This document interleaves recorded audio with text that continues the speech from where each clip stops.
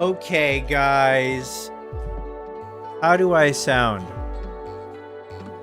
How is this? Let me try and get even closer. Let's get as close as possible. How's everybody? Holy shit, guys. Okay. Let's figure this out. Okay. Hi guys. Hold on. Let's just figure this out. Oh good lord. Oh good lord. Okay. All right.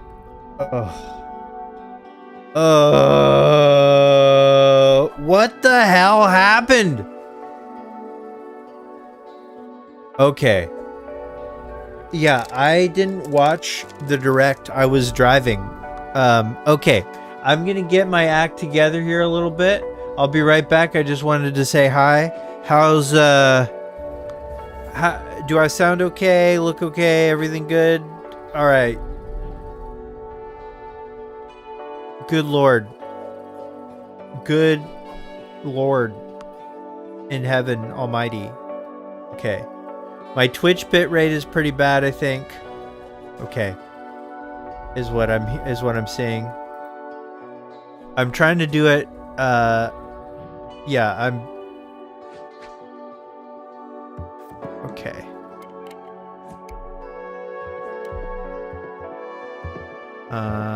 We're gonna bring the bitrate down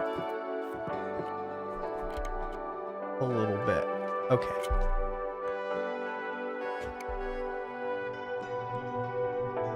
See if that helps.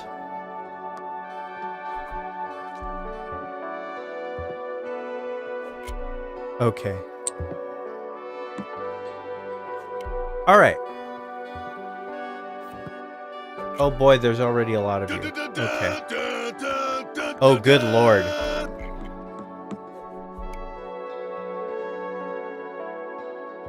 Oh, good Lord. Thank you for this. Thank you for the follow.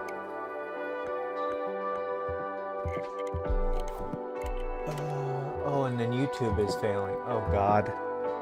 Oh, God.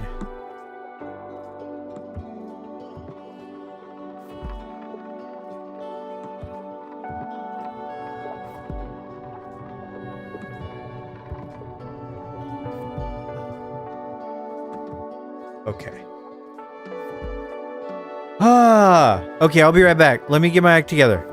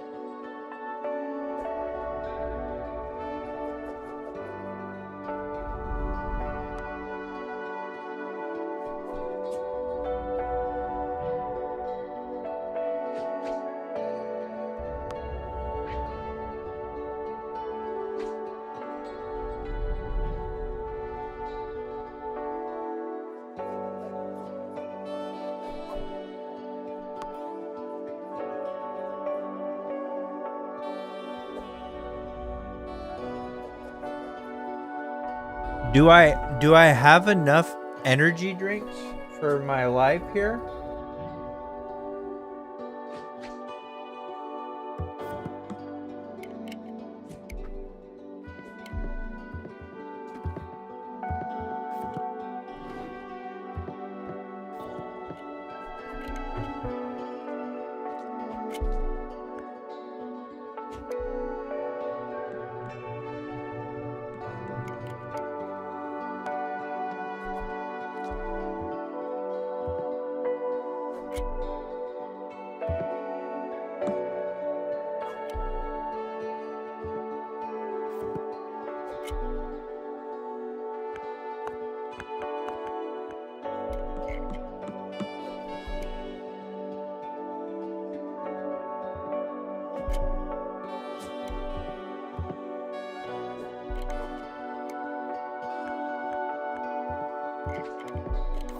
Okay.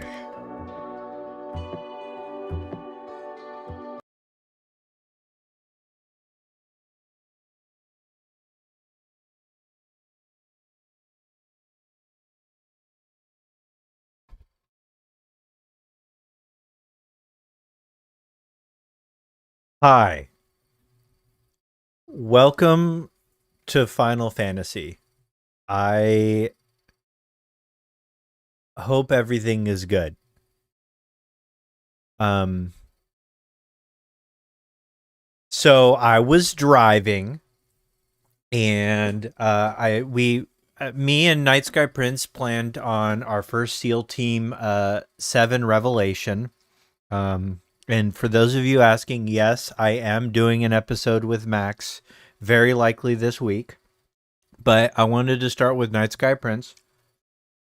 One, because he's like the only guy in my little friend group that I didn't see this week because he didn't come out to the Summer Games Fest.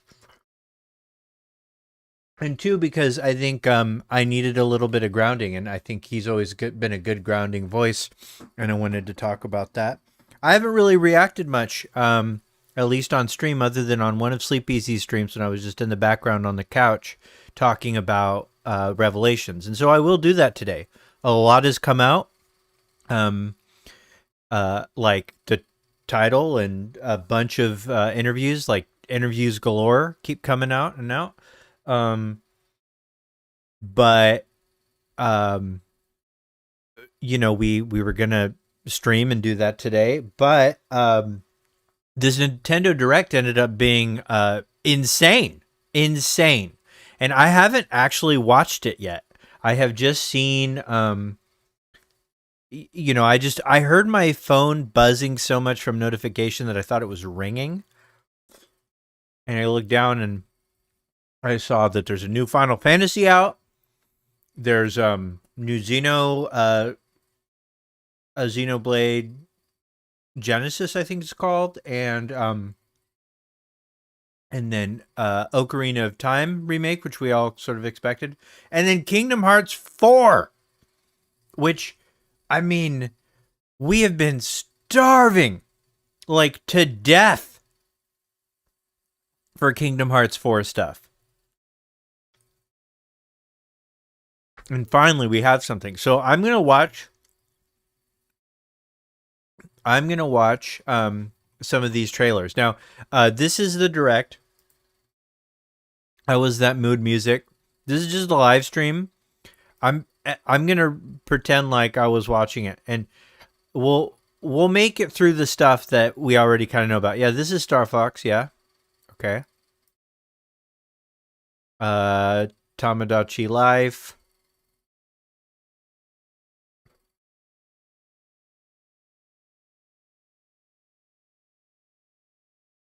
How are the audios? Ours.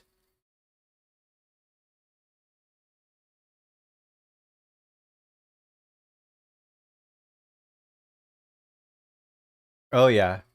Oh yeah. Subtext has been very busy, but he's going to be on here too. No direct audio. Okay. Perfect. That's how I wanted it.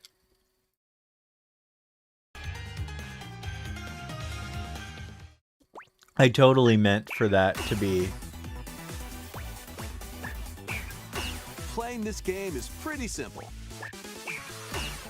Just get into the groove and press the correct button. That's all there is to it. But it's not always. But I sound clear, that's good.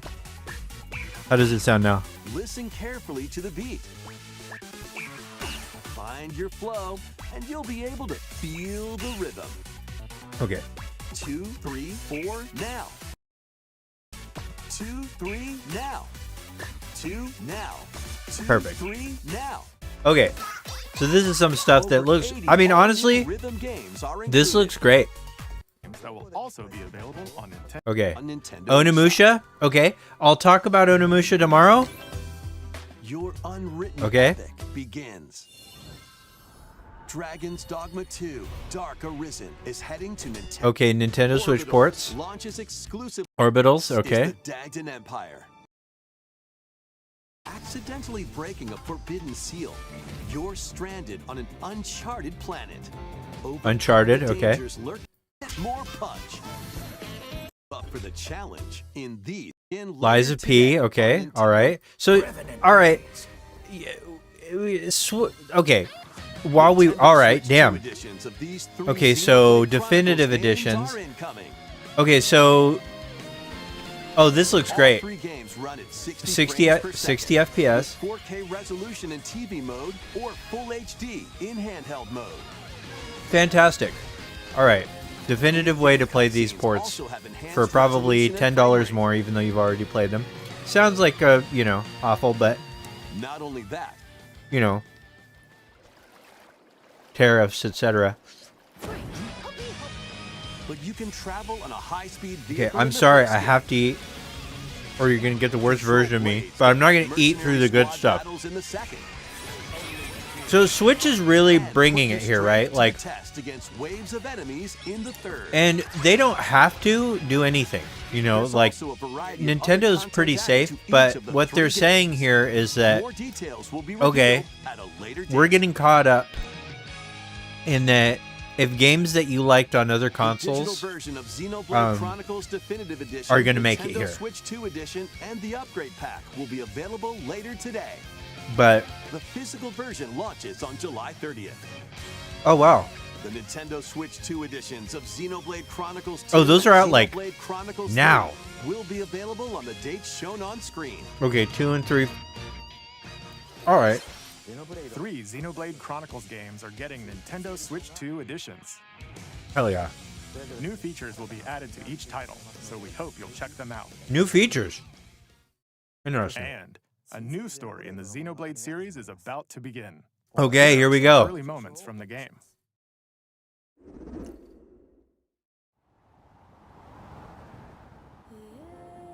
アニマは世界の源であった。水も火も風も世界を構成するそのすべては大地を流れるアニマが形を変えたものだった。そして戦いを決するのはいつもアニマとその力を自在に振るう騎士だった。この剣の名に恥じぬよう精進します。ここがリューコス。その石はアニマ小石。騎士の力を増幅させるだけでなく、そのものの行動や思いも刻みます。これからのあなたの Okay, I love the protagonist その石 design. と共にあると思ってください。 I love the protagonist design. I like the style. This is wow, this is 力の使い方なんとなく分かった気がする。 this is interesting for a Xeno game. 真実見つけてみない？信仰を失った人の魂をドラゴンの炎で浄化する。 Love the dragon design right there. 田舎貴族の限界を教えてあげる。あいつ使えるぜ。小石なしで騎士の力。生と死も全てはアニマと共にある。帰るのさ、あの場所に。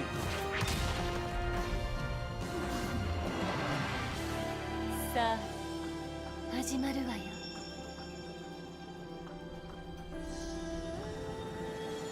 The main protagonist not being human too. 兄上 Peak. Interesting. 行ってまいります。ここは6つの太陽に照らし出された大地。 Wow. そこで人々は知ることになる。破れた神の恨みが未だ晴らされてはいないこと。 This looks awesome. This looks super good. Gene Park's probably laughing, crying, shitting on the floor. Okay, I'm in. I'm in. 2027. Damn, what a year. Jesus. Xenoblade Genesis marks a new beginning. What kind of story do you think will be told?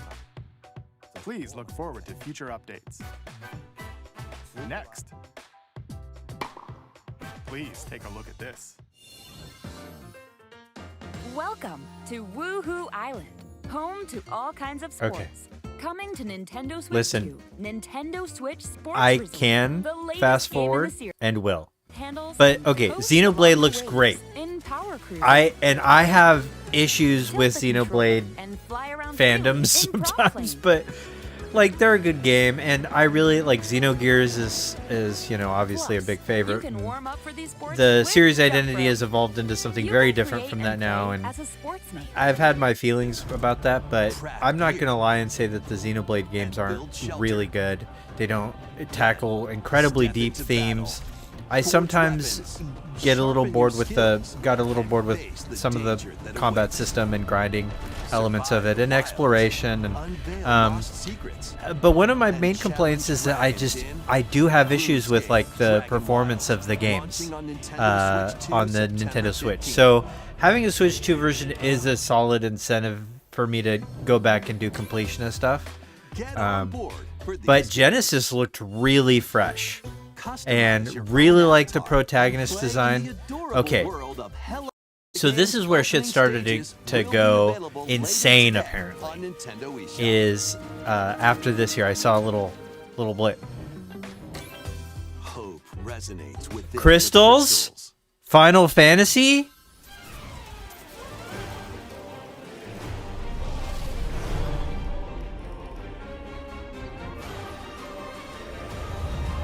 Okay, and we'll go over all of these individually. First of all, this is beautiful, like this pixelated style of CG. Get ready for the first Final Fantasy game in HD 2D, Final Fantasy Resonance. Okay, so HD 2D is Lapis, a vast world. Okay, this looks awesome. This looks awesome. Crystals. But after the invasion of the Veritas, this once thriving world lies on the brink of annihilation. Wait. Now Rain, a knight of Grandshelt, must journey across Wait, the realm Rain of his from companions to stop the Veritas. Okay, so these are Thrilling turn-based battles. Call upon visions. What? Final Fantasy heroes from other worlds to Yeah! Fuck yeah! A game with Cloud, I'm in. Dude, this looks tight. But it also looks like War of the Visions. Final Fantasy Resonance launches on the Nintendo Switch. So is this War of the Visions? Or Brave Exvius? Yeah. A weird, whimsical Octopath Zero, yeah. Yeah. Pikuniku returns in a new 3D puzzle exploration adventure. What do giant fruit, malevolent robot frogs, and an all This is probably great. I don't care about it. Okay, this looks like DQ. Okay. Prepare for an all-new Okay, some more Dragon Quest. monster-filled adventure. Is this a Monsters game? I haven't even had the chance, dude. I didn't notice this was announced, so but There they gain the power to turn monsters into friends. okay. These games Monster you fancy? Scout it. are always like Win it over and it'll fight by your side. McDonald's, right? Like they're not great, but they're really tasty. Like when Synthesize two when monsters to create when it's more like powerful allies. 11 p.m. and nothing is open and you don't want to cook, Fearsome and foes. With a team that's uniquely your this is own. perfect for that. So the DQ Monsters series is always like that. Like they're weirdly fun. Adventure is calling. And it's adventurous, and if you just want to get into something like that, they really Quest monsters. fill that niche. About time you got here. They're not going to win awards, and you're not going to have your brain blown apart by advanced storytelling. Bloodborne? Is this Blood? Imagine there being Bloodborne ever again. Upon the ancient blood sovereign's honor.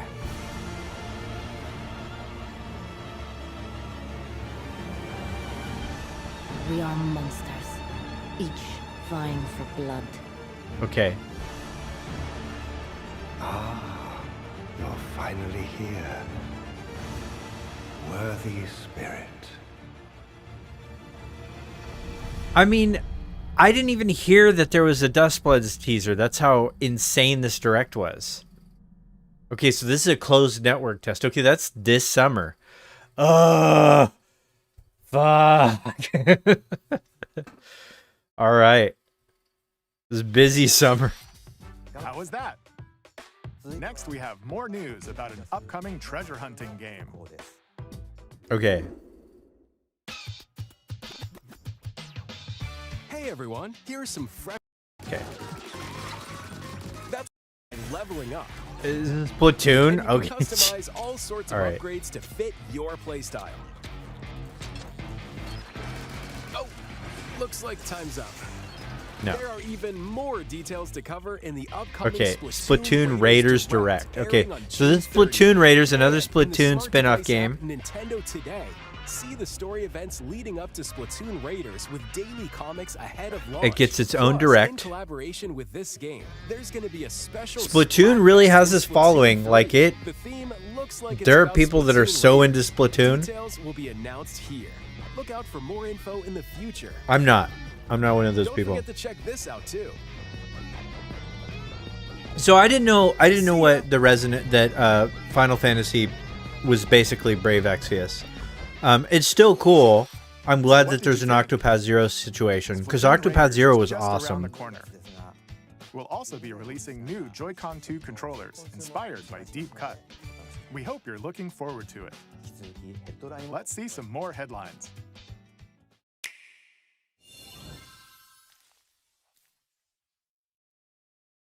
There's going to be discourse around Final Fantasy though, resonance. Like, oh, is this a mainline title? Or I guess we just have to get scraps. What the fuck?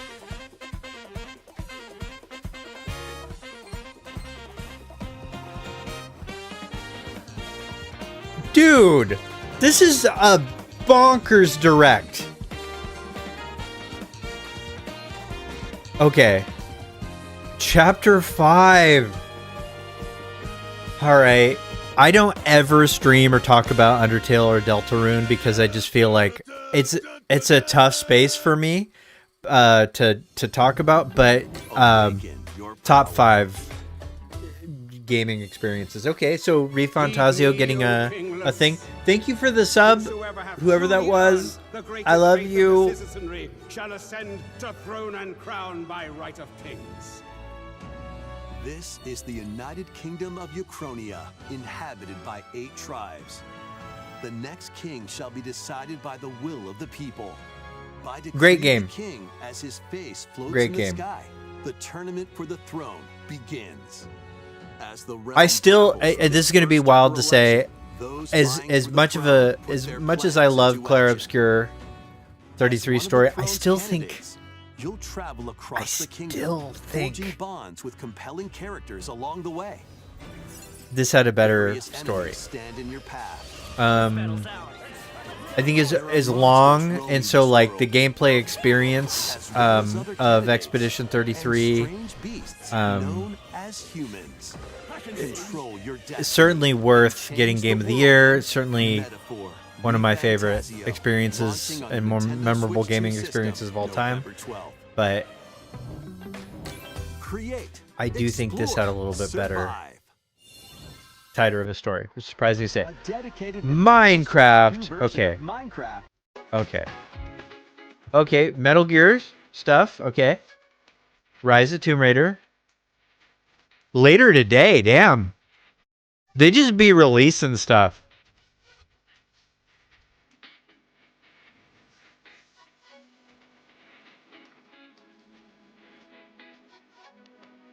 Tales of Eternia. Yeah. I saw that at Summer Games Fest. It was fun. Hell yeah to whatever this is. Yeah. Yeah, Ice Road Truckers. Fitness, boxing. Yes. Yes. You'll notice I'm in, or I'm not sure if you will notice, but I'm in much better shape overall. The weight loss, I will admit, feels good.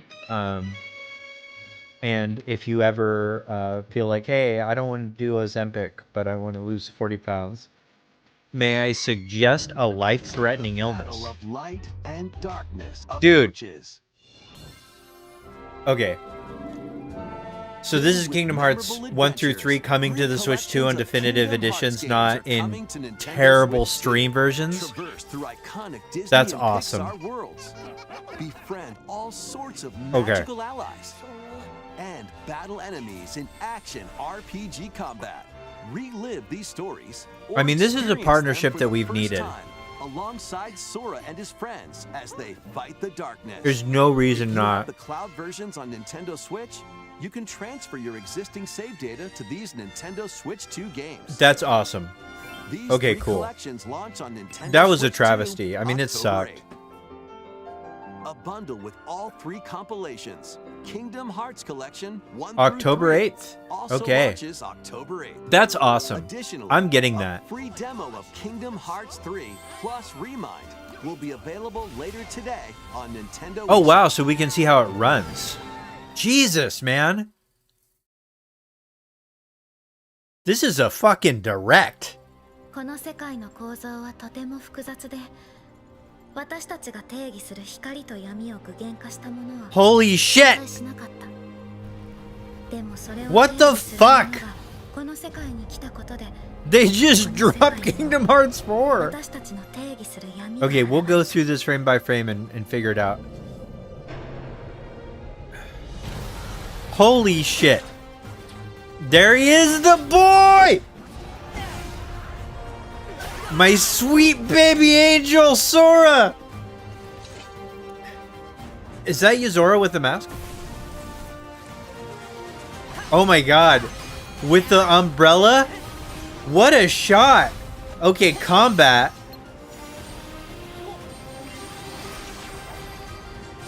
Okay, we're still... Okay. There's a lot more activity in this background than I expected. In Quadratum, Tokyo. Wow, look at that! Just building level fights in downtown Tokyo. That's so cool. Yes! Defend! Yes! Fuck, man. Sora defending the people of Tokyo is so hard. It goes so hard. We still know shockingly little about this project. Next is our last announcement. Okay. Please take a look.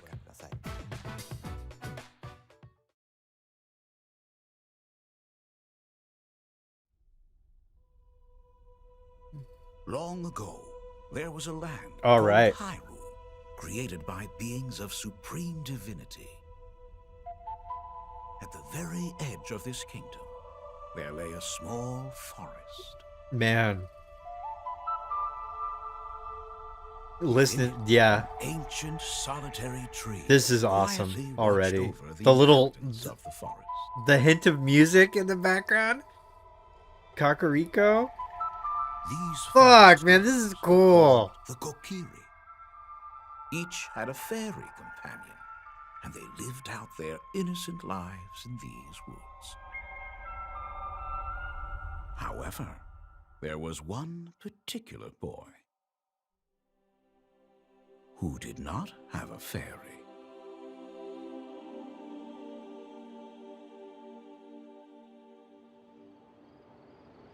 Damn. I haven't seen a single frame of this. I just saw that it was out. This is Aura.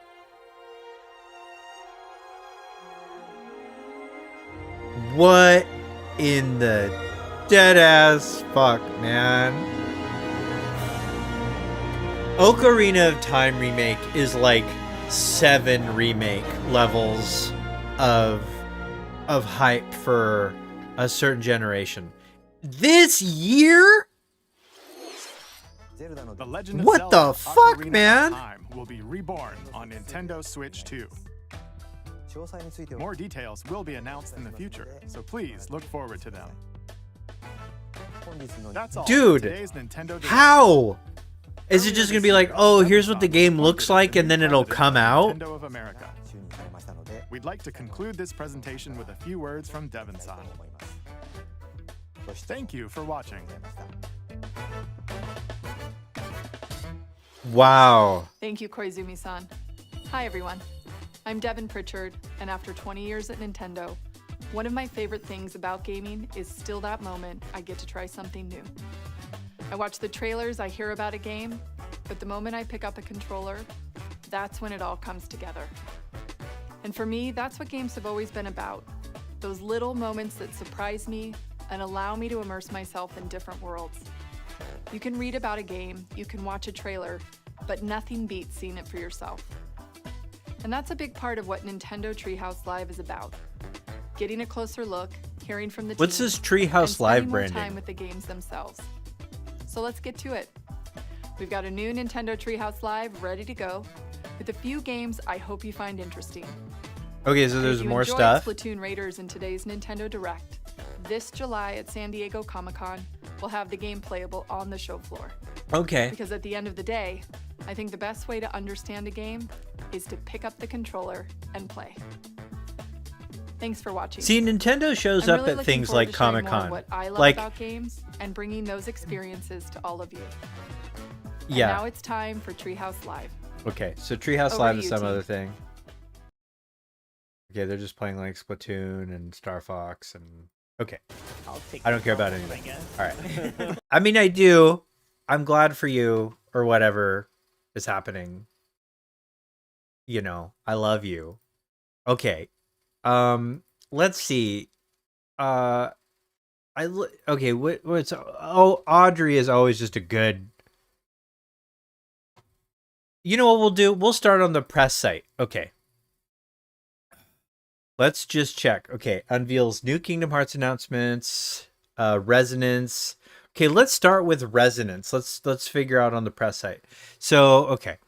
Square Enix revealed new games and new trailers and new details about a wide variety of upcoming titles. If any of you guys have any like links or anything that drop new news about Kingdom Hearts 4, or if any interviews are dropping or anything like that, feel free to post them in either chat. First of all, hi Grand Styles, love you 5 ever. Paul Hessing, Tenyo, Spider Hulk, Stinky Duck, Cass Paul, Jano. Watch the 4K KH trailer. I will. Okay, I will. I'm sure they all just came through. Okay. So we'll start with Resonance. Okay. Final Fantasy Resonance. So immediately I was like, oh, is this just Brave Exvius? I said War of the Vision, but that was Brave Exvius War of the Visions. But because the main character is there, but it looks like that's what this is going to be. But let's read, okay?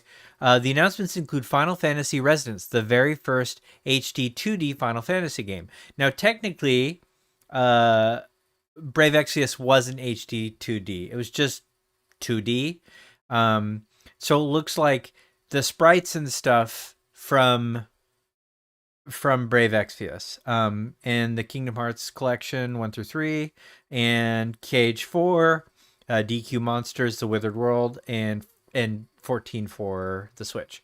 Okay, Resonance, the first HD 2D series in the series, Final Fantasy Resonance is a celebration of classic and modern Final Fantasy that evokes the beloved titles of yesteryear. Tales of the Crystals. The Tale of the Crystals features a strategic turn-based strategy system with a modern twist, the return of chocobos, espers, and airships, in addition to appearances from beloved Final Fantasy characters such as Cloud, Tidus, and the Warrior of Light, all presented in stunning, retro-inspired HD 2D graphics that push the limits of pixel art. Final Fantasy Resonance is based on the first story arc of the mobile game Final Fantasy Brave Exvius. Far from just a direct port, it has been refined and extensively rebuilt as a full-fledged console-quality RPG experience. Watch the Final Fantasy Resonance announcement trailer here. And it launches on the 22nd on Switch 2, PS5, Xbox, PC via Steam, and a store. Suggested retail price of $50. Okay, so they're not saying $50 is a good price point for this. Does that suggest DLC or sequels? No, Brave Exvius just had like a bunch of extra story arcs. And to be honest, none of them were really that fleshed out. They were all, it was mobile, you know, and so they're all just kind of exploration of character stuff. The first story arc did actually have like what felt like, you know, some tenacity, and that's generally how mobile titles work. Octopath Zero actually probably had the best, was the same thing, basically, an Octopath game that collaborated all the mobile titles into something, and that ended up being probably having some of the best story of any of the Octopath games. So if the same level of quality is you know, sort of refining and fleshing out the narrative outside of the just broad strokes territory, Resonance could be something really good. Let's check out the direct trailer. A 4K the trailer. First Final Fantasy in HD 2D. Like, this is so cool looking. Final Fantasy returns to its roots with cinematic pixel art in a classic tale of crystals with a new twist. Music's great too. Love that. Final Fantasy Resonance. A mysterious warrior driven by revenge and shrouded in darkness. And what's wild is most people that pick this up will have no idea that it's just... As a knight of the realm, you set out on a journey yeah, like, to protect obviously this whole exploration stuff is Encounter fully allies fledged. It's very bound by a different shared from, fate. you know, like the menu-driven Brave Exvius stuff. Explore fantastic lands. Yeah. It's cool. I really liked Rain as a character in Brave Exvius. This is And going to be... overcome I'm excited countless about this. perils along the way.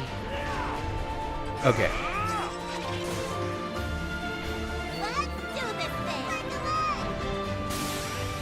So, uncover the secrets of the past. just FYI, hi everybody, and we will go over... I have not properly reacted to Revelation, to Final Fantasy VII Revelation. We will do that after all of this, and that way we can kind of lead up to my my discussions, my SEAL Team 7 discussions. As you discover the truth of this world. This is beautiful. This looks really good. Outside and within. A mixture of interesting stuff too. So we've got CG and... Dude, that was cool. We got hardcore Final action. Fantasy Resonance. Coming October 22nd, 2026.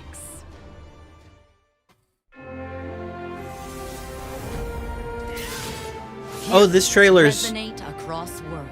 Okay, this trailer's a little different. There's Cloud right there in the background. Squall.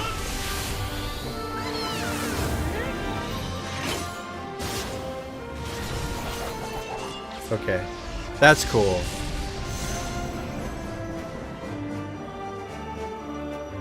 Yeah, I'll be getting it. I will definitely be getting that. Okay. Oops, okay. All right. Okay, Kingdom Hearts Collection. We don't need to watch that trailer again. We get it. It's cool that we can try the demo now. I'm really curious to see how it performs. I mean, you would think it's kind of a slam dunk. Like you're probably going to get 60 FPS at 1080p on the Switch for Kingdom Hearts 4. Would be my guess on the Switch too. And then docked maybe 4K. Maybe 1440. But the render resolution never even got to 4K anyway, so I don't know why I'm saying that. But and then we got Dragon Quest Monsters. Again, who that's for, it's really cool. Okay. New Kingdom Hearts 4 June trailer in HD. Let's watch that. Okay, is this in 4K? Yeah. Okay, so let's start from the beginning. Okay. I'm going to get everybody's guesses, particularly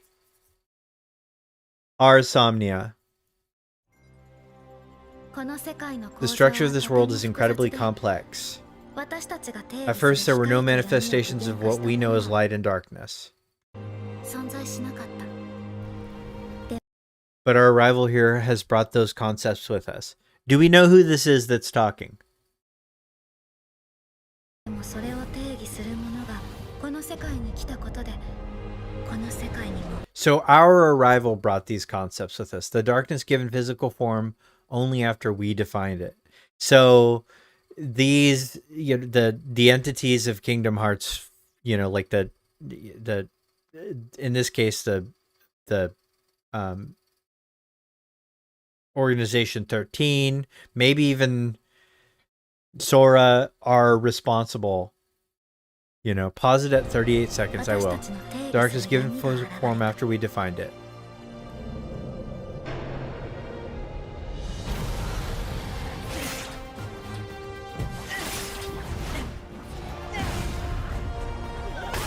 Very cool.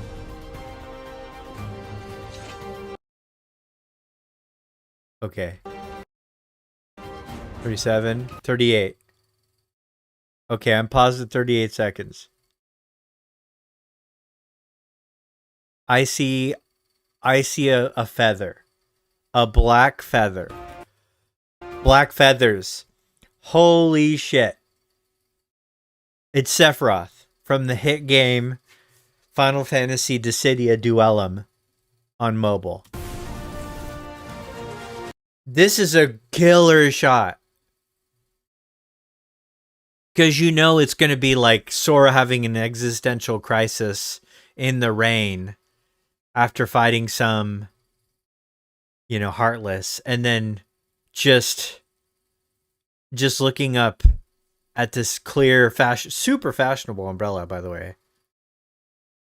And being like, what? And then everything's gonna go topsy-turvy. We're not gonna know who's the good guy and who's the bad guy anymore. Okay, we got some combat here, and I'm curious to see where this footage was captured, because this is a Nintendo Direct, and I will admit, even in 4K, this doesn't look super smooth, but it looks too smooth for a Switch 2. Compression is bad on YouTube. Okay. I like that the combat seems to be a little bit more minimal in terms of UI and stuff, but that could just be them trying to obscure information. This right here is fantastic. I love that. The thing that I love the most about the very first teaser of Kingdom Hearts 4 was seeing Sora just run headlong despite any of his internal, you know, like strife, you know, the sadness that we see. He sees danger and he runs when there's all these terrified adults, this like child, you know, that just maybe now is growing into adolescence, with every ounce of his bravery is going and kind of, you know, giving his heart to protecting others. Multi-platform at launch. Fantastic. Let's look at some of these trademarks. Okay, Disney/Pixar, developed by Square Enix. Nintendo Switch is a trademark of Nintendo. PlayStation, family mark. PlayStation, PS5 logo. Okay, Valve, so Steam. Epic Games. Okay.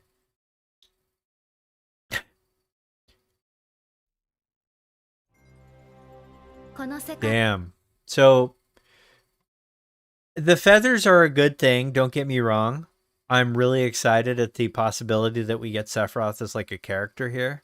But also it's just like I have to maintain a little bit of skepticism, because there are, we'll just say they are motifs consistent in Nomura designs, you know, where this is kind of the way that he generates aura, and this is the way that their art team sort of defines themselves. And a black feather does feel like pretty consistent, but I'm not gonna get my hopes up too much. I will say though that if Final Fantasy has a much bigger role in Kingdom Hearts 4, that's a good step. That's a good step for the company, right? Because Kingdom Hearts has its own draw, and the finding the right way to keep all of these IPs connected to each other and do, cross marketing has always been the way that companies can play a good game, and of keeping themselves relevant. And there are instances where it's too much. There are instances when it's not enough. There are things where it doesn't make any sense. Like, I'm going to be totally honest, like Final Fantasy VII Rebirth, having injecting itself into, a certain first person shooter, was a little bit of a dud, and it just badly timed. There's a time and a place for that, and that wasn't it. But we've seen things like, Magic the Gathering really blow this whole thing open. I'm hoping their collaboration with Magic the Gathering continues, and we'll get more Final Fantasy cards. I hope we get Kingdom Hearts cards, yeah, the concept is how we got Kingdom Hearts in the first place.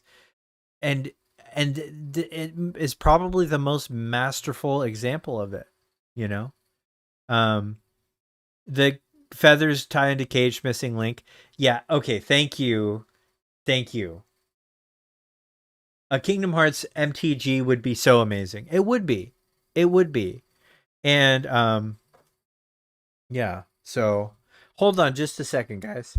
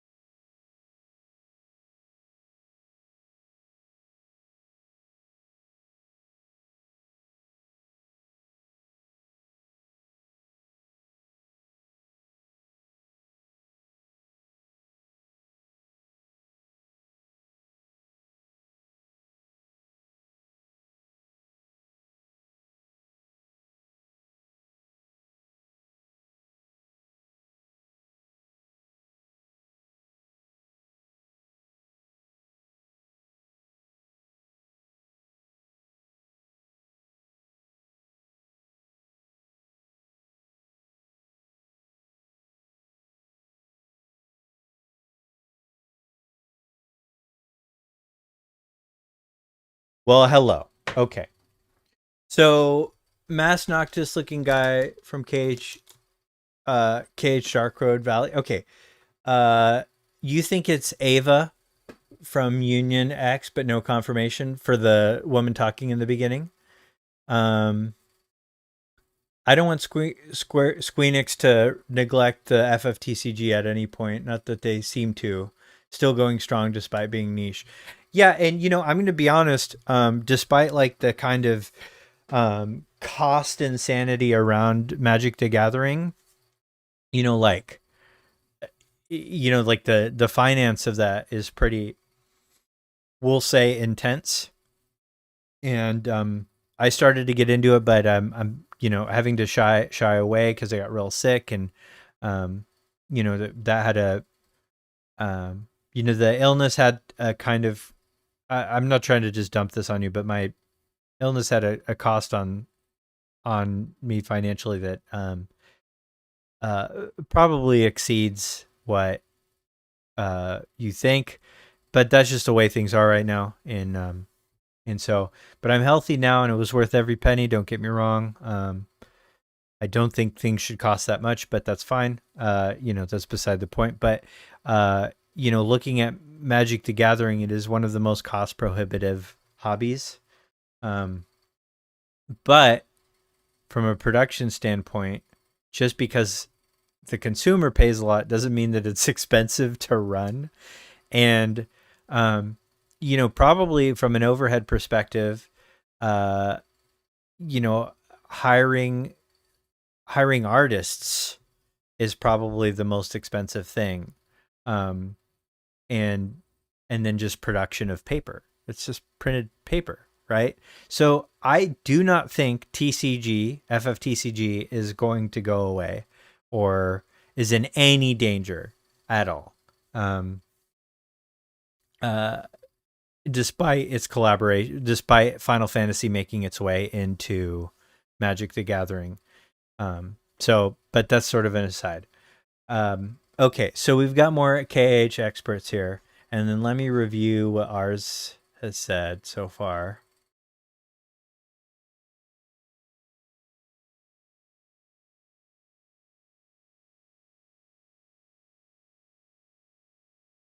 So, yeah.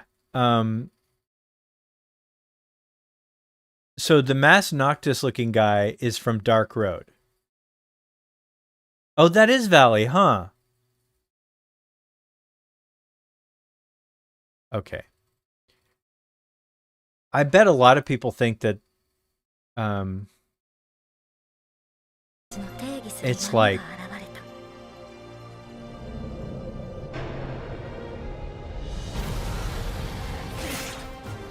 somebody's nobody, you know?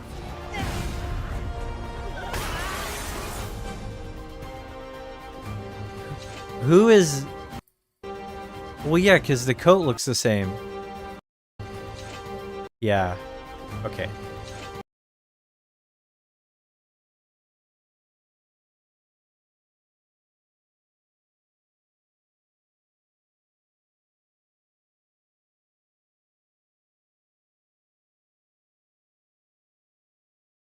Who is this?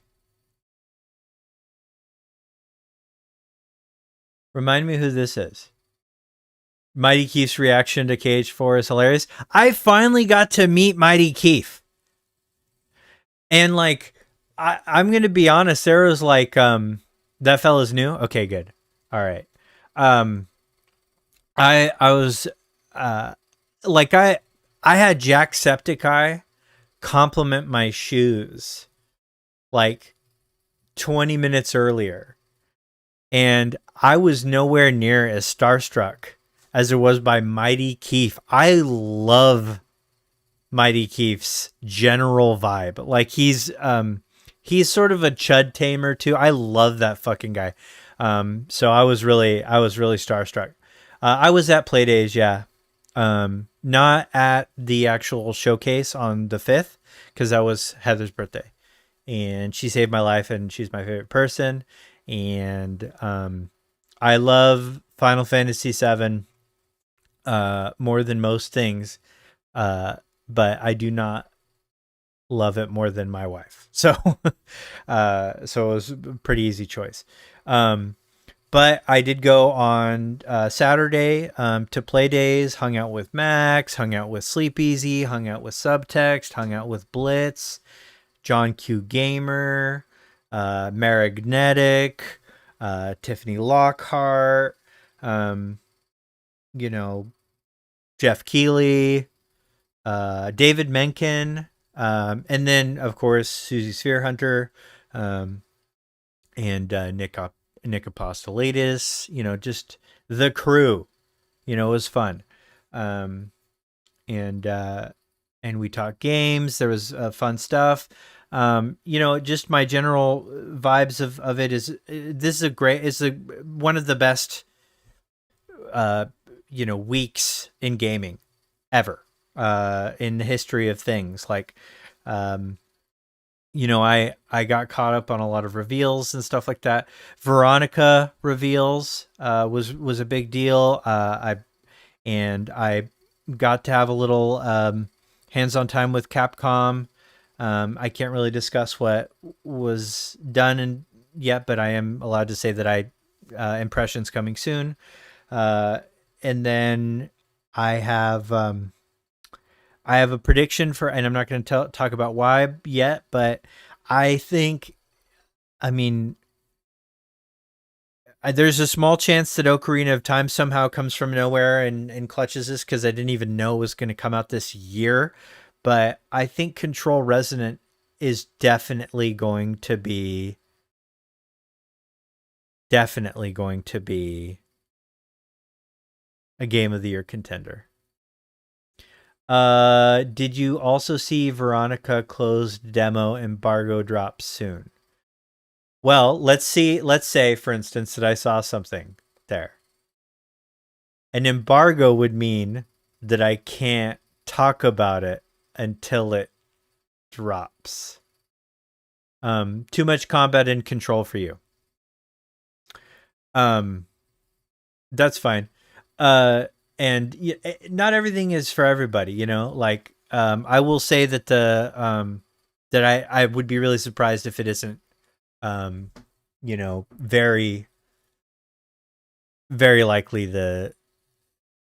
it's definitely going to be nominated, and it's going to be hard to beat. And there's a lot of pressure, you know, because Control has swept a Game Awards before. You know, the first Control did really good. And actually a lot of its wins upset people. The Game Awards weren't that big that year, dude. Favorite game of show. Okay, I have a couple. Surprise games. How did I like the Revelation reveal? It was fantastic, and we're going to go over that next. Game of show. Okay, so the main game of show is a little game. You may have heard of it, called Final Fantasy VII Revelation. It's the third part of the remake series, and it is the best thing to be showed this week. I'm probably as excited for Kingdom Hearts 4, but I have no idea what the fuck is going on with it yet. And we still haven't seen a single bit of Disney. We have no idea what's going on. This is a cool thing to remind us that this exists and that it's coming out on all of the systems. Thoughts on Tifa in KH4? Is Tifa in KH4? Did I miss something? Where? Okay, I do think it's cool to see this feathers, but I'm being told that's very likely a missing link thing more than anything. And Nomura just liking feathers. Is there more announcements somewhere? Oh, you meant okay, you meant San Francisco 6. Okay. Street Fighter 6, yeah. I was pretty hyped for that. You're not an idiot. I do stuff like that all the time. I'll do that today. I thought, because I am wandering into this discussion like a drunk baby, and many of you may have more information about this already than I do, that I may have missed something. I wasn't trying to highlight that you said something wrong. Everybody does it. We're all human. I love you with my whole heart. Okay? So, that said, that was a game of show for me. In terms of like stuff, there's a couple of like indie games that are really exciting. There's one called Fractured Bloom. Let me see if I can pull up the Steam page for it.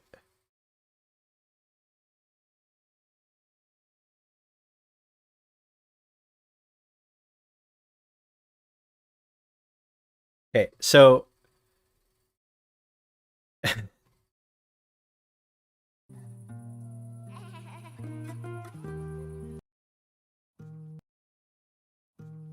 and I maybe we'll talk more about this later, but this was a big surprise for me.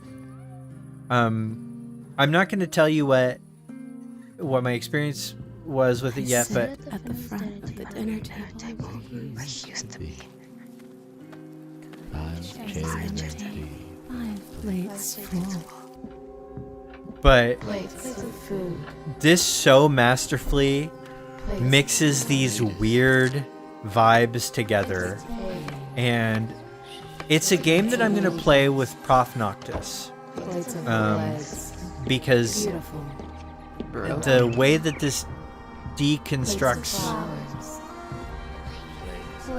religion is really interesting.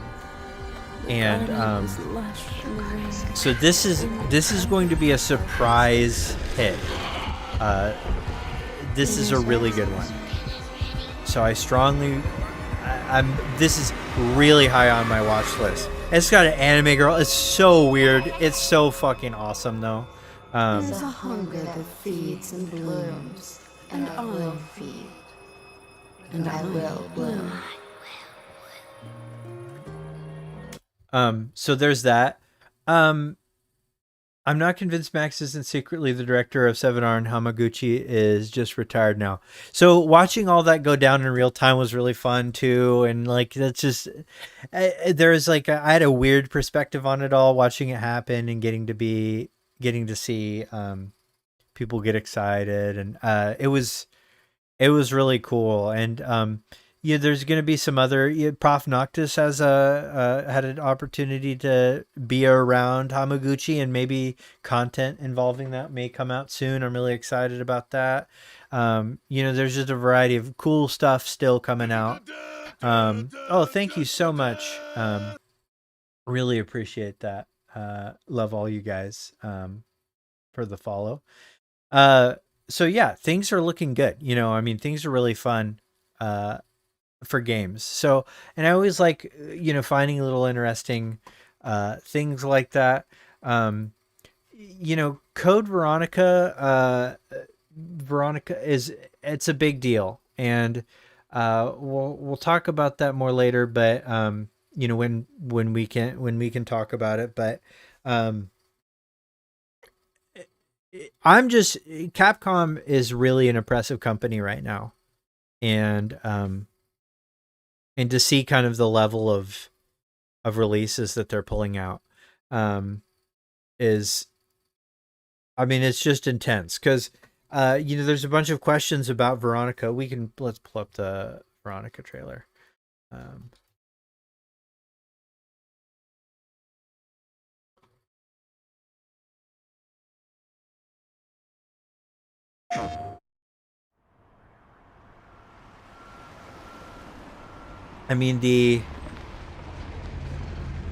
You'll notice that this is in France, and if you're familiar with Veronica or Code Veronica, you'll not recognize any of this. But from the moment of the first frame of this, I knew this was Resident Evil, because the engine is so distinctly RE now. And I appreciate that. They have really made something work well with RE engine. Okay. What about the engine is so amazingly, I don't know what it is, but there's something uncanny. It was like, I knew that, this is definitely, some of it might be camera motion from first person too. That felt distinct. And something about the texture base made me recognize that it's not Unreal. Yes. But facial animations and shading and lighting. Oh, you're the American who called earlier. Yeah. The sister of the man on the third floor. Ah, welcome to Paris. It's so nice to meet you. So we know this is Resident Evil right off the bat, right? But we don't know which one, because there's been a rumored I hate to say it, but Code Veronica remake forever. There's been a demand for it. In we go.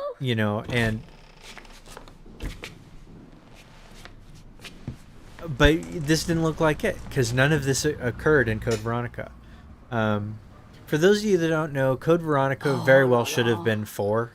But at the time, they really didn't. He's made such a mess again. You couldn't deviate that far from a formula. I just cleaned it up a week ago. It's like a boulder. And call it a direct sequel without serious backlash.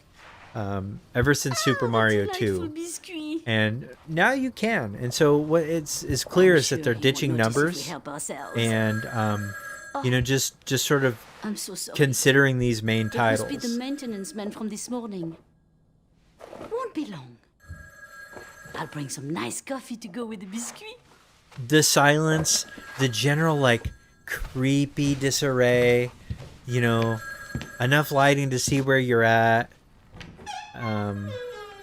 Everything's a little messy, and she's just okay with how messy it is. You know, just loose meds. You're like, oh, this is Resident Evil, you know?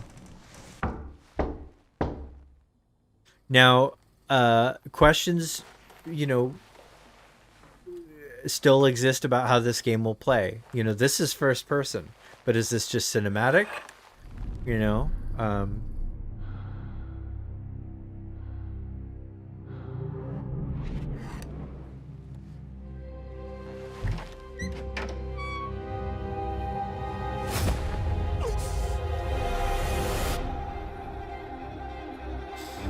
And then we start seeing things that let us know, okay, this is Veronica.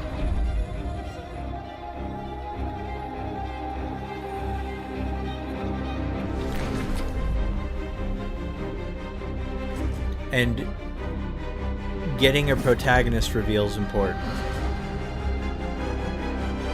Especially in Don't move. Claire Redfield. She looks great. Look at her eyes. Eyes look fantastic. A little bit of an unnecessary exposition for the audience's sake. Like, who grabs somebody and says, don't move, and then says their full name while looking at the camera? Like, come on.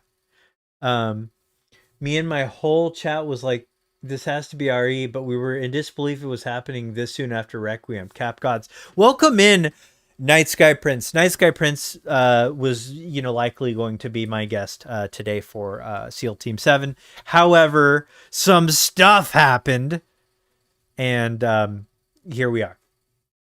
Here we are. Spiritually, CV was going to be the third game, but it got a side game treatment, and Capcom was fine with this afterwards. Yeah, I meant third game. Are you a big Persona guy? I can't recall.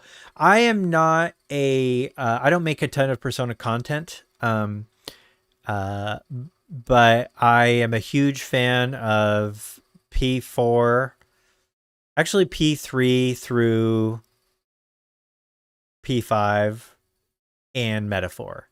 I really like. I will admit that P5 elevated my love of Persona to something that was like kind of legitimate, and I know that makes me a little bit of a tourist. But I'm just gonna say that it's one of those things where it's like I've forayed into, because I love Metaphor so much that I was like, oh, maybe I can foray into that community. And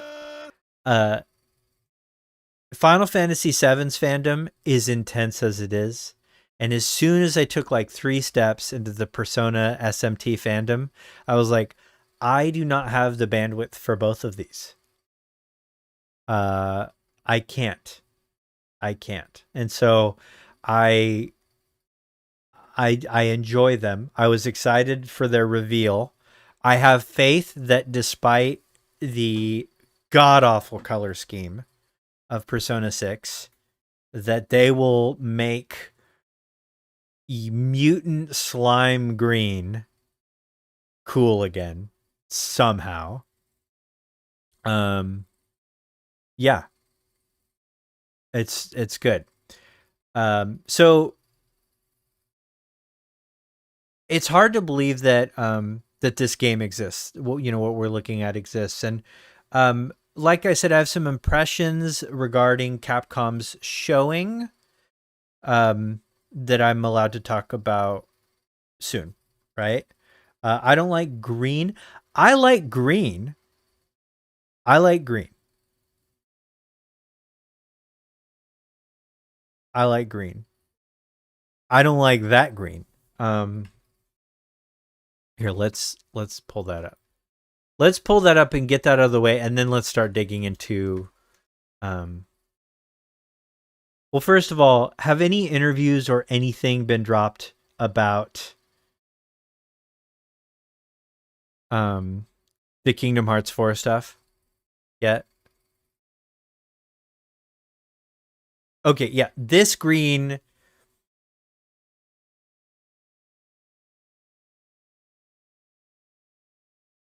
Xbox screen, which is why it showed at the Xbox. Uh-oh.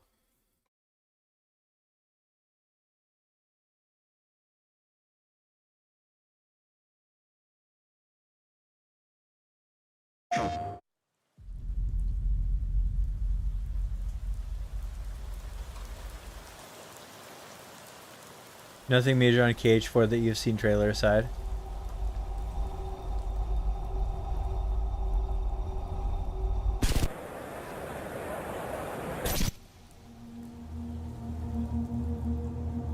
And this is great because this, you know, they're showing so little that if the leaks that came out are super hated for some reason, they have time to change things and then just say, oh, those leaks were wrong. So, oh, it's Genova.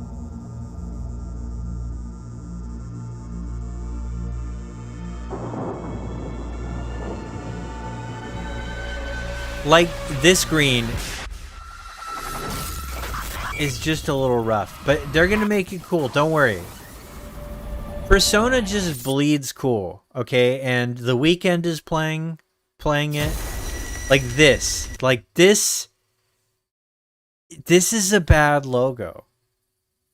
This logo is a challenge saying we're gonna make a game so good you don't care about Slimer. P6 is said to be about the supernatural. I think the main character will be a medium. Yeah, that sounds right. I've never seen 300 animes a year with that concept before. He said like a liar. The Weeknd is living the weeb dream. I know The Weeknd is. He's doing good.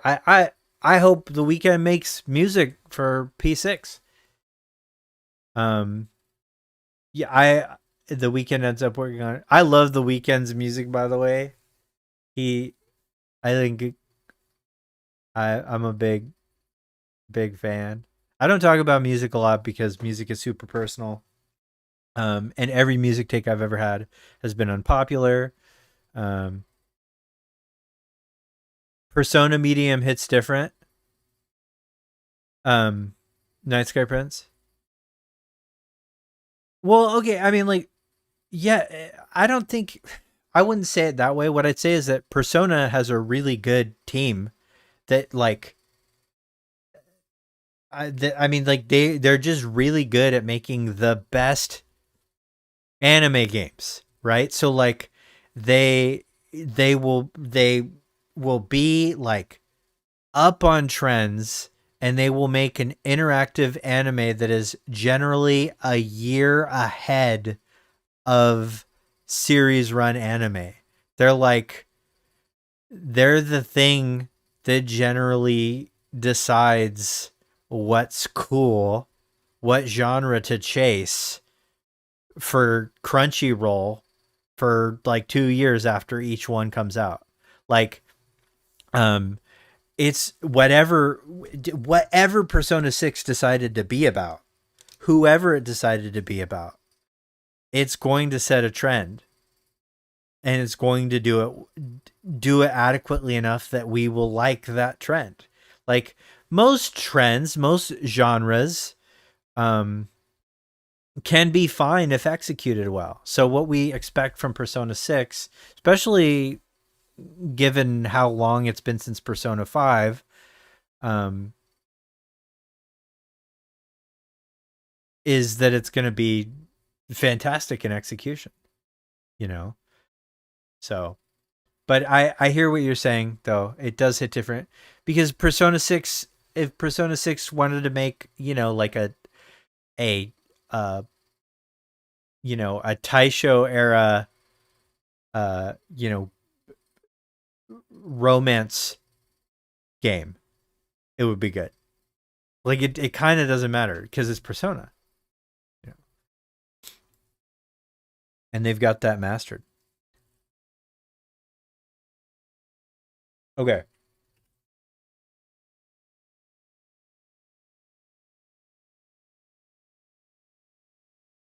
What else happened at? Oh yeah, the Xbox Direct. Okay,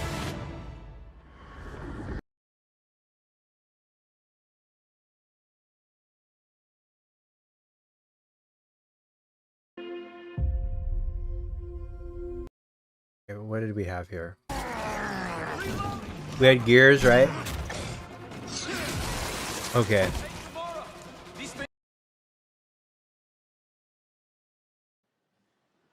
We did have Haley Atwell as in the Fable remaster. Do I remember the moment my powers came in? Well, I was being crushed to death with seawater and mud and manure, whilst holding onto my sister's hand. I'm not gonna watch this because we're not here for that.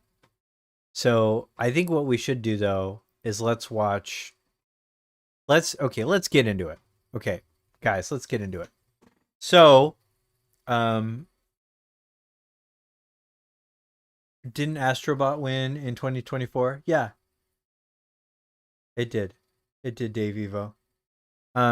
We already covered Xenoblade Genesis. Xenoblade Genesis looks good.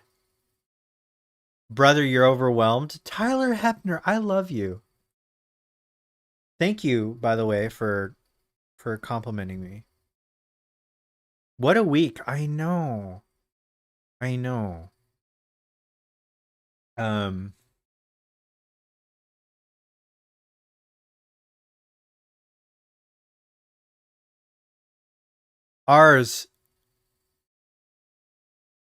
Ours, you're in tears. I know this. So this has got to have been, the entire week has been overwhelming. I'm still overwhelmed. This is my first chance to really talk about the thing that I care about the second most in this world behind my wife, which is Final Fantasy VII. And Revelation was announced. We all knew it was going to be announced that week. I had personally sort of hoped it was announced at the State of Play, for a couple of reasons. But one was that, so that I could react to it live. But another was that I was afraid. I'm just going to be honest. I was afraid that on a general stage, the response would be a little negative. And I was dead wrong. I was really happy to be wrong. Like, people have recorded audiences and have recorded the audience's reactions to stuff. And it was so overwhelming. And I've also seen like people really push back against like this dormant narrative that the remake project is not wanted or needed, and while there's been this drought of news, a certain somebody's viral hate content has really been pushed by, the hate driven algorithms of 2026. And I kind of thought we'd be pushing against that crowd, but the love was so overwhelming that shit it's just so quiet now. And so it was really cool to see. So Revelation was announced, obviously, but first I want to look at the Tifa in Street Fighter 6 reveal.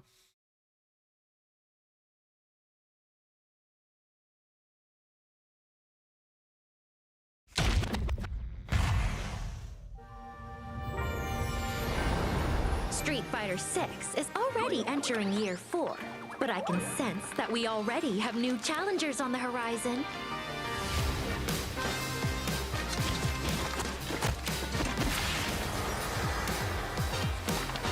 So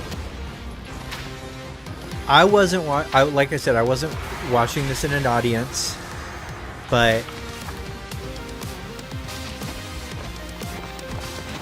when I saw the next thing that happens here. Fascinating.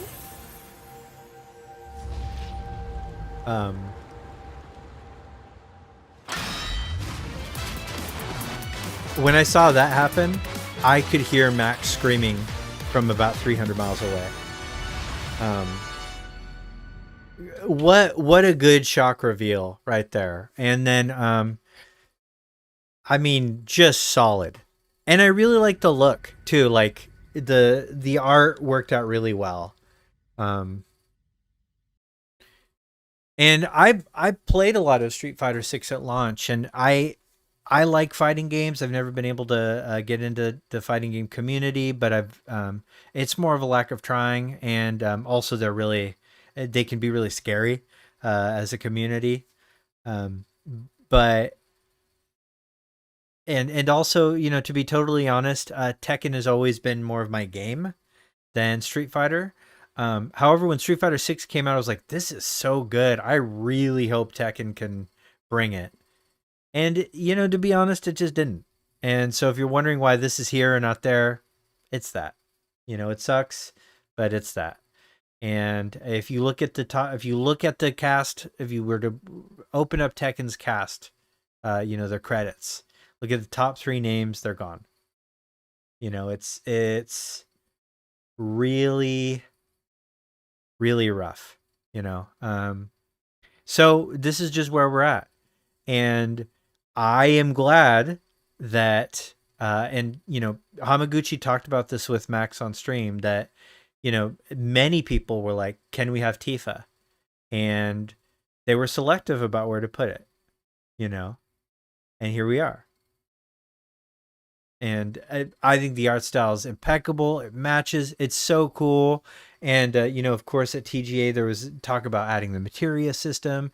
And the things that this adds is really cool. You know, like this is a chance for the games to be, you know, symbiotic. And, you know, they've had collaborations with Monster Hunter before, you know, and so they have a functional relationship. Now, that's not to say that Bandai Namco doesn't have a functional relationship with Square Enix either. They still do. They're each other's distributors in different regions, right? You know, like it's, you know, it's not this, you know, there's memes about this, you know, yeah, there's memes that are funny about this, because we all sort of thought, oh, you know, Clive was in Tekken. Noctis was in Tekken. We'll get Tifa in Tekken. And here we are. Not much to say about that. But I went back and watched audience reactions, and you know, like in the live audience, and it was so over the top when Tifa shows up, because also just good presentation, right? Like it feels like it's over, you know, like here's the logo and then boom. That's so cool. That's such aura. I love it. It's awesome. Okay. And so let's actually pull up. So we had 2 trailers. We had a gameplay trailer and let's see, Summer Game Fest. We're just gonna watch the actual live stream because there's a little bit more footage in the live stream.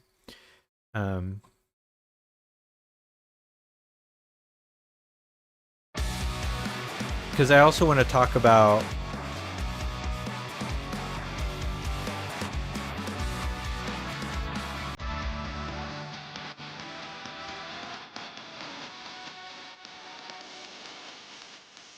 Please welcome to the stage the creator of the Game Awards, Chef Keighley.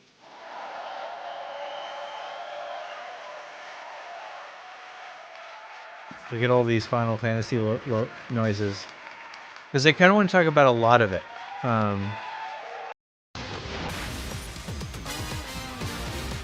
So Fascinating. One, I called it that they would do exactly this, where they would start with this tease, you know, like a Tifa announcement, and then have the real trailer. They did it right after, which I think created a lot of buzz, a lot of hype. I think it was the absolute thing to do.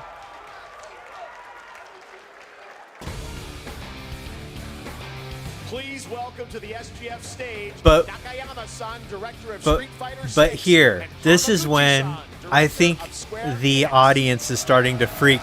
Like, did you hear that? Okay. They all start yelling. They all start yelling. Now when they hear his name, listen. Oops. Okay, just listen.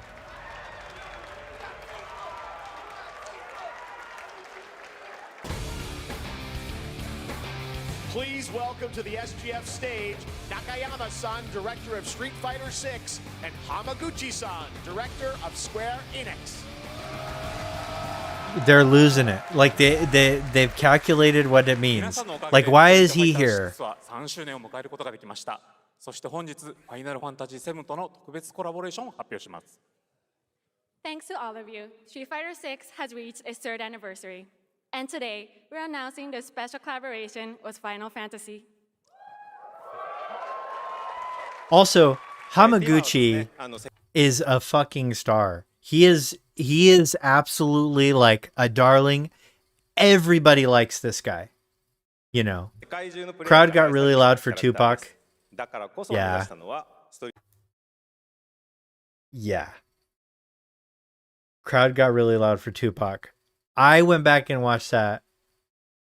That is a rough one. It is so hard to really feel any. Yeah. Whew, that's weird. I have more to say about Stranger Than Heaven maybe later this week. But he's kind of the darling now. Tifa is a character loved by the players all around the world. His presence is really good. Our goal was this, to bring to life a Tifa who truly fights He's really within the kind world and of Street genuine. Fighter 6. 衣装や動きまで再構築してストリートファイターのティファとして形にしました。マテリアもそのままではなく新たなバトルシステムとして再設計しています。Everything from her design to movement has been rebuilt as Tifa the Street Fighter. Materia has also been reimagined as a new gameplay system. There are things about her design that are interesting too. Like, I really like the you know, I mean, like she's got these bands around her arm, you know, like they're tied off, and it's very distinct to the way she's animated here.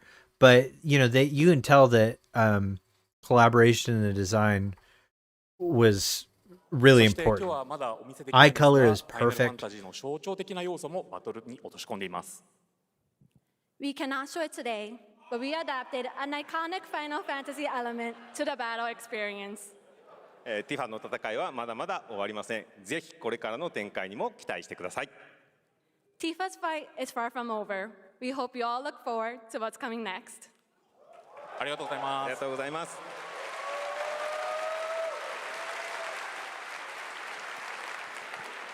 Thank you to Hamaguchi-san and Nakayama-san for coming all the way from Japan to join us for that special moment on stage. Then we'll see you guys again later this year. All right. Okay, and we're going to relive now this it has come moment. Time for our final announcement.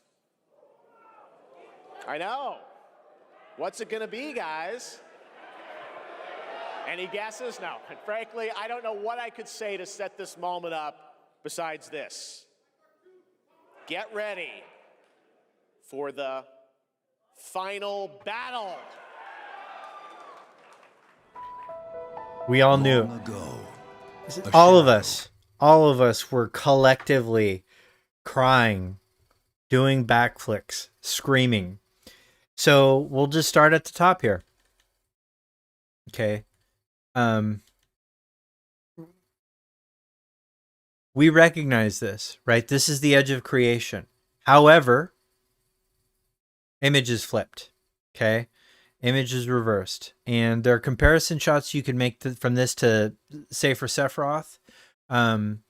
We know the original concept art for this nebula appears in the remake Ultimania, and it looked much different.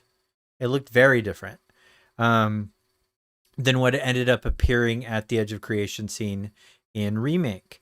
However, they've kept the design consistent, except for that they flipped it and made it further away. So the asset design here is deliberate. So we can't really rule it out as anything other than that. Okay. Snow fell upon our planet. And what's interesting is that we see this nebula from further away, but from the perspective of a planet, right? Like that's not, we're not looking at, like a floating, platform that we see the Edge of Creation from. Instead, we're seeing that looming threat from, guided by calamity, most likely Gaia. This shot goes so fucking hard. This is so cool. And through reunion, by his will. By his will. Fell. A meteor. So by his will, a star fell. So what we're establishing there too is that, Sephiroth is really the main character in the Calamity, right? Not Jenova. We're eliminating the possibility of him having like this kind of victim of Jenova arc, right? His willfulness brought the star down. Now that could be a false narrative of the narrator, but that seems silly and unnecessary. Sephiroth, raw baddie. But what I like about the surface, so we're seeing the surface of the meteor, and it looks almost as if, this space here is a surface that we've maybe been on,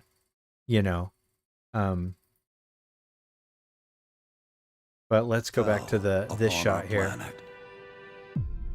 Guided by calamity. Them all reaching like in this mountain, and then the circular clouds above here, right? Opening up in the same way that supernova opens up, Minion through this parting of the clouds. It's very Advent Children coded. It's very supernova coded. But him just holding Cloud in one arm in this prone position, like he's finally got his prize. Like this is the most content we have ever seen professional Cloud botherer Sephiroth be. Like the affect is so satisfied. Like he is whole. Called forth to bring ruin to all. Okay, so this shot's got a lot of aura. And you can kind of look at some of the other shots, and I know people have been concerned about how unimposing meteor might look during the daytime. It kind of looked that way in the OG too, if it was daytime, but at night, there's just this intense aura. We can assume too that this we don't know when this is in the game, but there's a chance that it's late-ish in the game. We know that that's Midgar, but because the last frame cuts off, we don't know if the Sister Ray has been moved or not yet. But we can probably say probably not, if that is a thing that happens.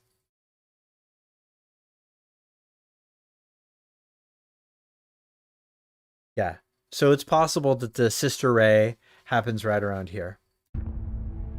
But our planet answers. That Sephiroth shot was made for the Clark gaze. I know. It's really good. It's really good. And weapons. I was screaming when we were seeing weapons. The weapons just have an aura-filled reveal. Like, I've heard people try and complain, but they just get drowned out. They're so cool. Hope endures in those. Right off the bat, first thing I notice here. This can't possibly be on a PlayStation. right? And it was hard for me to see at first captured on PC. I didn't notice, but I noticed this when Long story short, when I'm actually seeing the world's in graphics, trouble. right? Has been for a while. So what are we waiting for? Cut straight to the Highwind flying around, and that's so hype. That's so excited, and then you're like, wait, Let's give Sephiroth the beating what's of a this lifetime. gear? And then they just fucking jump off the plane, and then of course, look at the way fucking Vincent.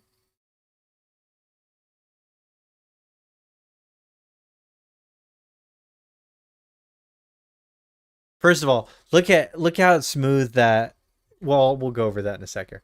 But look at Vincent just like, I don't even need a parachute. I just have one so that I don't fall too fast, so I can hang out with you guys. Look how cool the way this little jump off the plane gates open too. This is so tight. And then the music right here, like the escalation, really cool. And it's immediately apparent to me too by the, there's some pop in and stuff like that. We're still in Unreal Engine 4, and that's fine. As long as it performs fine, we're good. Okay, immediately we see a new place.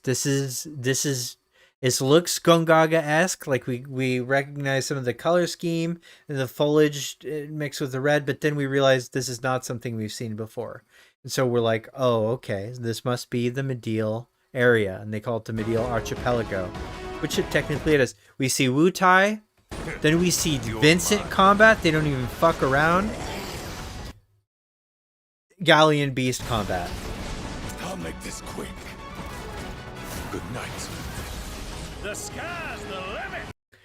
We see Sid combat. Sid combat is dope as shit. Yellow flowers, by the way. We can tell that we're still in the Wu Tai area. I can do this. I'll make you proud.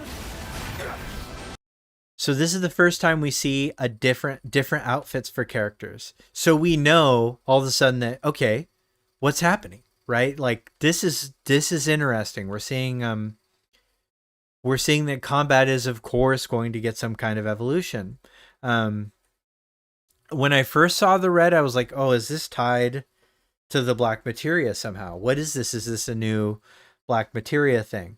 And I don't think it is anymore, but at the time, that's what I thought. Has been for a while. And, so what are we waiting for? Let's give Sephiroth the beating of a lifetime.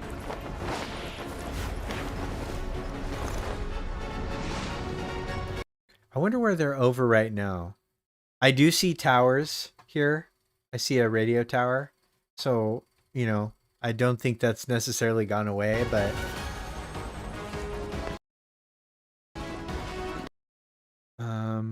we see the Turtle Paradise there. I'm sure there's going to be a ton of mini games there. It's probably going to be like a second gold saucer. You're mine. You'll notice that there's no UI present here in this trailer, which makes me feel like this was originally going to be released at a different time. Make this quick. Good night. The sky's the limit. I can do this. Here's a cool outfit. We later find out what this is, but there are some interesting things about both of the outfits in terms of like detail that I will point out once we get to the gameplay setup. And it also looks like both of these outfits are made by the same designer, Oh my, is that a weapon I see? Here is Hojo's voice talking about a weapon. So this weapon, of course, looks like one of the aquatic weapons just crawled out of the ground and maybe became one of these. So this isn't a weapon that we necessarily have a name for yet. I can tell these things don't distinguish between friend and foe. Save the planet by killing her protectors. Our first look at Ruby, and then Ultima looks awesome. I was worried about Ultima and how the Ultima weapon would look because of Ever Crisis. But the Ever Crisis model is a cheap comparison. Also want to look at the detail on Sid's goggles. Holy shit. Those are some fashionable goggles. They almost make up for him not smoking. To the test. Cloud. Okay. So here's our first. Here we hear Sephiroth's voice, and I mean, it was so noticeably different that I didn't think it was Sephiroth until I heard Cloud, and then I was like, oh no, it's different. It's different. And then of course, confirmation. You know, we got confirmation from Max that this is a different voice actor, and it's a bummer. Tyler was one of the more divisive voice cast members. People didn't like that, but I did. One, I've never really thought that the old gruff sounding Sephiroth made sense for his somewhat feline youthful appearance. And somewhat and he's always been somewhat androgynous too, and I think in a way that isn't I think it's still somewhat represented by Morikawa, even though Morikawa's voice is deep, it's seductively so. Newburn's voice is good, but just less seductive and more gruff. Kind of like, it's liked in the same way that a lot of people like Homelander for the wrong reason, you know? I'm not saying if you like Newburn's voice, you're a Homelander supporter. Don't get me wrong. I'm implying it subtly, but no, I'm not saying that. So I always liked Tyler's voice, but I think even if you weren't like the biggest fan, it's a bummer to, in the last most important game for his arc, have a different voice actor. That sucks because it's going to be jarring. But the way he says Cloud is really good. And so that's the most important word Sephiroth says throughout everything is Cloud's name. So he's clearly holding the white materia here. And this was the first thing I noticed. I yelled it aloud in the car that I watched this stream on. And that's the white materia. Now, that said, the reliability of this scene is immediately in question based solely on the visual presentation we're seeing, right? Like, did he get this in another universe or in one of the other timelines or world lines or dreamscapes or Terrier verses, whatever? It doesn't matter. You know, the fact that we're not seeing this in standard Technicolor does always mean that what we could be seeing is some dream haunting nightmare. You know, this could be him antagonizing Aerith in the live stream by holding this, you know, this thing. Oh, you think this is going to protect you? And then he's holding it, you know, like that's clearly what this is probably going to be. Could this be that this time around Sephiroth gets the white materia? I mean, who knows? You know, there are a lot of things on the table still, and we'll get to that once we get to interviews. It's likely a version, okay? Never would have made it this far without you guys. And then we get dream speaking. We get the yellow flowers. Follow the yellow flowers. Cloud's voice in an echo. And I won't let you down. I won't let you down. Okay. So this, if I were to get, so we're seeing a convergence again of black and white whispers. If I were to guess as to where this is, I do think this is the Forgotten Capital. But I think this is the post live stream sequence return to the Forgotten Capital, right? So we've got oh man, okay. so when we go back to get the key to Midgar, you know, like or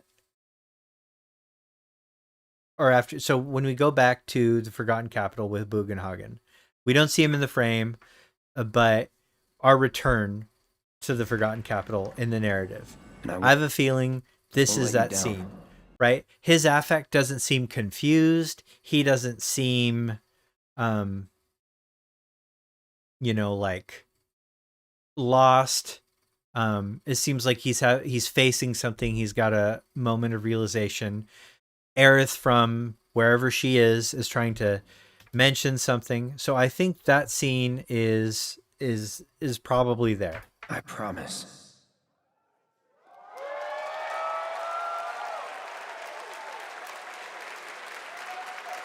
There you have it, and no, he's not done yet. Please join me in welcoming back to Summer Game Fest the director of Final Fantasy VII Revelation, Naoki Hamaguchi-san.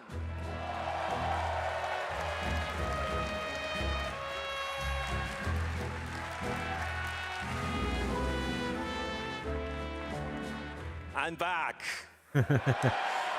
He speaks a lot more English, and it's not just here, but just in general. Okay, let's talk about this, right? So this actual title, this screen right here, one, you know, the logo itself, I don't mind the logo.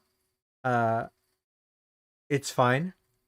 I had expected maybe it to be a little bit more flashy, but instead it's kind of trying to really go with something that stays the kind of low-key that the OG one was.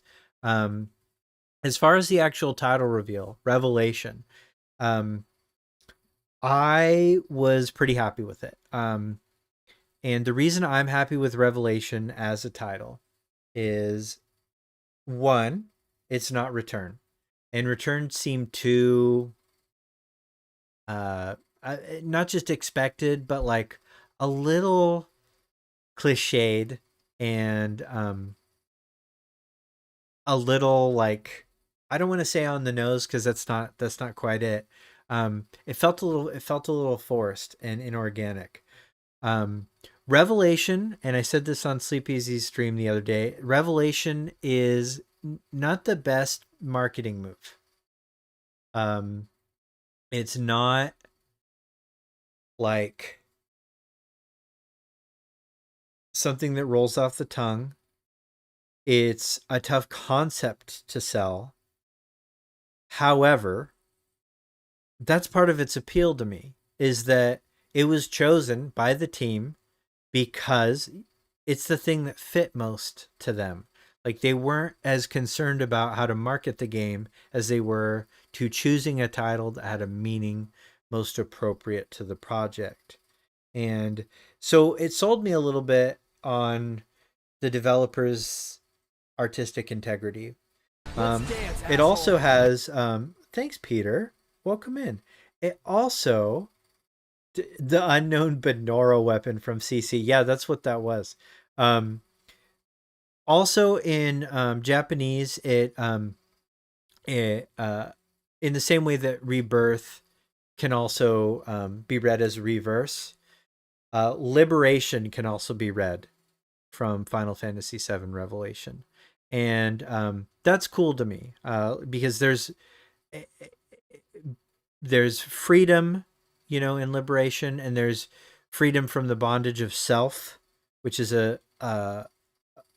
in terms of Cloud's journey, sort of one of the core dramatic struggles, freedom from self-bondage.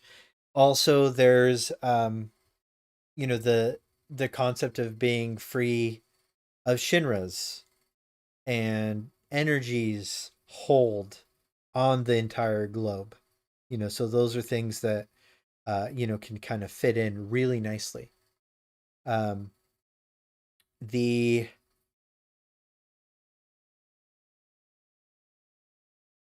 background here, being Medial, is interesting. Like, it maybe just because they wanted to do something colorful, and something that they've showed so far, so it's not like blowing it. But I do think Medeal's going to be where a lot of, I mean, like it's sort of the entry point to, you know, the live stream sequence, which is going to be the dramatic narrative arc, no matter how we look at things. So I'll move forward here a little bit. プラットフォーム同時で、発表できたことを本当に嬉しく思います。ここまで来れたのもこの物語を信じ待ち続けてくれた皆さんのおかげだと本当に感謝をしています。I'm truly delighted to unveil Final Fantasy VII Revelation, which is launching simultaneously on all platforms. And we've only been able to come this far thanks to every single one of you who continue to believe in this story and waited for this moment with us. I was in tears. Because this has been a journey. The central theme of this title is resolve. Cloud and his companions each confront their own destinies and find the resolve to march toward the final battle. Now, I've heard this, and I heard this a ton at Playdays. Like, why didn't they just call it Resolve then? And I think Resolve is like a core mechanic. And I think so theme sounds right. Like, it's a core mechanic of each of these characters' journey. But the overarching story isn't just character resolution, right? And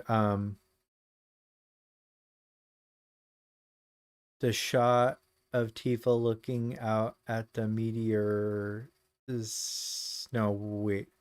Anyways, well, welcome in, skippers. I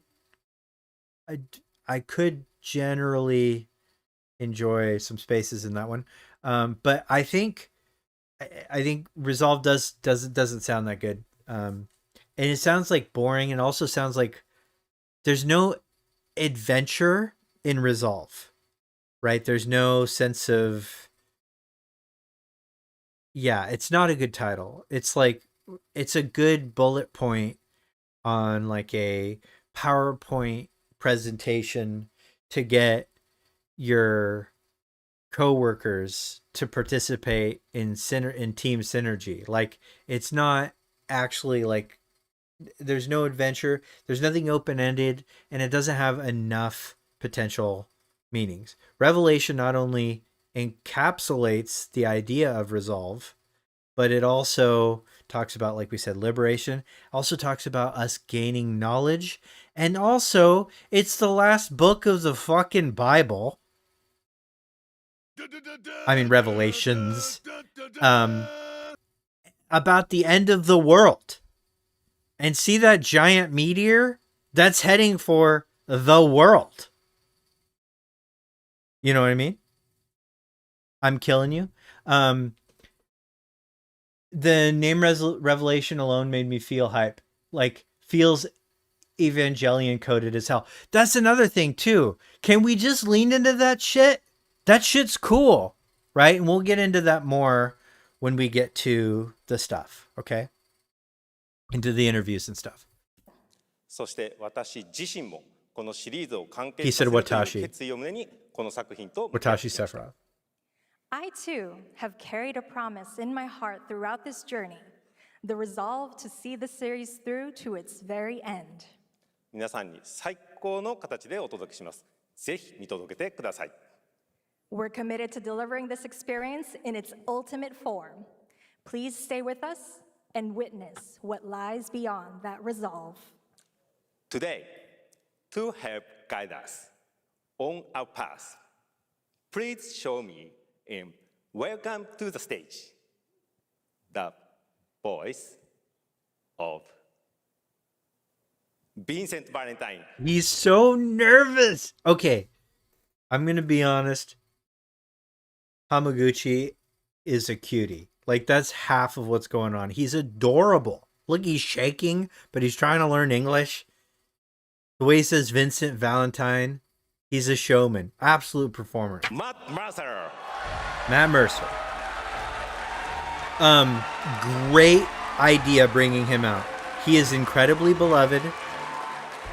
He's one of the most likable people on Earth. Thank you very Huge much, fan of Final Hamaguchi-san. Fantasy VII. It's And truly Vincent a Valentine. privilege to be here with you today, if you know me. There's honestly so much to see. And I in do know him. Revelation. He's so excited. I think we just kind of need to dive right in. What do you say?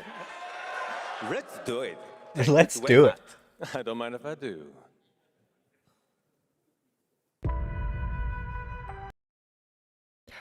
As we I heard that the stream kept screwing up in the stream on 4K. Night with our heroes, the meteor looms in the skies above, a constant reminder of your mission.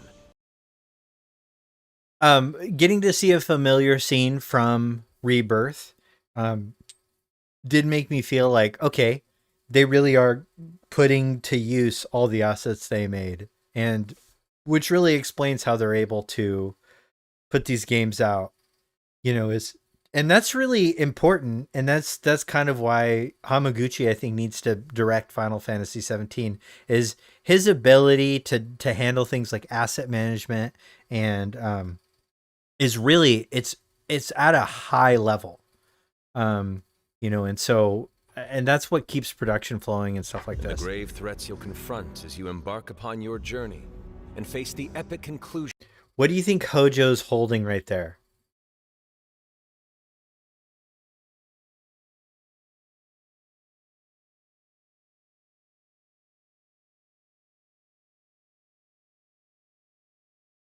Is that S juice? Is that S juice? Where do you think he is? Is Chadley's body somewhere near? The conclusion. Okay. The remake. Look at this. Look at this. I was made for you. The tender embrace. Sephakura's going absolutely wild right now. Series. Aboard the Highwind, your very own airship. Hell yeah. Pride of the Shinra fleet. You'll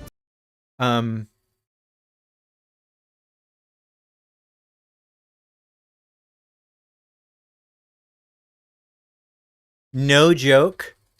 No joke. I saw complaints about the Highwind model that, oh, they nerfed her. The woke left nerfed her body. I swear to God. For a fleet, you'll take to the skies and witness our most expansive open world yet. From the outskirts of Midgard to the Midgard outskirts, right? So what we're talking about is areas that were off limits in Rebirth. Like when you're in the calm grasslands area and you go close to Midgard, past that gate, right? Because none of that was like this area. This is literally outside of actual Midgard, right? That's the end of the highway. You'll notice too that some areas, they don't show the UI. They don't show HP. And I think there's a reason for that.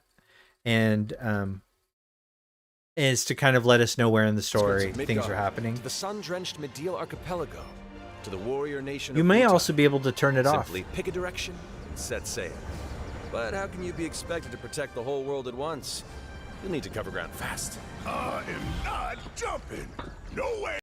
I love this. We've talked about his fear of heights throughout the series, and now it's like, yeah, we gotta throw you out of a plane. Ain't no how. Don't worry. These parachutes are top of the line. Pull the cord and pop. You'll be floating through the air like a feather. At any So, seeing this from Tifa's POV, simply pilot the Highwind to your. Okay, and if we look, let's go up here, so we can kind of guess where this is already. Like, look at the party. There's no Cloud here, right? So we're not gonna get, so that part's not gone. Like, we don't have Zack here taking over for Cloud, which was a lot of people's big fear, but if you look at that red, you look at this very archipelago-esque thing. This is Medial. This is the Medial archipelago. And Tifa is the party leader. Pilot the Highwind to your destination and take a leap of faith. And then Sid is probably the secondary party leader. Seamlessly from the sky above to the ground below. Where will the winds guide you first? So, in Medial, we have a Shinra stronghold here. And I mean, I think what we're really looking at is, so I think Benora is around here, and we're gonna see Benora, and because we have no indication of any of this stuff in the OG, some of this architecture looks Cetran, right?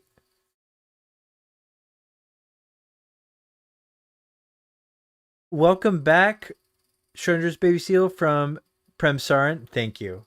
Welcome in. Welcome in. Well, we got a lot of people in here. I'm sorry, I haven't been paying attention to how many people are in here. We got I love all of you. Thank you so much.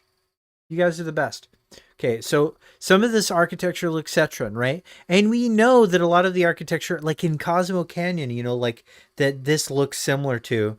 When you read the lore, that stuff's Cetran. We know that there's a lot of that near, like at least in the southern hemisphere, that Redor is sort of nearby and had similar architecture. That freedom. So we're gonna get lore. Okay, then we're back to Wutai, and if you look close enough, you'll see that some of the pop-in issues and material asset quality from a distance gets to a certain level, and that's consistent with Rebirth on PC. And honestly, that's what you'd expect. But the fact that we get to start out our journey at the highest possible on both the PS5 Pro and PC is a big step forward. And I think the best way to sort of enter the third and most important part of the story. But no matter your destination, to defeat your enemy. And here again, I think I would assume this is outside of Midgar, but you never know because this is really vague. You'll need a fighting chance, and that starts with your and of course, we've got Reno. Reno's back. Trusted allies. At long and then let's actually last with the world. Okay, actually, let's go back a little.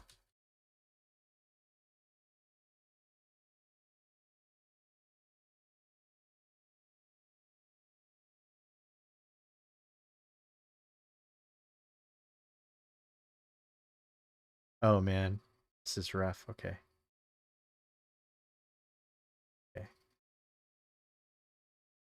Last, with the world teetering on a blade's edge, everyone assembles, but no matter your destination, to defeat your let's enemy, look at where we're at with Reno. Okay, Central Shaft. So do we know where this is, guys? Okay, Cloud's there. So we know this is a return to Midgar. I would assume this is the return to Midgar. What do you think those vertical lights are in the distance?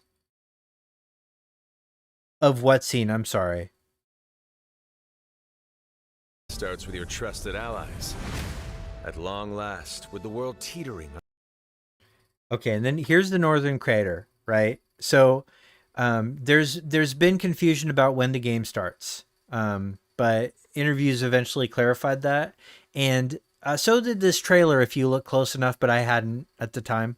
When I was at Sleep Easy's, I thought, oh, maybe, or I had said something that, which I think is a really good way to start the game, but I don't think they're going that way. And Blitz had come up with this a while ago that, what if you just start in Junon, right? And Meteor is already there.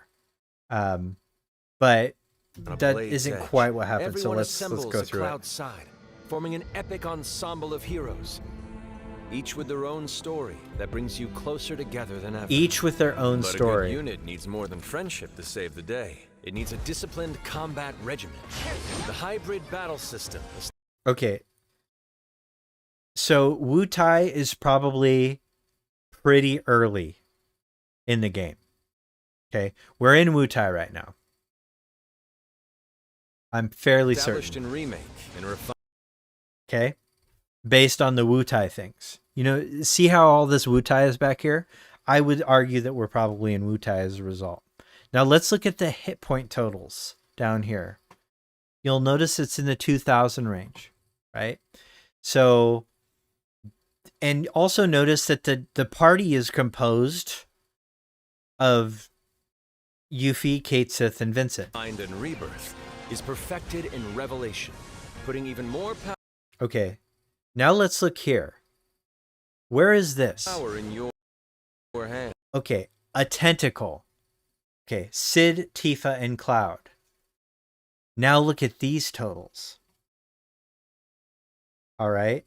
Also, let's look at the limit breaks. There's two. So they have, so Sid and Tifa both have 2 limit break notches.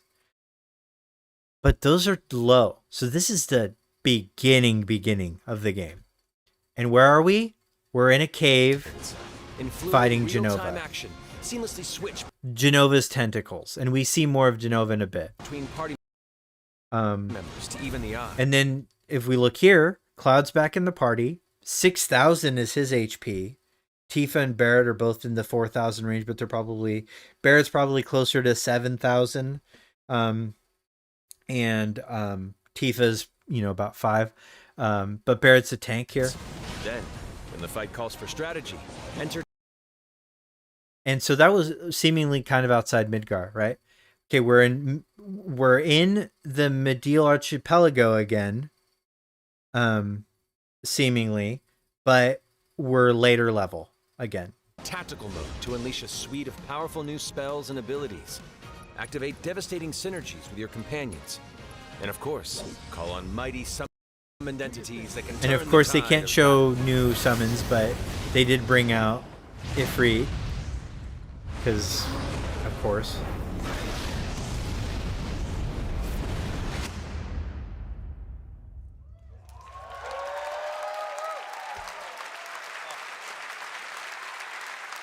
The fact they broke up this gameplay reveal into 3 parts. Summoning Ifrit never gets old. There are truly some chill-inducing fights ahead in Revelation. I'm so excited to see all of your reactions.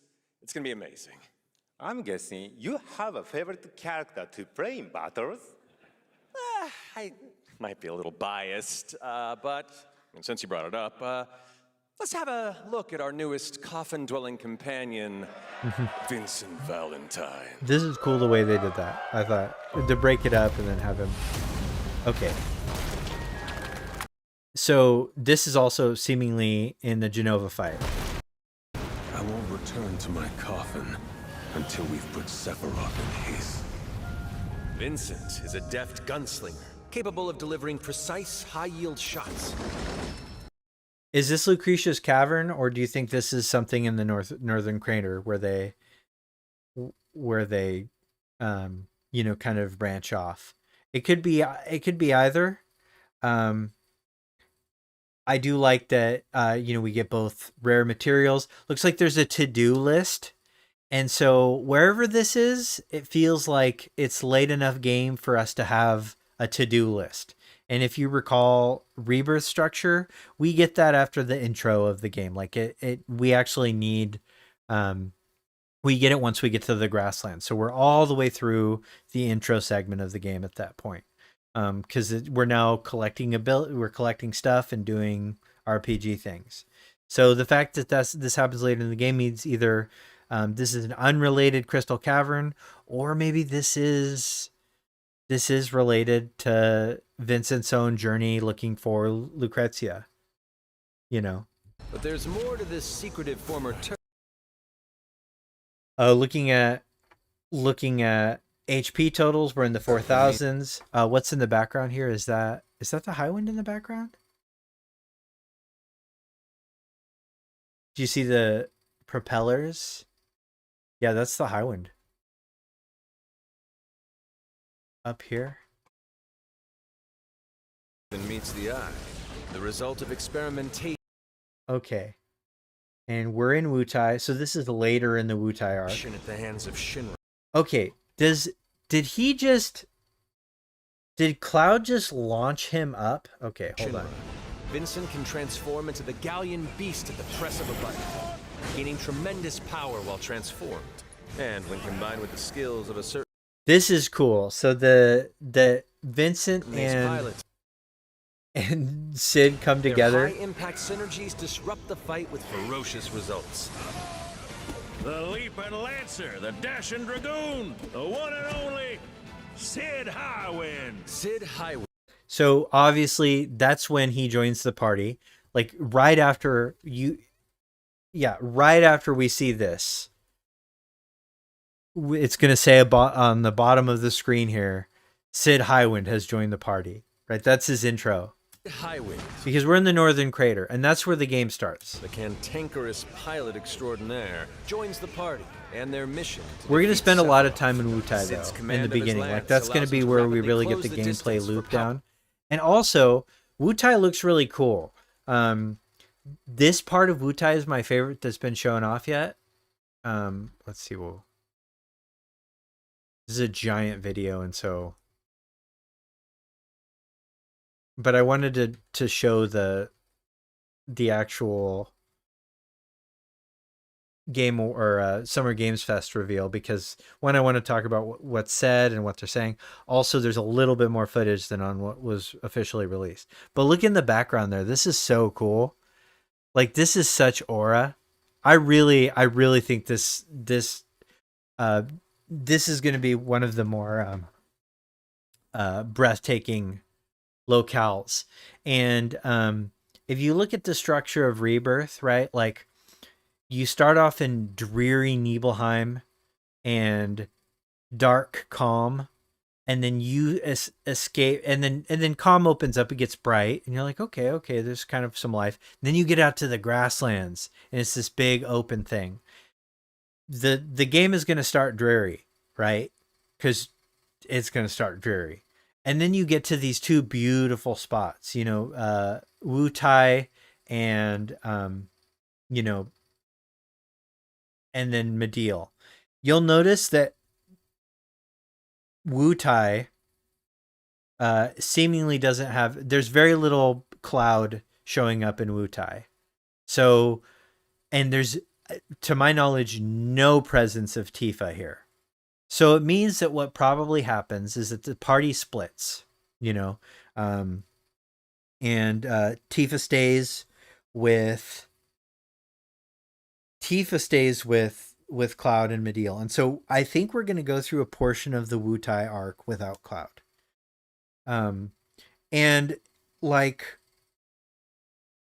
from a dramatic game point POV, like I think that makes sense in the storytelling way that they're, the structure of the game.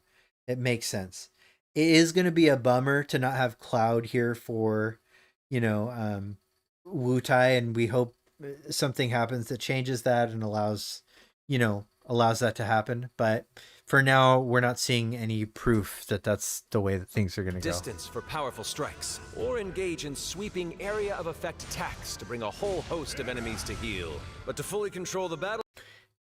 Here's the first time we see a Barret fit. Big deal for me to see a Barret fit. In Ever Crisis, Barret gets shafted on outfits. Nobody cares about poor Barret, but not here. Barret gets a sweet outfit. Battlefield. Skill with a weapon only gets you so far. To further augment... And then this fucking nonsense.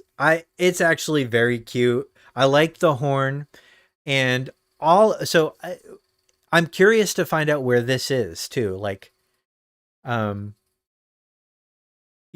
is this? What is this in the background? What location? Are we in the Highwind? Who's this right here? What's this? This looks like books. This looks like the Highwind. Has anybody broken down or figured out where this is yet? Maybe they have and I just haven't seen it. Okay, here's interesting. Okay, so this is the new menu screen. I fucking love it. I think it is an improvement over the last one. I love the UI here. The use of those, black concentric circles, and there's also another cool detail that is not in focus right now, but it is in focus now. Okay, so the symbols here, they're a little different. why it's cool that they're different. Like here, down here, for instance. Hold on just a sec.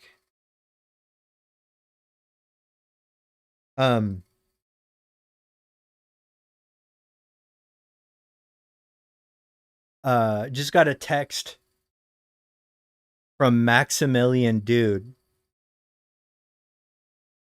saying that we are on for tomorrow's SEAL team. Max.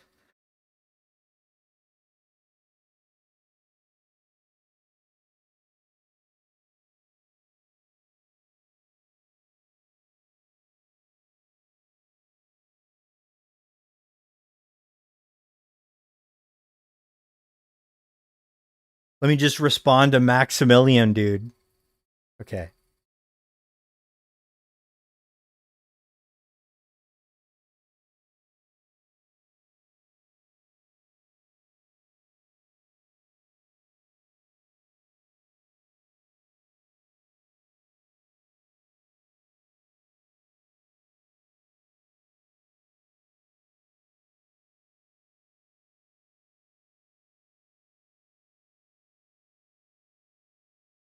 Okay.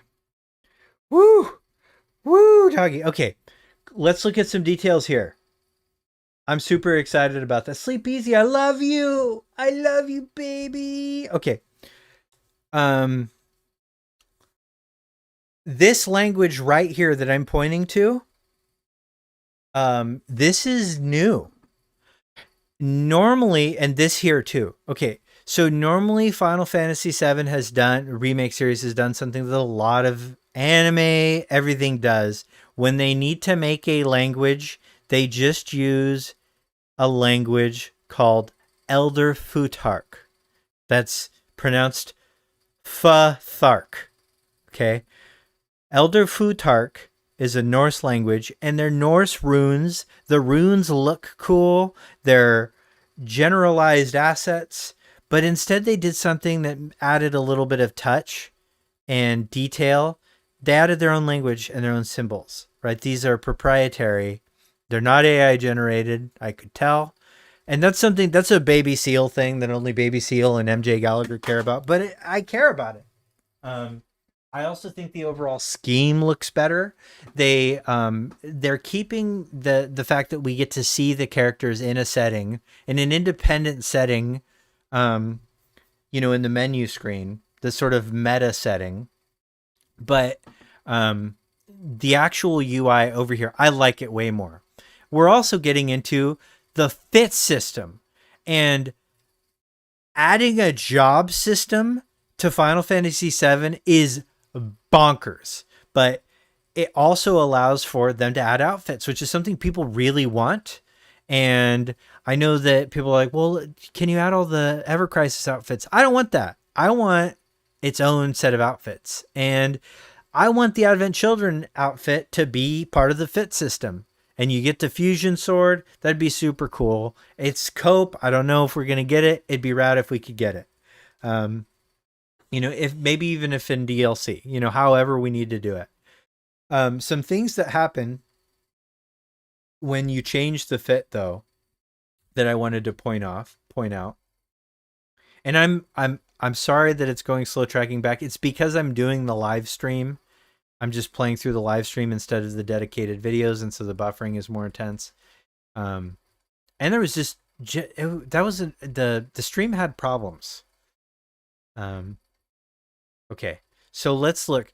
So when he selects from freelancer, okay, he goes down to warrior, tactical suitwear. and then we see this. Okay, you see this icon here, and this icon is it's the same icon, or not icon, but like graphics that we see, the motif that you see for the weapons tome. So it's like a indication of a swordsman, and so I like the touch, that this is a swordsman class, and that's cool. you'll notice stats here. Level 74 at 52 hours in the game. So we're 52 hours into the game and level 74. We can safely assume the cap is 99. This is probably a long game. Let's talk about this. Where is this? Where is this right here? I think this is upstairs at Shinra Manor. That's what I think.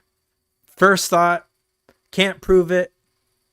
Don't know, but I have a feeling we're going back to Shinra Manor and that we get to go to the upstairs this time. Also, fun note, can we just take a moment to look at the guild total here?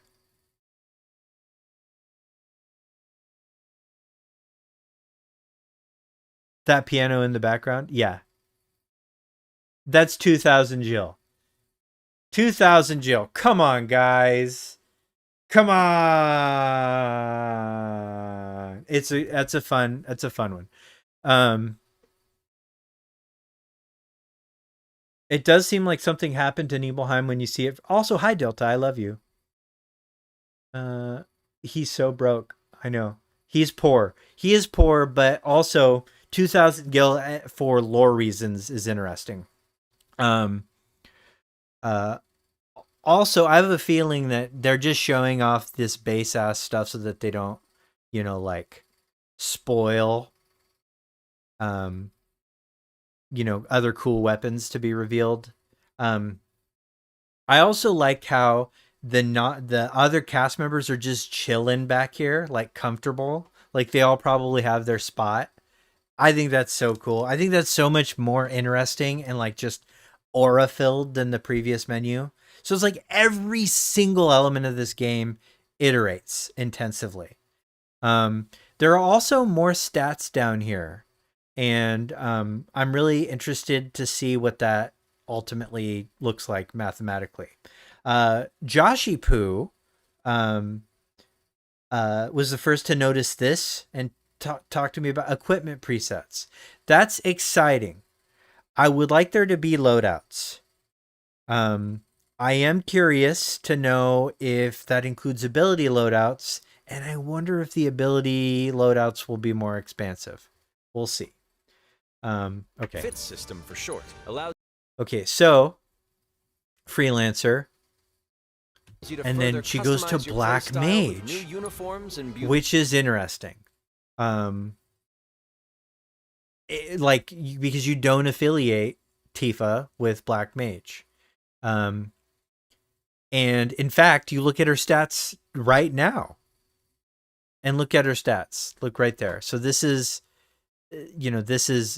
her basically her magic attack and then her magic defense. And they're not really consistent with a Black Mage. But it's cool that if you want to do it, you can do it.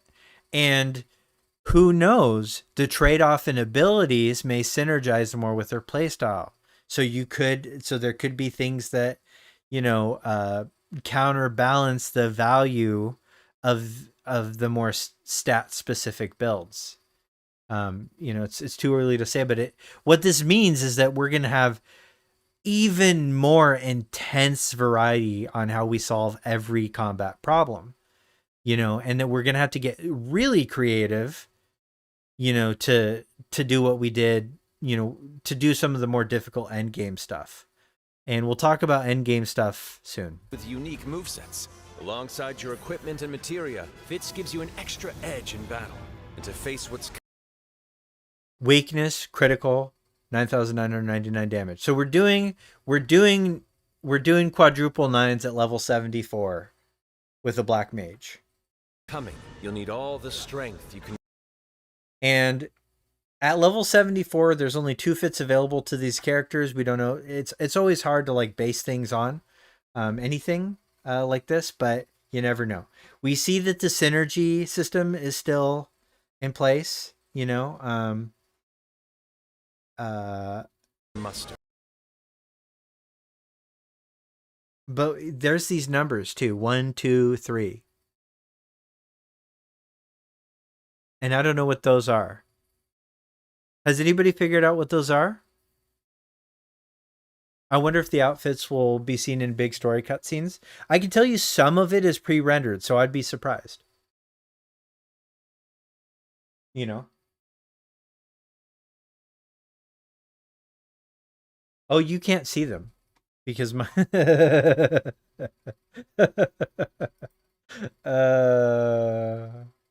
that's true.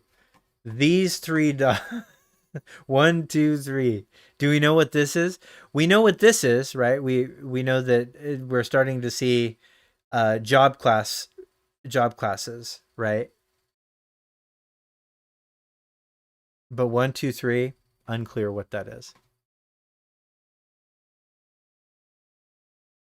Okay, I'm back. Transmog for in-engine cutscenes seems likely.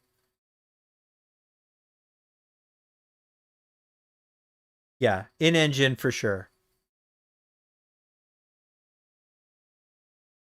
Hot take, I don't think that background is Shinra Mansion. I think it's Benora. That would be so dope. Oh, could that be Benora? That would be rad.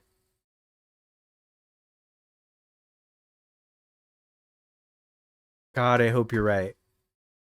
Now I'm going to be so disappointed by... Also, there's an Ochu. Did you guys notice that?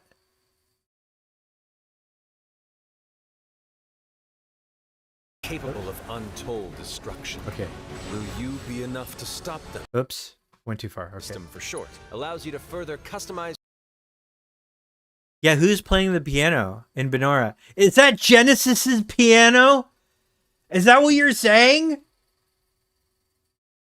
Because you know that fucker plays piano. Where are the apples? Your playstyle with new uniforms imbued with unique movesets. Alongside your equipment and materia, Fitz gives you an extra edge in battle. Okay. And to face what's coming, you'll need all the strength you can muster. Okay, so this is an Ochu. So do we think this is in the Benora Archipelago? Because it looks a little different. Okay, and that's an Ochu. And this is level 74. Where are we? Where is this? Where is this? Where is this? Is this the...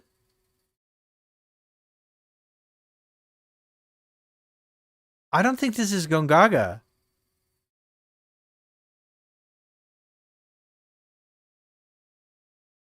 Guys. It's either Benora or Mordil. Could it be another area? Could it be the Forgotten Forest? There's an Ochu. The Ancient Forest. Yeah. I think this might be the Ancient Forest.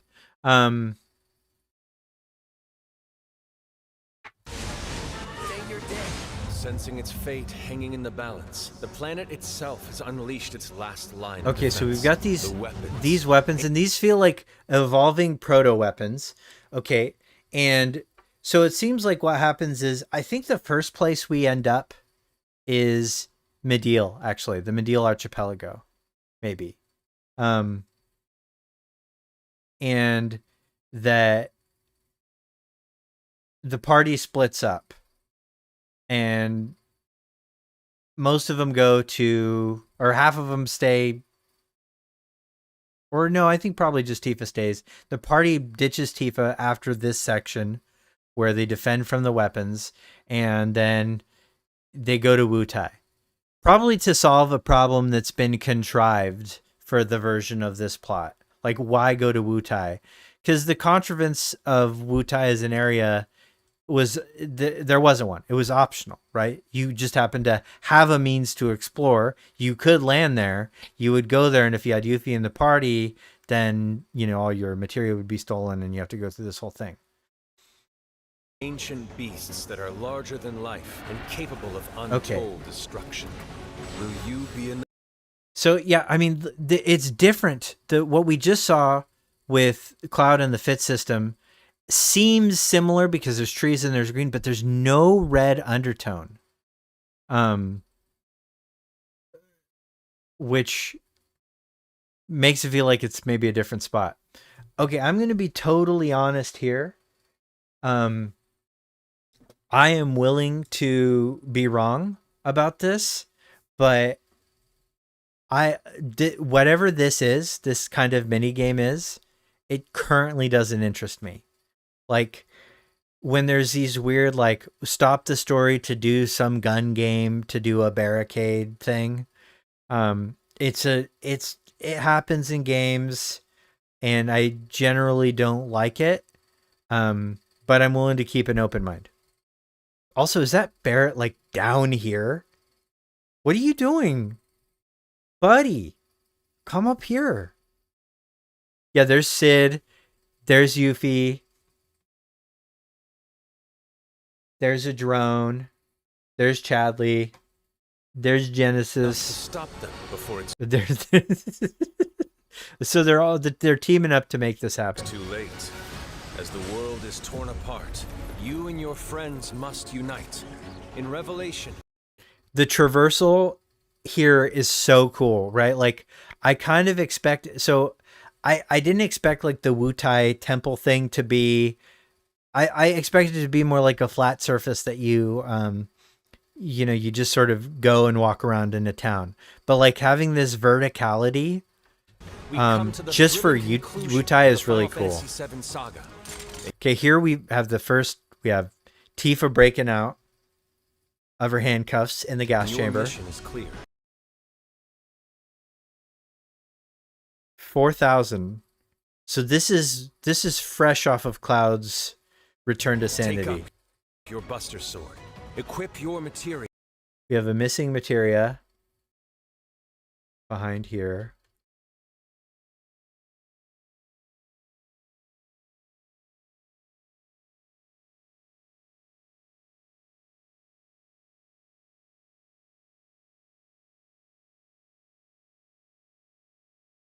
Okay, so we have a materia here. So is this materia synthesis again?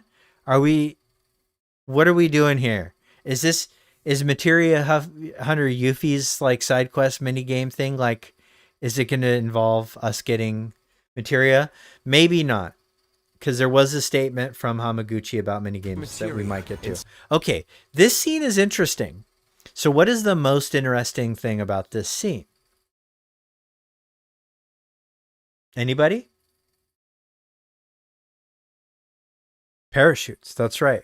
So we don't assume that they have any reason to have parachutes in the snow early game. So this actually feels like more late game stuff. Like perhaps the return to this area. Stand together. Also, there's something about their resolve that was interesting. Like the character resolve.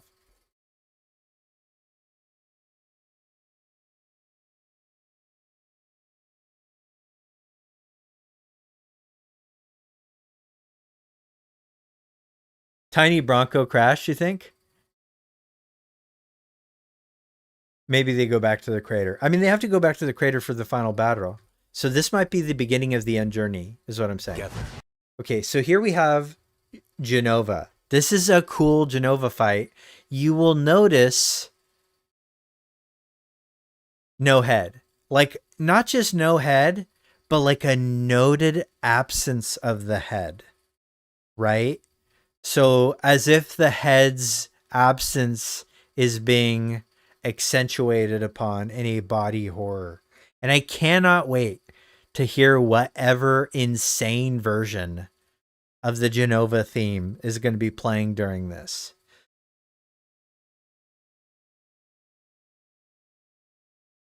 But this is early game, right? So this is Headless Genova. But look at those HP totals. I mean, we're talking beginning. Like, this is the tutorial boss, essentially. You know? This is the Materia Keeper.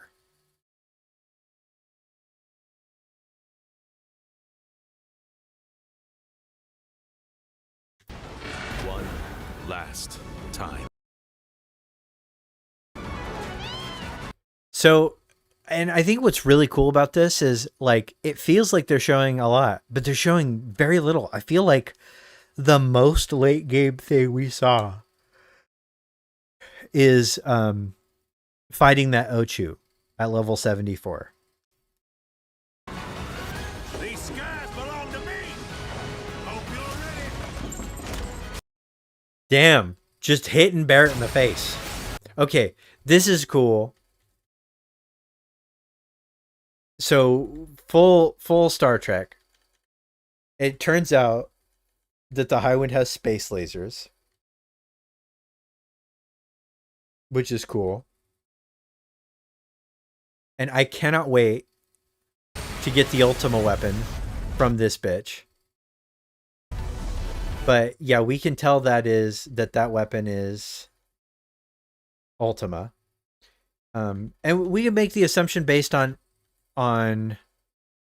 area anyways.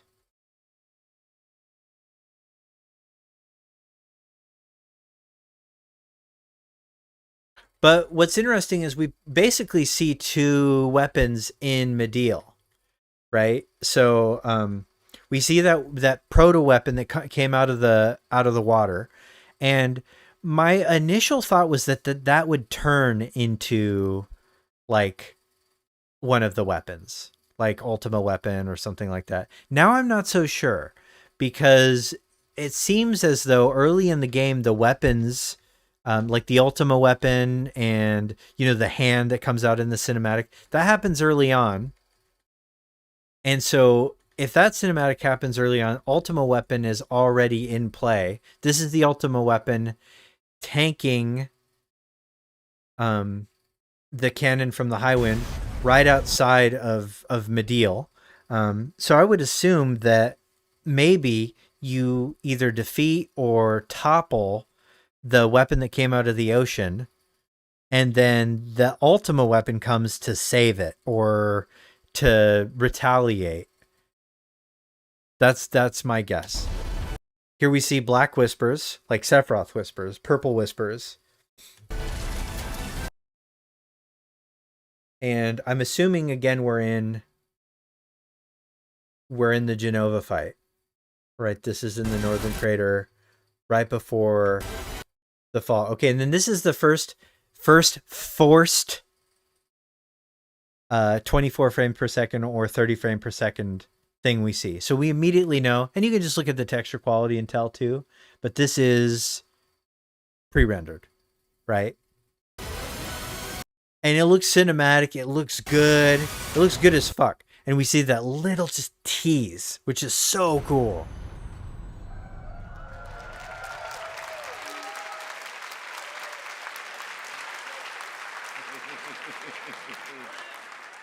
Well, thank you all. Thank you, Hamaguchi-san, for bringing us this extended look at Final Fantasy VII Revelation. I think I speak for all of us when I say we cannot wait to play it. But Mark, I think we ended the video too early. I hate to leave a story unfinished. Is that right? Well then, we better take a look. Okay, and then we get a continuation of that, and this is cool. And I actually think this includes a very interesting deviation from the OG.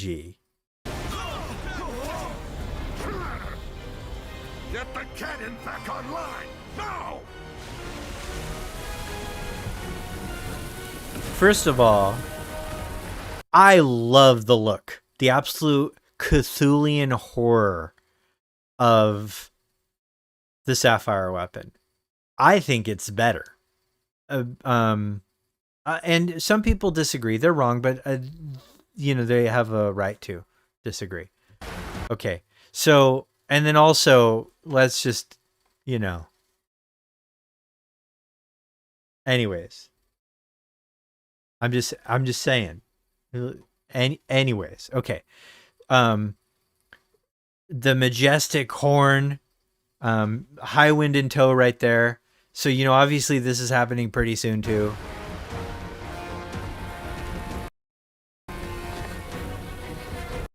Here's that materia core, right? And something similar to this, you know, is what Tifa was swimming around in at one point.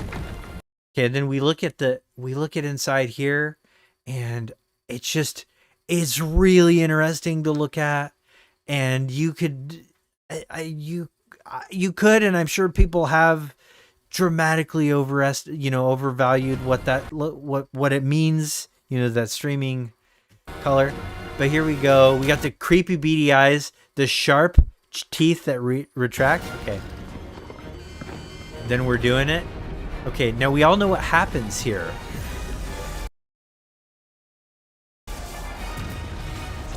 He dodges it. He dodges it.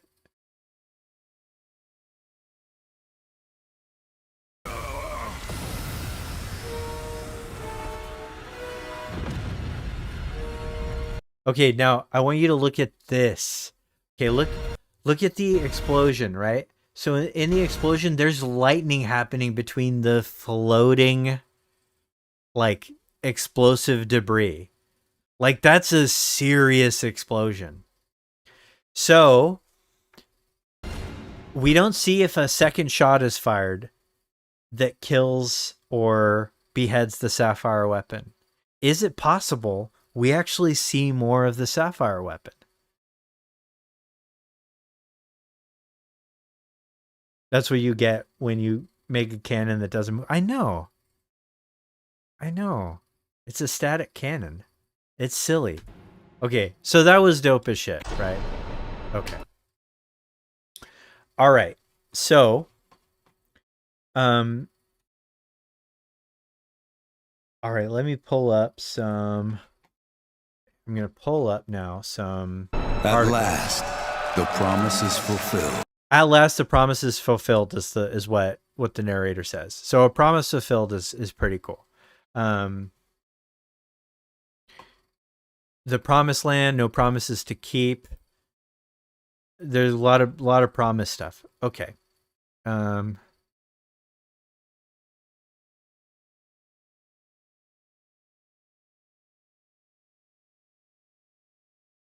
going to pull up some articles here and I'll go back to screen sharing.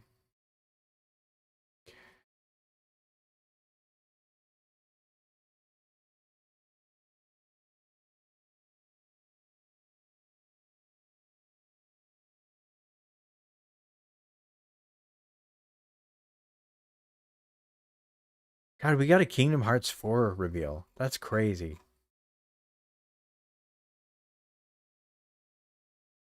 I'll admit it's less than. It's like it's super scarce with details, but oh yeah, Stellar Blade 2 was announced. Dude, like, yeah, it's been a wild week. Okay, I'm pulling up stuff here. First one I want to pull up is Dengeki.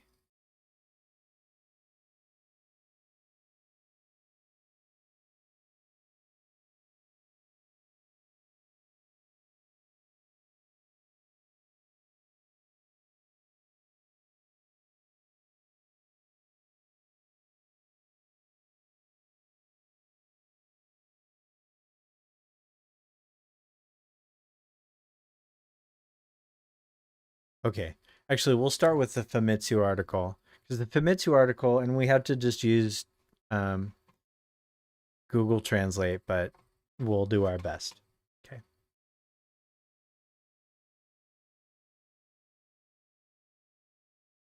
In Feminico, do you have the link for that?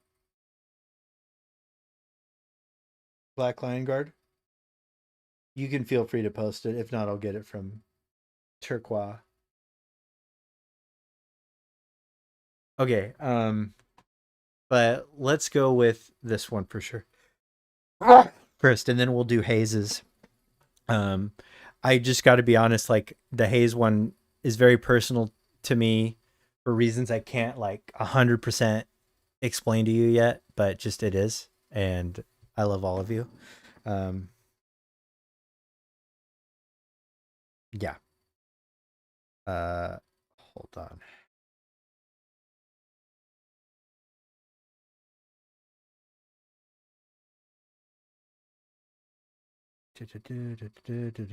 Okay.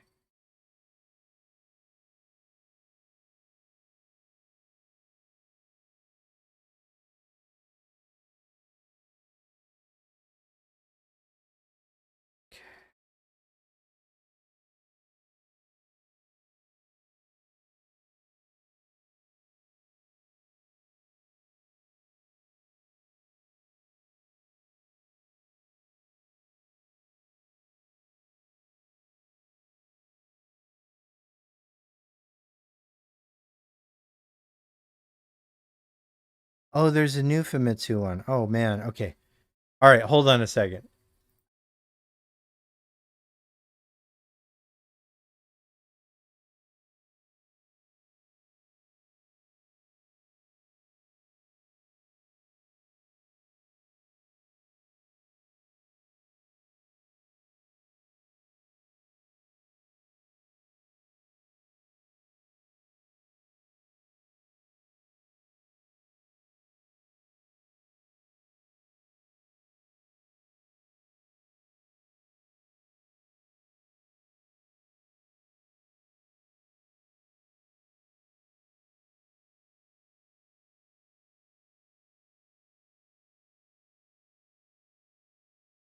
Okay, there's a new article. We're actually going to start with that.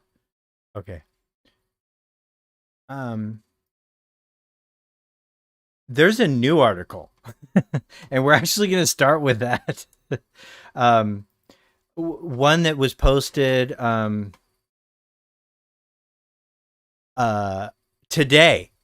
6/9. Okay, and so all right, guys, article I haven't seen yet, so fresh reaction. In FF7 Revelations, Zack's role is expanded compared to Rebirth, and the Turks, including Reno, are depicted with greater prominence than ever before. We asked director Hamaguchi for more details on new snowboarding elements, new weapons, and more. Okay. Hamaguchi, this time at the big stage at FF we were entrusted. Okay, the announcement has finally been made. Mr. Hamaguchi herself appeared on stage at the announcement event. Could you please share your honest thoughts on the matter? This time at the big stage at SGF, we were entrusted with a role that was somewhat like the grand finale for Final Fantasy VII Revelations. We felt it was necessary to make the most of the user reaction to this announcement of the title, as well as contribute to the overall excitement of Summer Games Fest, so I feel it was a very good stage. Was the reaction from fans what you were hoping for? That's right. In particular, this time we've changed our promotional approach a bit from Remake and Rebirth. FF7 tends to be primarily associated with Cloud, Tifa, and Aerith, and many people, including those who haven't played the series, tend to see it more as a game about the world and characters rather than the depth of the gameplay itself. Of course, those who have played Rebirth understand it's a very deep open world game, but for those who haven't played it, that image is strong. That's why, with FF7 Revelations, we wanted to clearly showcase the expanded aspects, including the gameplay. This video aims to emphasize the game experience rather than pushing the story or a character. I think our approach of pushing the game experience, including the video, which is over 10 minutes long, resonated with users. I think we had a good goal and were able to connect with them, including their reactions. Indeed, in the past, announcements like this have mostly featured videos that focused on characters, but this time the battle system and other aspects were included in the video. Was it your intention from the beginning to reveal those details? As this is the final installment of the trilogy, many game fans already understand that the characters and world are appealing. So instead, we focused on clearly demonstrating just how broad and deep the gameplay of this title is. And for a general stage, the gameplay part does the heavy lifting. Really, like, oh, that looks fun, is a more important sale than I really love Cloud and I hope that, he gets to sleep with Vincent or whatever it is, Hamaguchi, as this is the final installment of the trilogy, many game fans already understand the characters in the world are appealing. So instead we focused on clearly demonstrating just how broad and deep the gameplay is. Japanese trailer was released at the same time as the announcement, and you provided a voiceover and commentary, right? Was that something you wanted to explain yourself? Hamaguchi said, I sometimes wonder if it could have been done by someone other than me. He laughs. The marketing team in Japan asked me, Hamaguchi-san, please do this part. Usually when we do recordings like that, we ask that the sound director to book a recording studio, but this time we were really pressed for time, and it was hectic. We actually recorded with just our own staff in a conference room in the company. After the announcement, some users wrote things like Hamaguchi-san has a cute, amateurish feel to him, but I'd appreciate it if you could watch over him warmly. The game system has been quite the topic of conversation among users, but what kind of feedback did you get most often? As expected, what users were most concerned about was, can you really fly freely in the high wind? I think there were worries that the world map would be a 2D screen with selectable options, but we were able to show that you really can fly. Hold on just a sec. I'm so sorry.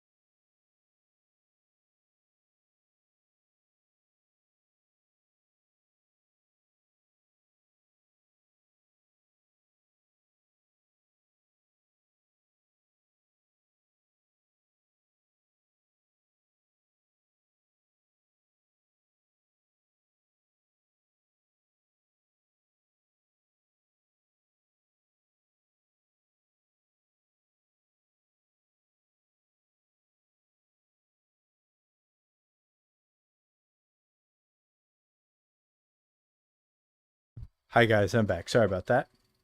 Okay. So, I'm also going to put this article here and here. So this is today's. There's already been an article on Famitsu, but this is a new one. Okay. As expected, we were concerned about the high wind. I think there were worries that the world map would be a 2D screen with selectable options, but we were able to show you really can fly freely in the sky and then directly parachute down to explore the world map. I think that gave everyone a sense of relief, knowing what they were hoping for had been properly realized. Also, as a new element that wasn't in the original, the wear system that allows you to change outfits was delivered as a kind of surprise. I'm glad that people were happy with Tifa's outfit and thought it was cute.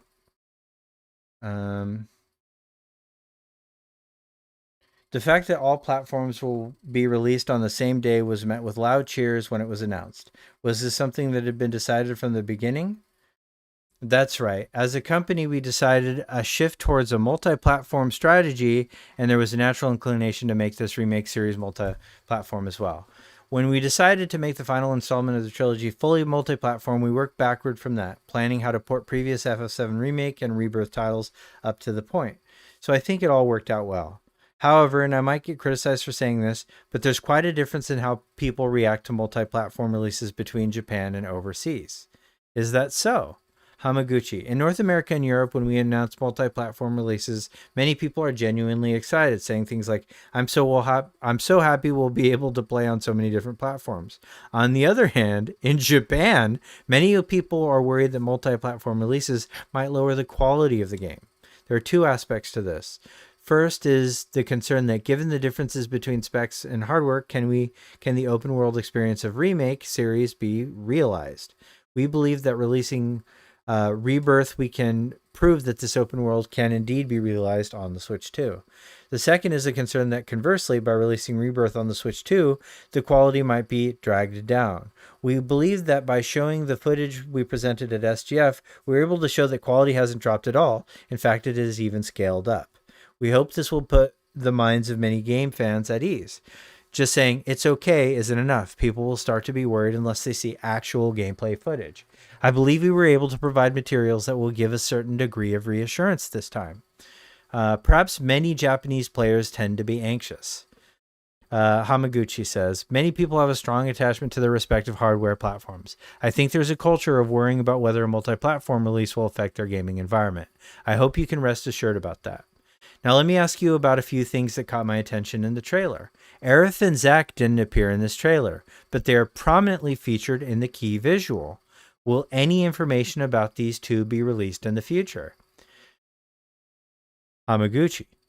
First, regarding Zack, as was the case in the previous game, Final Fantasy VII Rebirth, his role is not to explain the different world setting from the original game through a systemic approach, but rather to convey the rules through the character of Zack.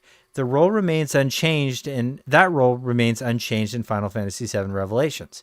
Zack's role has expanded even further, and it has added more depth to the game experience. He is an iconic character with many fans, so I think this concluding work will be even more enjoyable for them. And as for Aerith, I'm sure everyone is worried and concerned about what happened to her fate.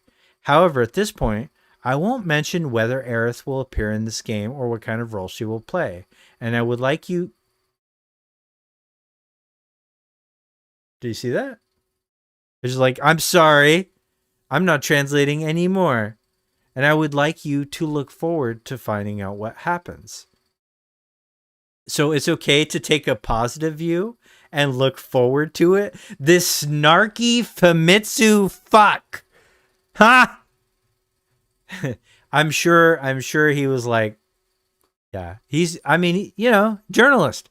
Hamaguchi, it's difficult to say this positively because it might sound like I'm saying the story will have a happy ending. But more than anything about the story itself, I want to create a work that will make fans who have supported the characters up until now feel like when they finish the final chapter, I'm so glad I followed these characters all this time. Incredibly diplomatic answer from the king of HR himself, Hamaguchi-san.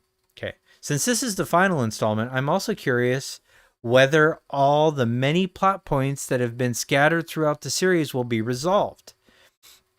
Hamaguchi, the subtitles, remake, reverse, and liberation are always chosen by Nomura, and he made the final decision this time as well.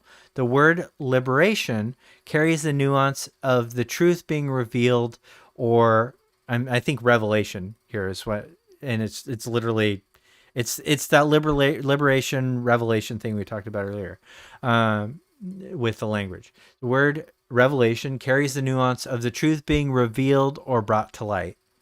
We wanted to express our desire to present our own answer to the questions we have posed to everyone so far. Our own answer to the questions we have proposed. So there is an answer that was chosen by the artists that made this game. Not by us, by them. And that's better. You know?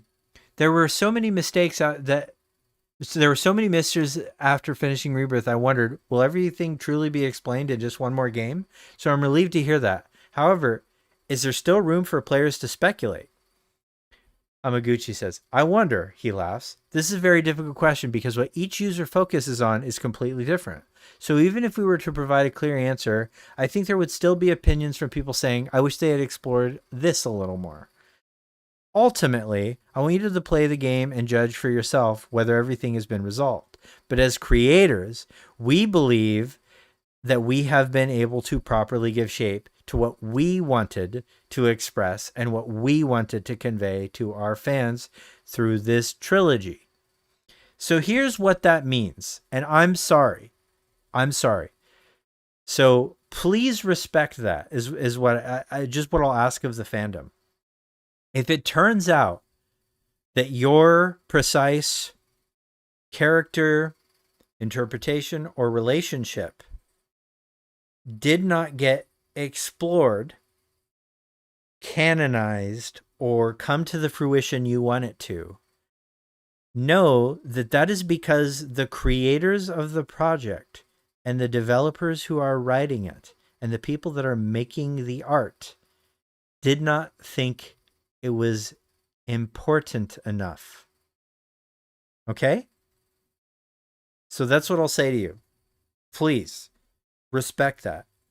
It's okay to want different things from a story, but I do ask that you respect that the people who made it are telling the story they want to tell. Right? It isn't because they were bullied one way or another. This might be premature, but are there any plans for DLC after the game is completed? We received many requests for DLC for Rebirth as well. However, we decided it would ultimately better for our users to invest all our development resources in Revelations and release it to the public as quickly as possible, rather than creating DLC at this time. FF7 Revelations will be the final installment, but if there's significant demand and requests from users after its release, we would like to actively consider addressing requests for more details and exploring aspects that haven't been depicted yet, including previous spin-off titles. Wait. So what they're saying is, if you want Dirge of Cerberus DLC, if you want First Soldier DLC, if you want Before Crisis DLC, it's up to you. It's up to you, guys.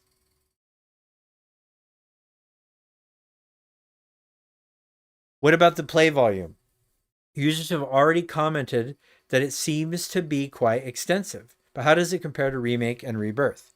In terms of overall volume, it's comparable to Rebirth, and it might even be more.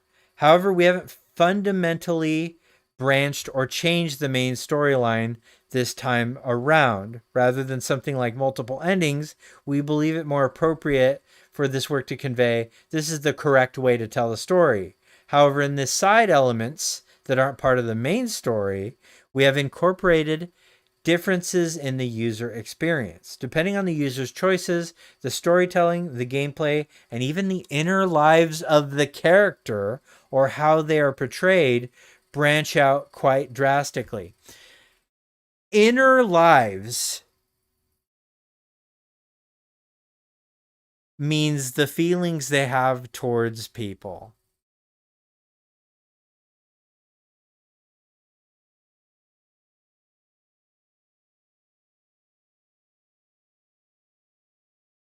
So this is a new interview, by the way. This was published today. There's an older Famicom one, but then there's this one. Okay. For example, I think there have been scenes before where you were forced to choose between Aerith and Tifa. So is it likely that there will be many more of those kind of scenes? Hamaguchi is just like, fuck this guy. Okay.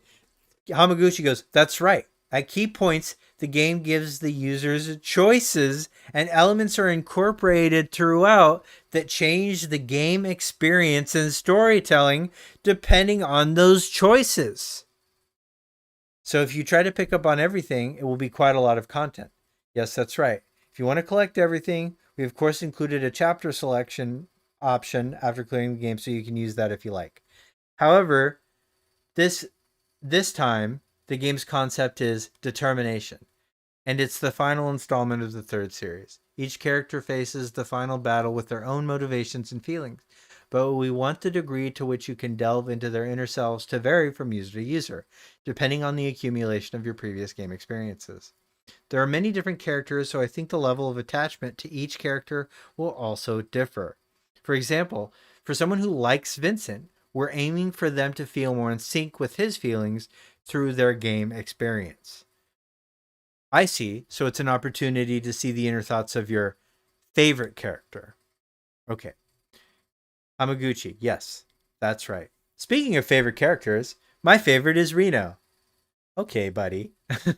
And it was mentioned in media interviews that the voice actor for Reno will be changing this time. Does it mean that there was a lot of new voice recording required? This time, the Turks, including Reno, are featured more prominently than in previous works. While the Turks' exploits have been depicted in previous FF7 spin-off titles, this game boasts an even greater scale and detail, so we hope you'll look forward to seeing what kind of adventures they'll have. I can't wait. Now, returning to the trailer, could you tell us about the weapons that appeared? We could see Sapphire, Ultima, and Ruby, But what is that one attacking Medial? Yes. As for the weapon that was in the green area, we've introduced it as a new weapon in this game. So it was a new weapon. I thought the design had just changed. That's not me saying that. I'm reading this. I'm not an idiot. Neither is this guy, but I'm also not. Unrelated. Okay. Regarding the weapon designs, we basically followed the image and atmosphere of the original work. But since the original was polygon based, we reconstructed them with the modern realistic details. We also plan to reveal the names and details of the weapons shown in the video in the future. This is a slightly detailed question, but I thought the Highwind's design looked like it could be painted. Does it have any paintable elements? Although the exterior paint job isn't included, the interior is also well made and features detailed descriptions. There's an element of customizing the interior and design of the Highwind as you explore the world map. That sounds fun! We get to... Guys! We get to decorate Chadley's room. It's fun to use. Okay, there's also an element of customizing the interior and designing the Highwind. It's fun to use that motivation as a motivation to travel the world, and conversations of the crew inside change, and you can even receive small rewards. So it's treated like a base within the game. Collect customization items from various locations, like skins. Why is this interviewer collecting skin? That's weird. Anyways, while it's not exactly the same as character skins, we have elements that allow you to change the interior of the Highwind. Like he said earlier. And like, if you noticed, he said that.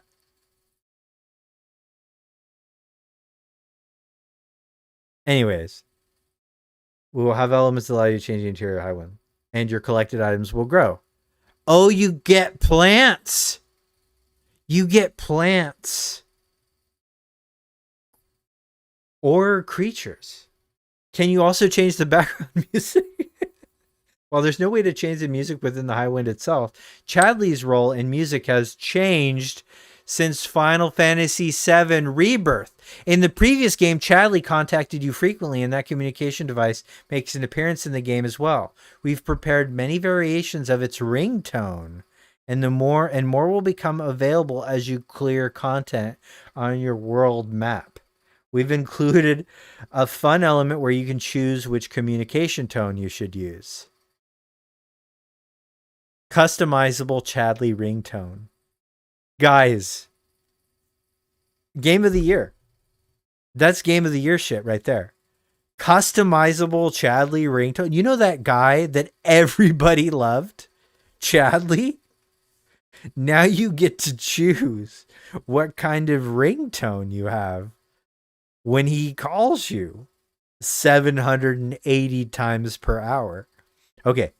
So there's a lot of gameplay elements. This is something we've considered based on lessons learned from the previous game. In Rebirth, the world map exploration was structured so that players could get material from Chadley by exploring each area. One thing users told us was that there was too many mini-games, but honestly, we still believe that people who don't want to play mini-games don't have to. That hasn't changed. But the problem was that if you don't play the mini-games, you won't get materia. Or playing the mini-games ends up being advantageous for strategizing in battles. This means that even though the developer said you don't have to play them, players who really wanted to get into battles ended up feeling like, I have to play them all. That's something we deeply felt after finishing FF7 Rebirth. And we need to be more careful in design. So this time we significantly revised the balance of world map exploration elements. Specifically, the more you focus on the battle elements, the more battle-related rewards and customization options you'll unlock. On the other hand, regarding minigames, for example, Queen's Blood, the more you dedicate yourself to playing Queen's Blood, the deeper the strategic depth of that game becomes. Other examples include character skins and ringtones for the communication devices I mentioned earlier. We made an effort to separate the rewards from minigames so they don't directly expand the scope of battle strategies. This way, if you're not interested in a particular minigame, you don't have to play it, and it won't hinder your progress in the battles at all. Speaking of mini games, the snowboarding mini game, which was popular in the original game, included. Snowboarding is one of my favorite mini games, and I have very fond memories of playing the original game as a child. So I made sure to include it in this game as well, and I would have been in trouble with the fans had I not included it. So we'll get to see Cloud pulling off some cool tricks. Yes, it's more in depth and allows for a wider range of possibilities than the original. The character's movements are also one of the charms of this work, so I'm looking forward to it. In the trailer, there's a scene where Vincent descends by parachute while standing perfectly still. Was a hot topic among fans, wasn't it? Hamaguchi laughs, just like how Red 13 riding a chocobo became a hot topic in Rebirth. Gestures and presentations like that make the most of each character's personality and are something that fans appreciate. And it's something that the development team is very motivated to create. In fact, not only Vincent is standing perfect still, but we've also included some interesting details for Red 13, and we've prepared little character-specific gimmicks for the snowboarding as well. We've scattered character-specific details in various places, not just the parachutes, so we hope you'll enjoy finding them all. Thank you very much. We look forward to further updates when whether there will be an opportunity for you to actually try it out. Next information release or at events such as Tokyo Game Show. We have various events coming up, including Gamescom, PAX, and TGS. So we hope to create opportunities for users to actually try out the game in the not too distant future.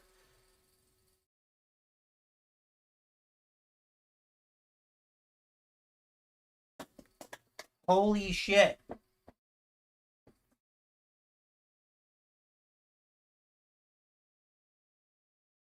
Holy shit.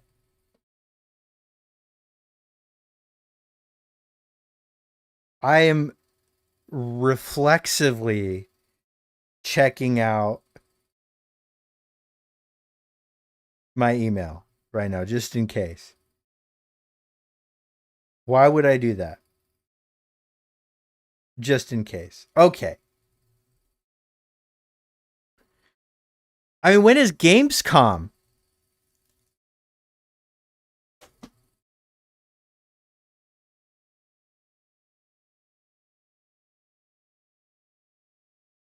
This is gonna be crazy. Yeah. This is crazy, yo. Okay. Damn. Okay. All right. Here's the first article.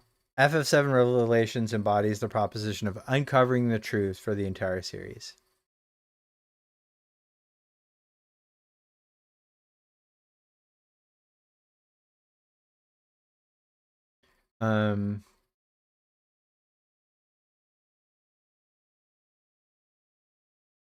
Okay, so the title Revelation or Liberation. So this is a different interview with Hamaguchi that happened on the 6th. Also Famitsu. The title Liberation implies that hidden truths are revealed, which is very fitting for the conclusion of the story. We had several titles ideas, but ultimately Nomura decided on this one. I think it's a word that's been used relatively often in previous entertainment works, but Nomura probably thought it would be better to use something that is somewhat easy to understand. It's a word that directly expresses the position of the third installment. What truths will be revealed, including the ending of the story. Those who follow the first two installments of remake series are probably curious about the deepening mysteries. However, there are still mysteries left unsolved in the original FF7 as well. All of these represent the proposition of unveiling the truth as FF7 series creative director Tetsuya Nomura.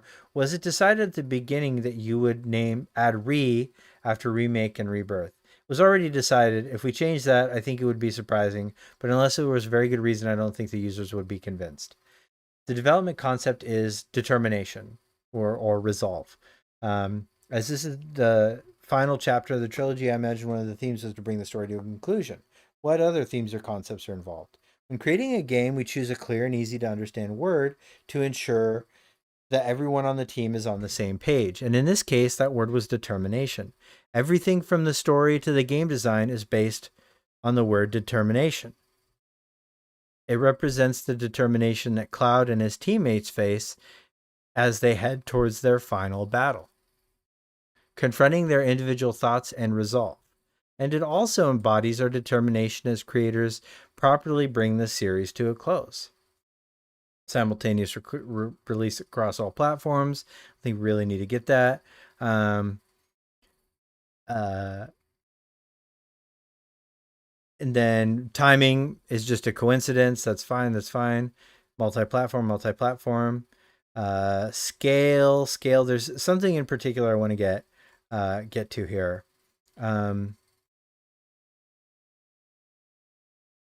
Can the Highwind travel seamlessly around the world? Yes, it's a continuous world where you can go from one end, you'll come out at the other end. There was a scene that you parachuted down from the Highwind like in FF7 The First Soldier. Is that how you launched from the Highwind? That's right. It's a common trope in recent Battle Royale games, but we decided to use parachutes relatively early on. That's because Highwind is incredibly huge. With a realistic scale, the places where you can land are quite limited. So we figured out that descending by parachute would be more dynamic for people who play recent games, are probably used to it, so we went with that design. Perfect solution to that problem. And I was like, I had no idea how they were going to do that. How are you going to land the Highwind? You know? For convenience, you can fast travel back to your current location. Also, once you visit a place in Highwind, you can fast travel to it. It would be stressful if you had to parachute every time you wanted to return to a town you've already been to. It would be. It would be. That said, I wish they did it. Thank you for the follow, Vermoon. Appreciate it. Love you 5 ever. 6 ever even. 7 ever. Hold on just a sec. Give me just a sec.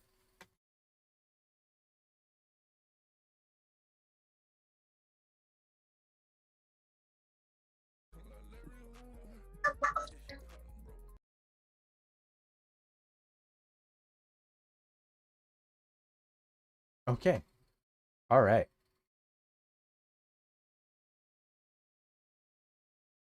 I'm realizing that there's 150 people here concurrently, or 170 people, and I just wanted you to know I love all of you. Thank you all for being here.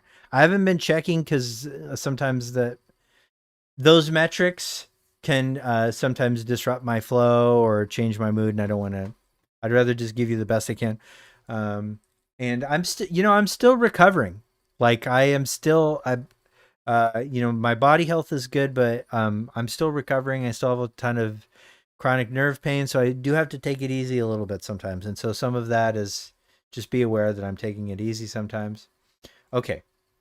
I apologize if it affects focus, but know that I love all of you. It would be insane to not be able to fast travel places. However, I kind of wish you couldn't. Like, kinda. Anyways.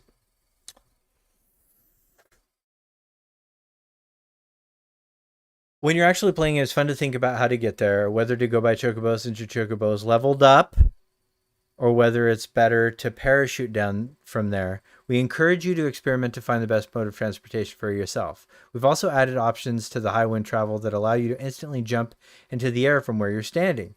So conveniently is constantly improving as we developing. We're giving players the freedom to decide how and where they want to approach things. Is there an interior to explore in the Highwind? Of course, we have it prepared. Places like a port are rather base for Cloud and his crew. Highwind has a flying mode and an indoor mode. And inside, the crew is working and elements are collected from various places are displayed. And you can enjoy the conversations and the changes in appearance. You will enter the Highwind as part of the story, but we also created a way for you to feel like returning to Highwind at other times as well. Are there any other new vehicles? Buggies won't be appearing this time, but there will be trucks that are similar. Also, Willie, who appeared in Costa del Sol, will be making a reappearance.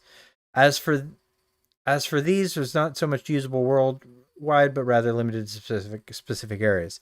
Basically, you'll be exploring the world map by raising chocobos. However, Rocket Village has a lot of precision machinery, so it wouldn't be realistic to just blast in there on a chocobo, which is why there are signs prohibiting chocobos. In such places, we hope that you'll use other means of transportation, such as cars.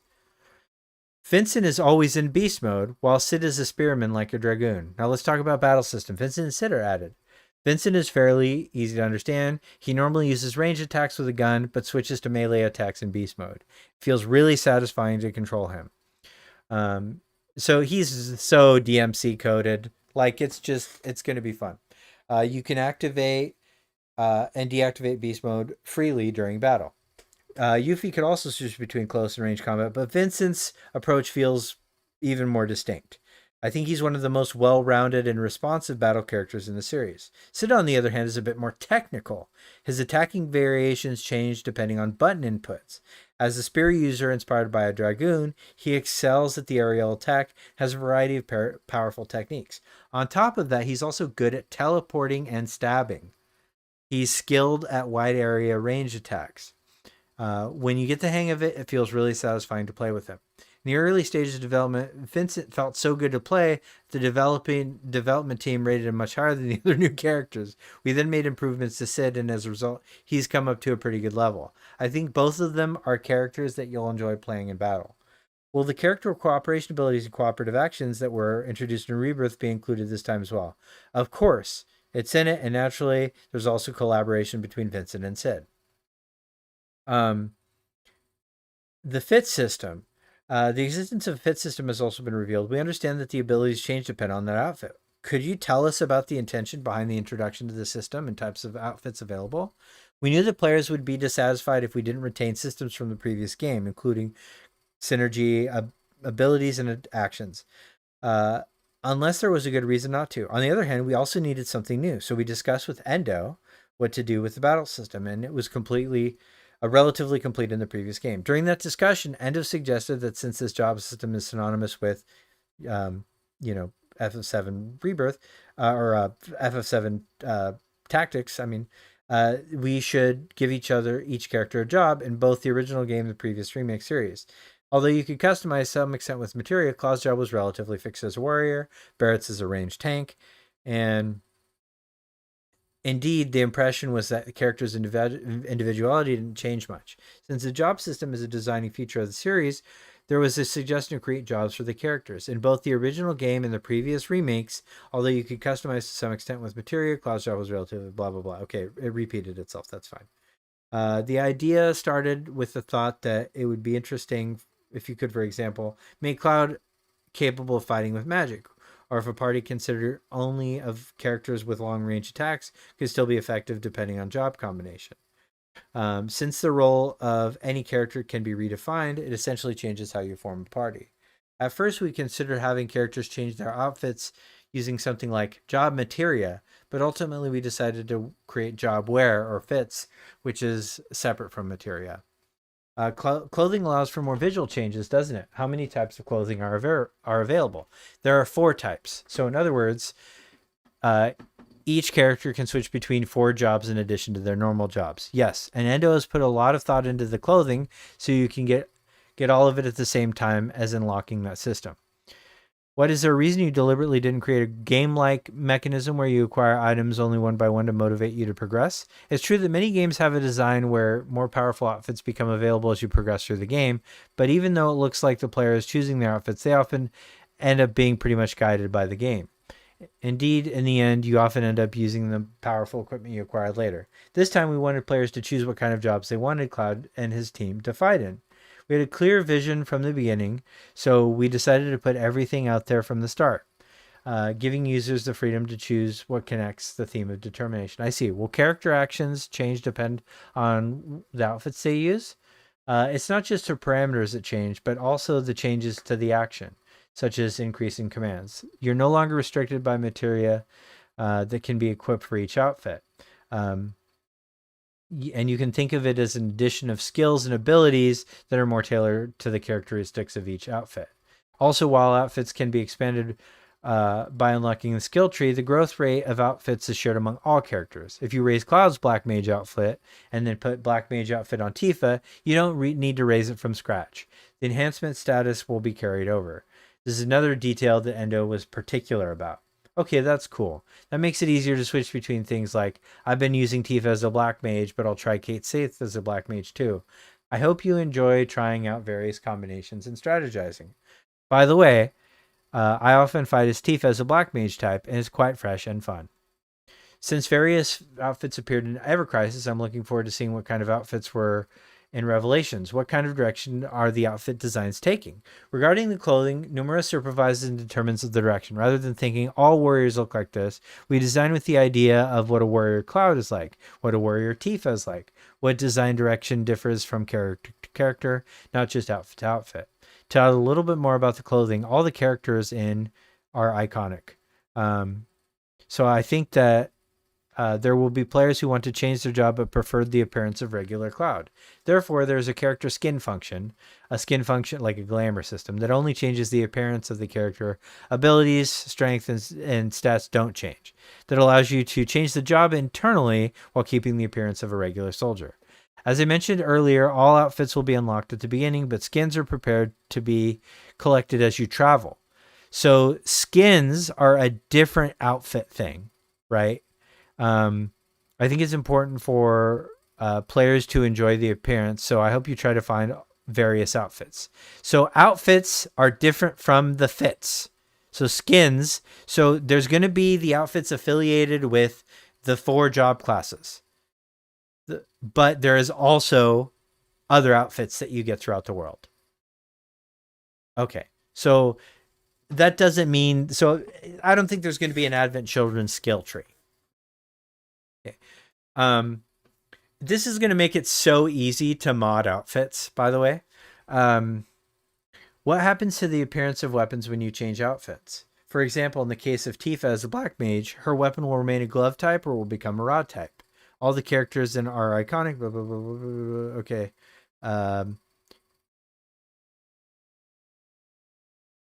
The weapons themselves remain the same, but this game actually implements weapons as a skinning function.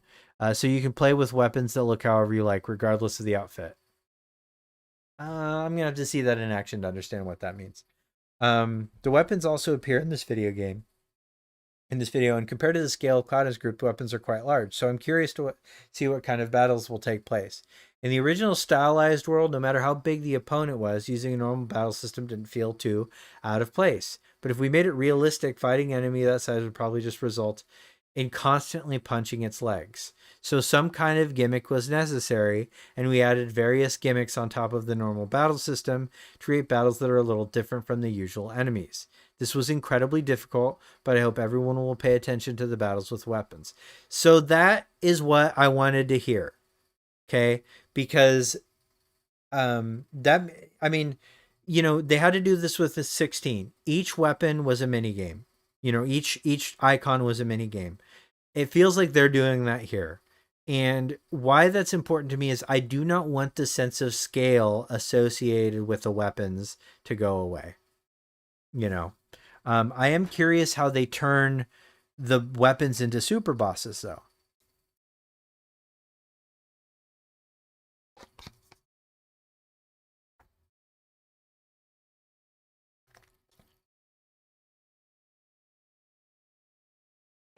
All right.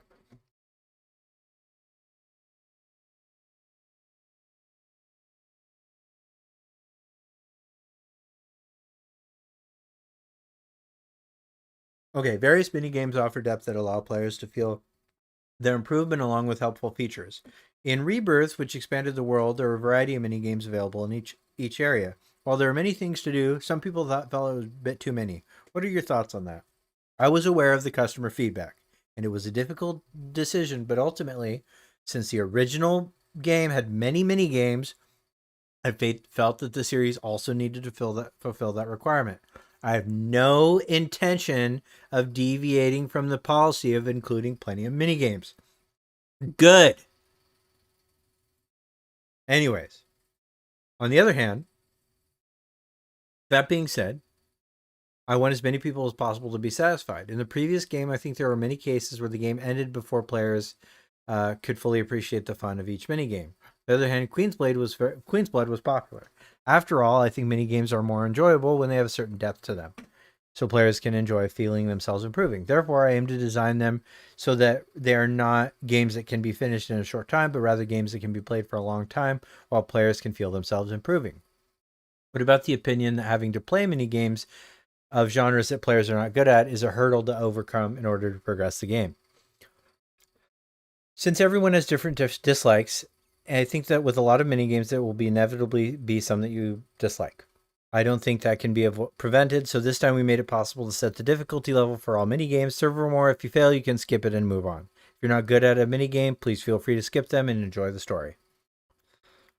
So there are safety nets in place. Is Queen's Blood, which you mentioned earlier, also included in Revelations? To which he said, Red Sarge, thank you for the follow. To which he said, of course it's included. Not only the story, but we've also made new expansions to the gameplay. I can't go into details right now, but it's turned out really well and incredibly fun. The weight of each choice increases and the player's determination is also required.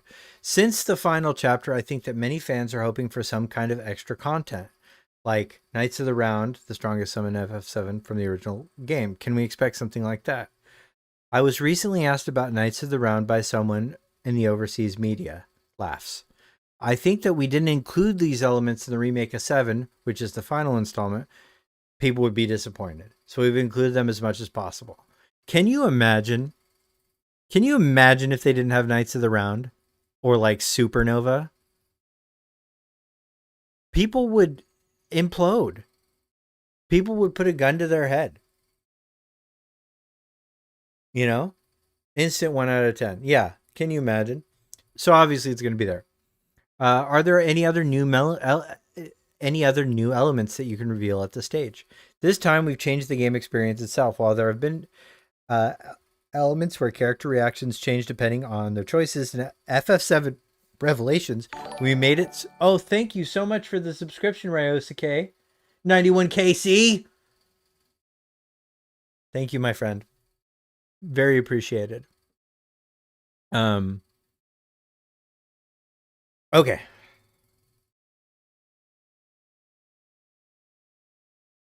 While there have always been elements where character reactions change depending on your choices, in FF7 Revelations or Liberation, we made it so that your choices result in different game experiences. The main storyline won't change, so you can rest assured about that. Now, this question gets answered every single interview in a slightly different way, but I'll read what I come across regardless. The main storyline won't change, so you can rest assured about that. But we want you to enjoy the changes in your individual experience as the story progresses towards its conclusion. In FF7 Rebirth, the Gold Saucer Gondola event changed depending on something like character affinity. Is it something like that? That's right. However, in Rebirth, the accumulation of affection points influenced events. The experiences diverges immediately after making the choice, right? So you make a choice, and then you see that something happened. The way you complete quests, the events you see, even the flow of the gameplay itself can change. FF7 Revelation. System is designed to make choices that carry more weight. This relates to the resolve concept I mentioned earlier, or the determination concept. We wanted to create a game experience where the player decisions at key points would lead to changes in gameplay. I think you could say the where system also leaves the decision of what kind of job configuration the player will take on the challenge to the player. So it seems like the user's decision will be one of the key points this time around. Of course, after clearing Revelations, you'll be able to select chapters. I hope you'll try out any branching paths that caught your interest after finishing the game. But the ending of the story isn't left up to player's judgment, is it? It's not a multi-ending game. It focuses on a single, well-defined ending. While there's only one ending, the experience of getting there will vary from player to player. I'm both excited and anxious about the reaction, but I'm sure you'll be satisfied. Well, then you have nothing to be anxious about, Hamaguchi. Finally, do you have a message for readers looking forward to the release? As I mentioned in the interview, nearly 6 years have passed since the release of the game. We've reached the point where it'll be completed in 7 years. From our perspective as developers, it's been over 10 years. I'm happy that we can finally see the end in sight, but I also feel a sense of sadness it's coming to an end. As I mentioned in the interview, the theme of Revelations is determination, or resolve. We've embodied the resolve in a game where the player's choices directly reflect our experience. Just as Cloud and the others make their decisions as they head into the final battle, we've aimed to design the game so that the player's own judgment changes the experience at that moment. I myself am approaching development with the utmost determination to deliver a finale worthy of this remake series. I would be very happy if you would play it. Fantastic.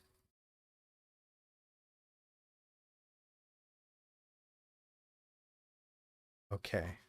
And then hold on for just one more day.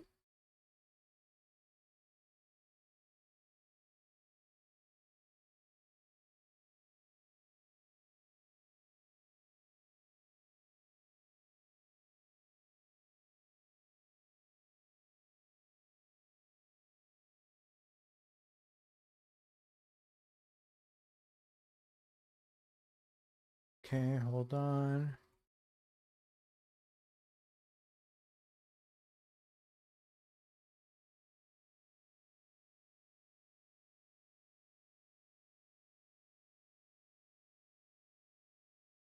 Okay, and then I'm going to pull up the Den Famico one. All right. The Den Faminico. My bad.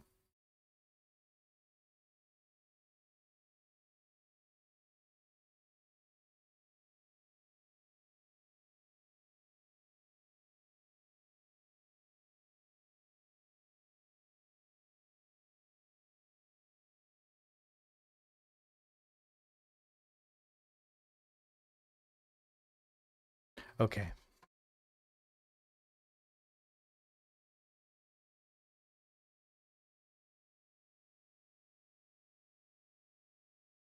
Nonsense. Nonsense. This can't be happening. We're here, chat. Can you believe it? Can you believe it? Okay. Den Feminico article, and then Hayes's, which is the biggest one. It's the one that's got the craziest answer to the craziest question that may or may not have been recommended by yours truly to a certain Hayes Madsen. Maybe. But also maybe not. Because you never know. Final Fantasy Revelations. Okay.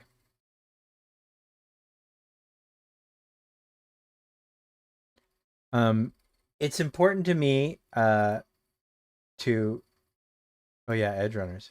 It's important there's a particular question here that I got really excited when I read. Okay. And we've already kind of gone through the beast mode thing. And combat fits.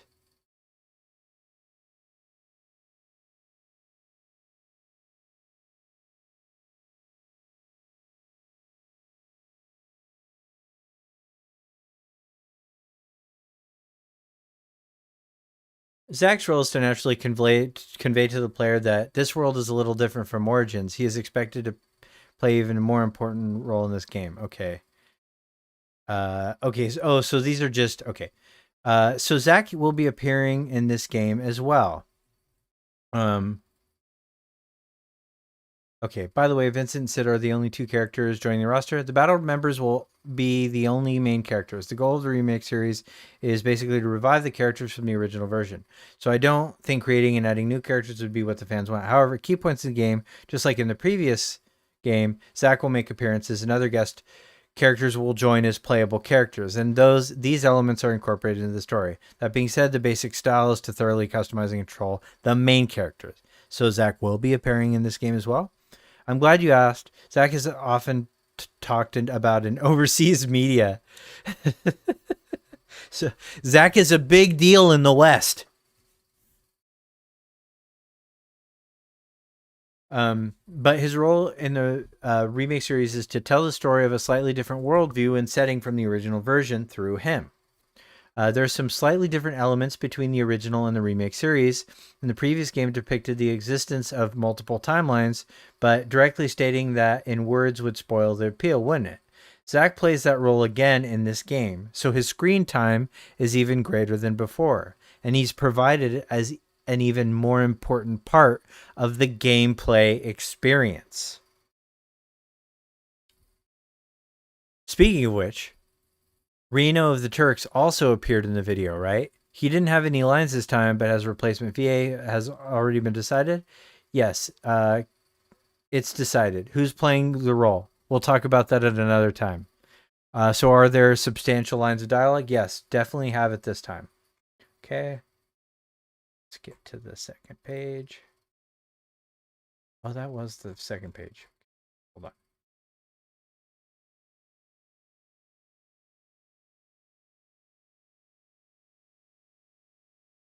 Okay.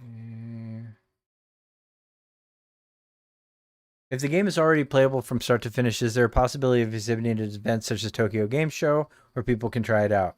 We don't have a concrete plan yet, but we are considering letting everyone try it out around that time. Okay. And this was funny. The footage shown at the SGF was from the PS5 version, but is it already playable? It's running on Switch 2 as well. He didn't answer that question, but it says clearly captured on PC, not PS5. That is not the PS5. Okay. Highwind is obtained early on, allowing you to freely explore. Yeah. Okay.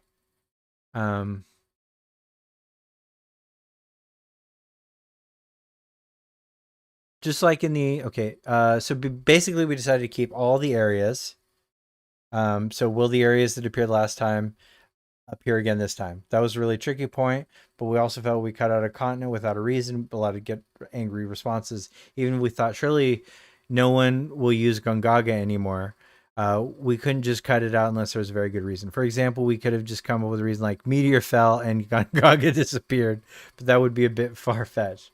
Users who were attached would be first. So we basically decided to keep all the areas. However, even if we kept all the areas, we thought if they were exactly the same as the previous game, there would be complaints like they're just there for the sake of it. We felt it didn't offer a different space from Rebirth and it would diminish the appeal of work. So does mean the old areas are a little different in this game, just like in the original. Weapons appear in this game, but they cause natural phenomena similar to tectonic shifts around the world, changing the terrain in various ways. So while it has a similar atmosphere, the terrain is completely different from Rebirth, and the way you explore will change. We've also included some novelty that you'll only notice if you're familiar with the previous game. One more thing about exploration is that in the previous game, each area had a chocobo with abilities suited to nature of exploration, and these chocobos were placed in each area. However, in this game, you're traveling with a single chocobo named Pico. As Pico grows, the exploration changes towards that end. Pico will be able to fly anywhere and go freely. For example, the grasslands area in the previous game was basically designed for exploring a flat world map. But in this game, as Pico grows, you can explore in space rather than on a flat plane. So map exploration can not only be done on vertical and horizontal axis, but axis of height. Yeah. Side quests, we've all kind of gone through this.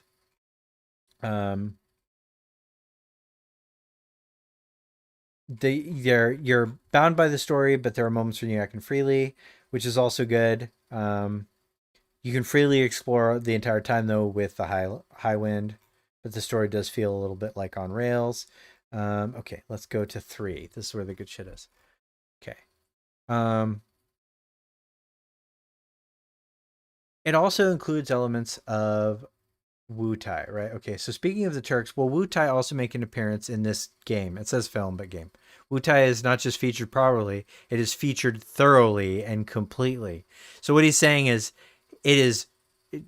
we are balls deep in Wu-Tai. Are there any differences in the storyline compared to the original version? The original version, despite being set up as a place of conflict with the Shinra Company, was depicted as a place with a peaceful atmosphere.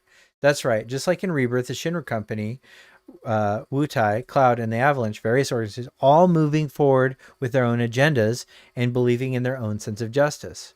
With meteors floating in the sky and another threat looming in the form of a mysterious weapon, the game portrays with more realism than the original how their missions intersect and lead to the final conclusion. Locations like Wu-Tai, which were essential to the plot and original, are included to enhance the story and allow these points to be fully explored. So,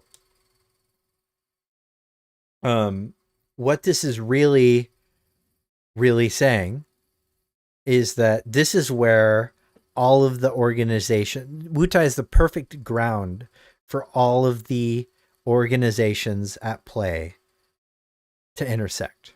Okay. For example, Gongaga area in Rebirth was well received by users, and by adding events that weren't in the original game, such as Tifa sharing some of the thoughts in the mental world, users were able to understand the story more easily. I wouldn't say that, but it was the highlight, but I don't know if people got it more easily. I think instead it did draw attention to the core narrative arc of Final Fantasy VII early enough into like 180 hours of gameplay that you didn't lose sight of it by the time you got there, in the third game. But in that sense, Wutai has a very politically charged storyline. And that is news to my ears, and I hope it makes all my least favorite people so mad. Because these games, Final Fantasy VII in particular, is a politically charged game. It is not necessarily prescriptive. Like, you could make an argument that it prescribes A or B, or it's a progressive game. It does lean more progressive no matter how you slice it than not progressive. The labels we have in modern politics, left, right, and stuff like that, nothing fits super cleanly in any of those boxes. But it certainly leans one much more than the other. But they are descriptive in political nature, right? Like a lot of people, came to conclusions and explored their political ideology as a result of playing Final Fantasy VII and, asking themselves those questions, the questions that the game poses, that the systems pose about class, about ecology, about corporation, about all of that stuff. It poses questions, and it allowed people to arrive at a set of morality that this helped inform. Like, it's not enough to inform. It's not a moral coda. Most people's morality should be based on as many things as possible, not just one thing. But a lot of people in my generation, the game came along at a really interesting time in our lives where we were deciding that sort of stuff. And the political identity of Final Fantasy VII is really important to a lot of us, because it helped us decide, or it informed, our perspective by using storytelling as an opportunity to look at these human struggles. And so the fact that Hamaguchi is saying this is politically charged, I'm not afraid of that. I'm not afraid of taking that part of Final Fantasy VII's identity away. And then here's a big one. Speaking of which, and this is a bit of a digression, is there any possibility that any of the people involved with the deep ground that appeared in Intergrade will make an appearance? Hamaguchi says, this time, the Midgar area will also be featured, and you'll be able to explore it, so we hope we can meet expectations, including the characters whose names you mentioned. Guys, it's gonna happen. It's gonna happen. Guys. Genesis. We are going to fight Genesis. It's gonna happen. It's gonna happen. And you know what? I hope that Genesis and Vice are super hard battles, because I want a variety of super difficult types of battle. I also want the weapons fights, like Ruby and Sapphire and Emerald. I want those weapon fights to be super hard and optional. But I don't want them to be, but I mean, what we've heard is that weapons of that size are going to be like more mini games, but I want them to be hard. but I also want human-sized opponents, so it feels like you're going toe-to-toe with a character. I would also really like it if some of them forced you, some of the one-on-one fights forced you to be really one-on-one, not 1v3. This isn't Dissidia. Conversely, I like about things that didn't appear in the video or in the game, like Rocket Village. Of course, they will appear in terms of storyline. Rocket Village was originally meant to be depicted in Rebirth, but when we considered the structured, we concluded it would be better to move it to the third one. We will visit it towards the end of the story, but it has been incorporated in the story revelation from the very beginning. I think it turned out very well. So it's near the end. Okay, Underwater World will also appear in the story, and I can't give you any specific details. So that's the underwater reactor. Knights of the Round, there's no way we're not going to remake it. I know that it's not just about Cloud and somebody else. It depicts the relationships between every character. I know this is a question I've asked before, but does the story really does conclude with this installment, right? Of course, it will be a conclusion. I am truly confident in this ending. I feel that I am glad that we were able to bring it to a proper conclusion. I think everyone is very interested in whether it will follow the original story or something will change. But as this conclusion of a series that has taken more than 10 years to complete, I believe that I can provide everyone with an ending that I, as the director, can be satisfied with. So he's saying that if you want it to change, you'll be satisfied. If you want it to follow the original story, you'll be satisfied. That sounds impossible, but he sounds really confident.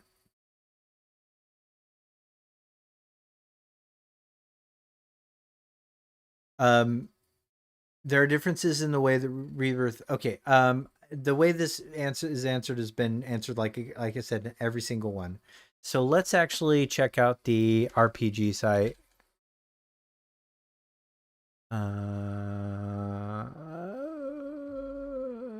Let's just go there. I'm sure it'll be. Oh, oops.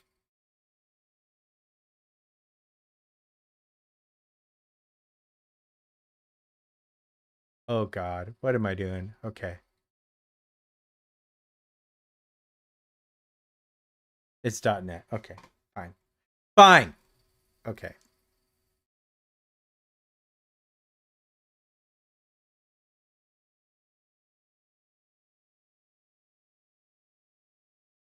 Oh, there's standalone versions with English voiceovers too. Okay, good. I just phased through that of Kingdom Hearts 4.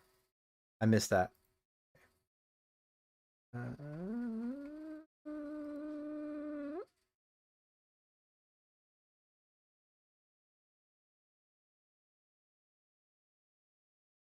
God, there's been a lot of news.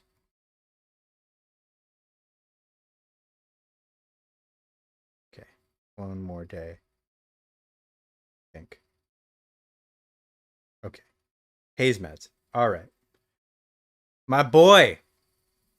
Okay, this it's been an excited weekend. I got to see Haze. I love Haze, and and we're friends, and this whole time was exciting for me. That's all I'm gonna say. Starts off with the most fucking banger of a question. Okay. Back in 2023, Nomura said in an interview that Final Fantasy VII Remake project will link to Advent Children. Is that still the case? And will players know how that happens when Revelation comes out? This was a well-written question, if I do say so myself. I don't believe we publicly, and Hamaguchi responds with something that really sent lightning bolts through the fandom. I don't believe we've publicly claimed or stated it's going to be exactly that. So I'd like players to play Revelation and see for themselves what the conclusion of the journey holds and see about that. Now, so we know for a fact, we can look at Tetsuya Nomura's quote that says it will link to Advent Children. I have a feeling that when this question was read to Hamaguchi, it was translated as something closer to lead. And Link, I think, was chosen specifically because it has a vague definition. But what Hamaguchi is saying is that we do not have confirmation that the way that part 3 ends leads directly to Advent Children. There is a possibility of deviation. That has never been their position. And I've tried to express that it's never been their position, but people have agendas. The agenda of this project has always been, about resolving a mystery at the end, not in an interview space before the game comes out. That would be ridiculous. That would be so ridiculous to do. So they obviously aren't doing that. And this is Hamaguchi saying this. Okay. And so who's right? Hamaguchi or Nomura or Katase? Well, nobody's probably lying. Nobody's probably wrong.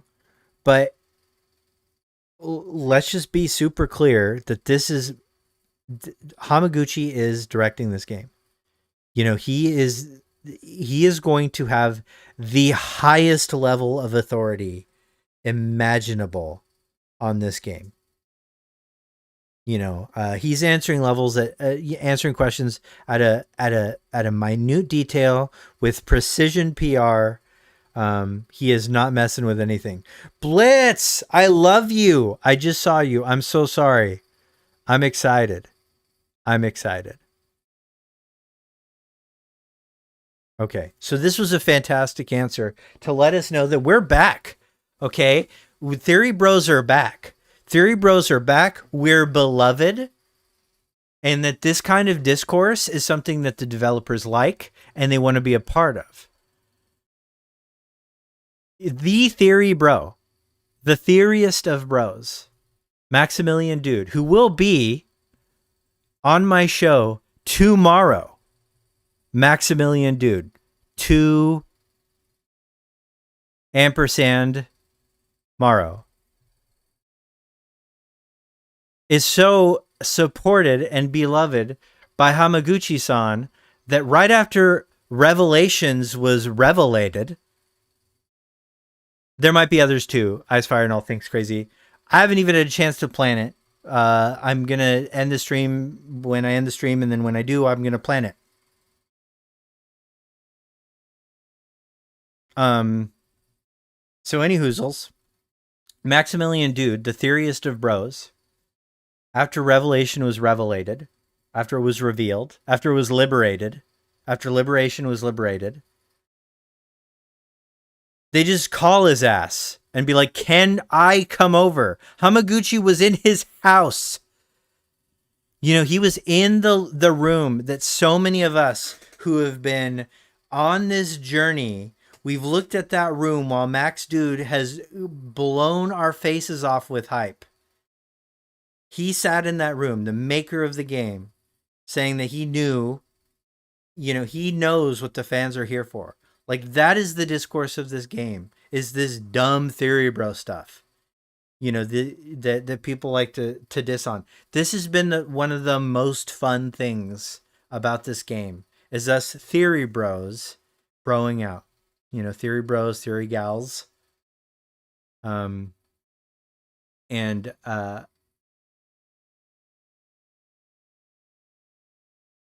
Why take that away with a diplomatic answer that spoils the end of the game?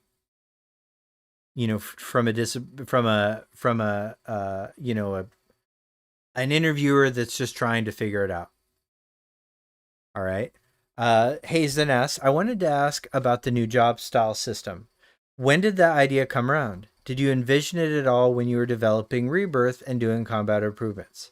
Did you know you'd want to implement this later on? And then Hamaguchi said, I think Battle Director Endo-san and I were aligned in this thinking that taking away something from the existing combat system wouldn't fare well with our players who've really come to love the combat system.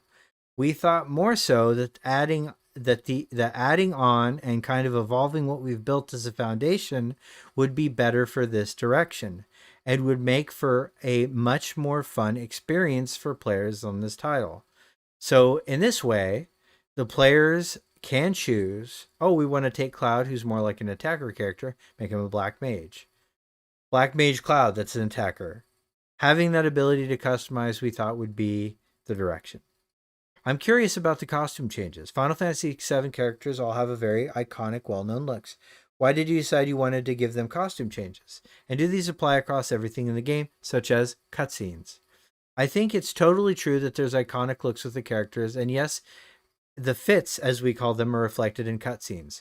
I try to think of how the battle experience that players may desire in controlling the characters and then the actual kind of visuals that can differ. And in that way, fits, we wanted to be able to be customized where players can choose the fits, but the skins are also a different element you can choose. So for example, you might want Black Mage Cloud, but in his original outfit he usually wears. In that way, the skin options can be accumulated in the game so that players can choose their favorite look and style. RPG say, everyone asks about Wutai and Rocket Town, but if you want to know, I want to know if we're going to Bone Village. And this was a little bit of a bombshell. Bone Village itself is not included, but Northwood and the Temple of the Ancients will be able to revisit. So we lost Bone Village. And if Bone Village was your personal 9/11, get out. Like, that's, dude, who liked Bone Village? Are you serious? We had Bone Village in Rebirth. It was the you know, the city of the Gi. Honestly, I could not feel less. Sure, anything being cut sucks, but I don't care, right? Bone Village is cut.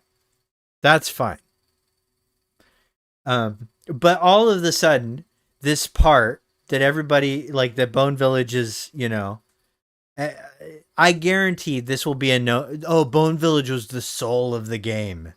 You know, all of a sudden the Sebbies will be coming out of the woodwork pretending like, you know, this is the stoic conservative nature of the game's true dark meaning, grim dark Final Fantasy VII. The true meaning, the true chud incel meaning of Final Fantasy VII was in the Bone Village, and they cut it. They cut it. The wokes cut it. Nobody thinks that way. Okay? I mean, people do think that way, but that's fine. We don't need them. I don't want them in my stream. You know, I don't want them in my fandom space. It's fine. I'm being a little hyperbolic. I do that. I can be a little hyperbolic on occasion. I can see the title already. How Bone Village missing is a big deal. Get hyperbolic. Yeah. Stinky Duck.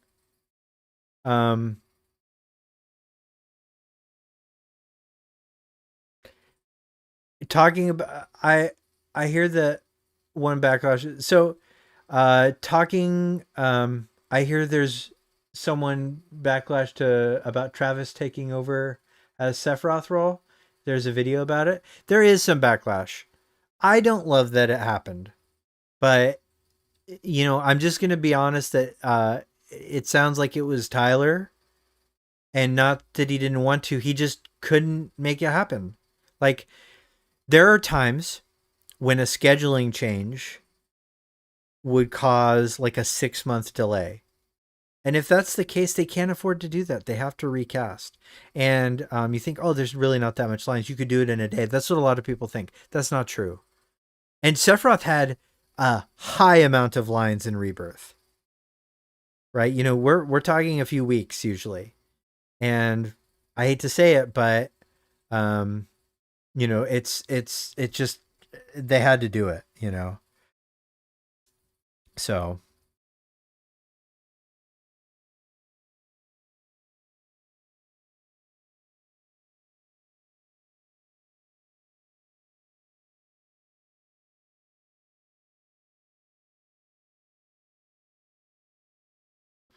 okay. So, will they patch the old games? No, I don't think they're going to patch the old games. It's wild though. It is a bummer. I will admit it's the biggest bummer for me. I like Travis and I like Critical Role, and it's funny that he's also a Superman. It's undefeated, but and the whole thing sucks, but it is wild that like Tyler is in Crisis Core Reunion, but not this, you know? And then somebody says, I wish they could have gone back to Newburn. I'm fine that they didn't. I've never been a super big fan of Newburn's voice. I know that is sacrilege to people. But again, I just have never thought that old gruff voice actually fits the kind of feline, femininity of Sephiroth's voice. Even Morikawa, although his voice is very deep, it's not scratchy, it's not gruff, it's smooth, it's silky. I need to hear more of Travis to know. He does say cloud the right way. Very, very precise, very obsessed. And I think it is more about the consistency too. But going back to Newburn, also anything to make the Operation Reunion people unhappy, because they are the worst people in the fandom.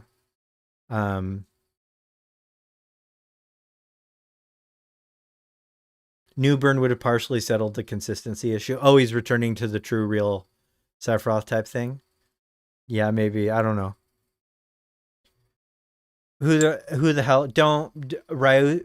I cannot stress enough how not worth it is to go down that particular fandom rabbit hole. There's a few fandom rabbit holes in the FF7 fandom that you shouldn't go down, and Operation Reunion is one of them. Anybody that harasses localizers just sucks, you know? Anyways, I hope they don't dox me now. Don't dox me, Operation Reunion. It's just my opinion.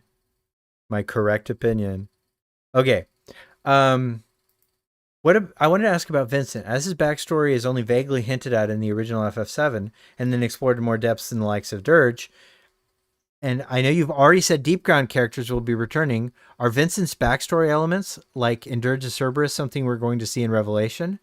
We can't delve too much into the storyline just yet, but thinking of spin-offs you mentioned, like Dirge, our overall concept for Revelation is to pick up from those stories as well.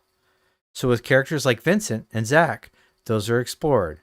We can't say just how much yet, but ... Genesis!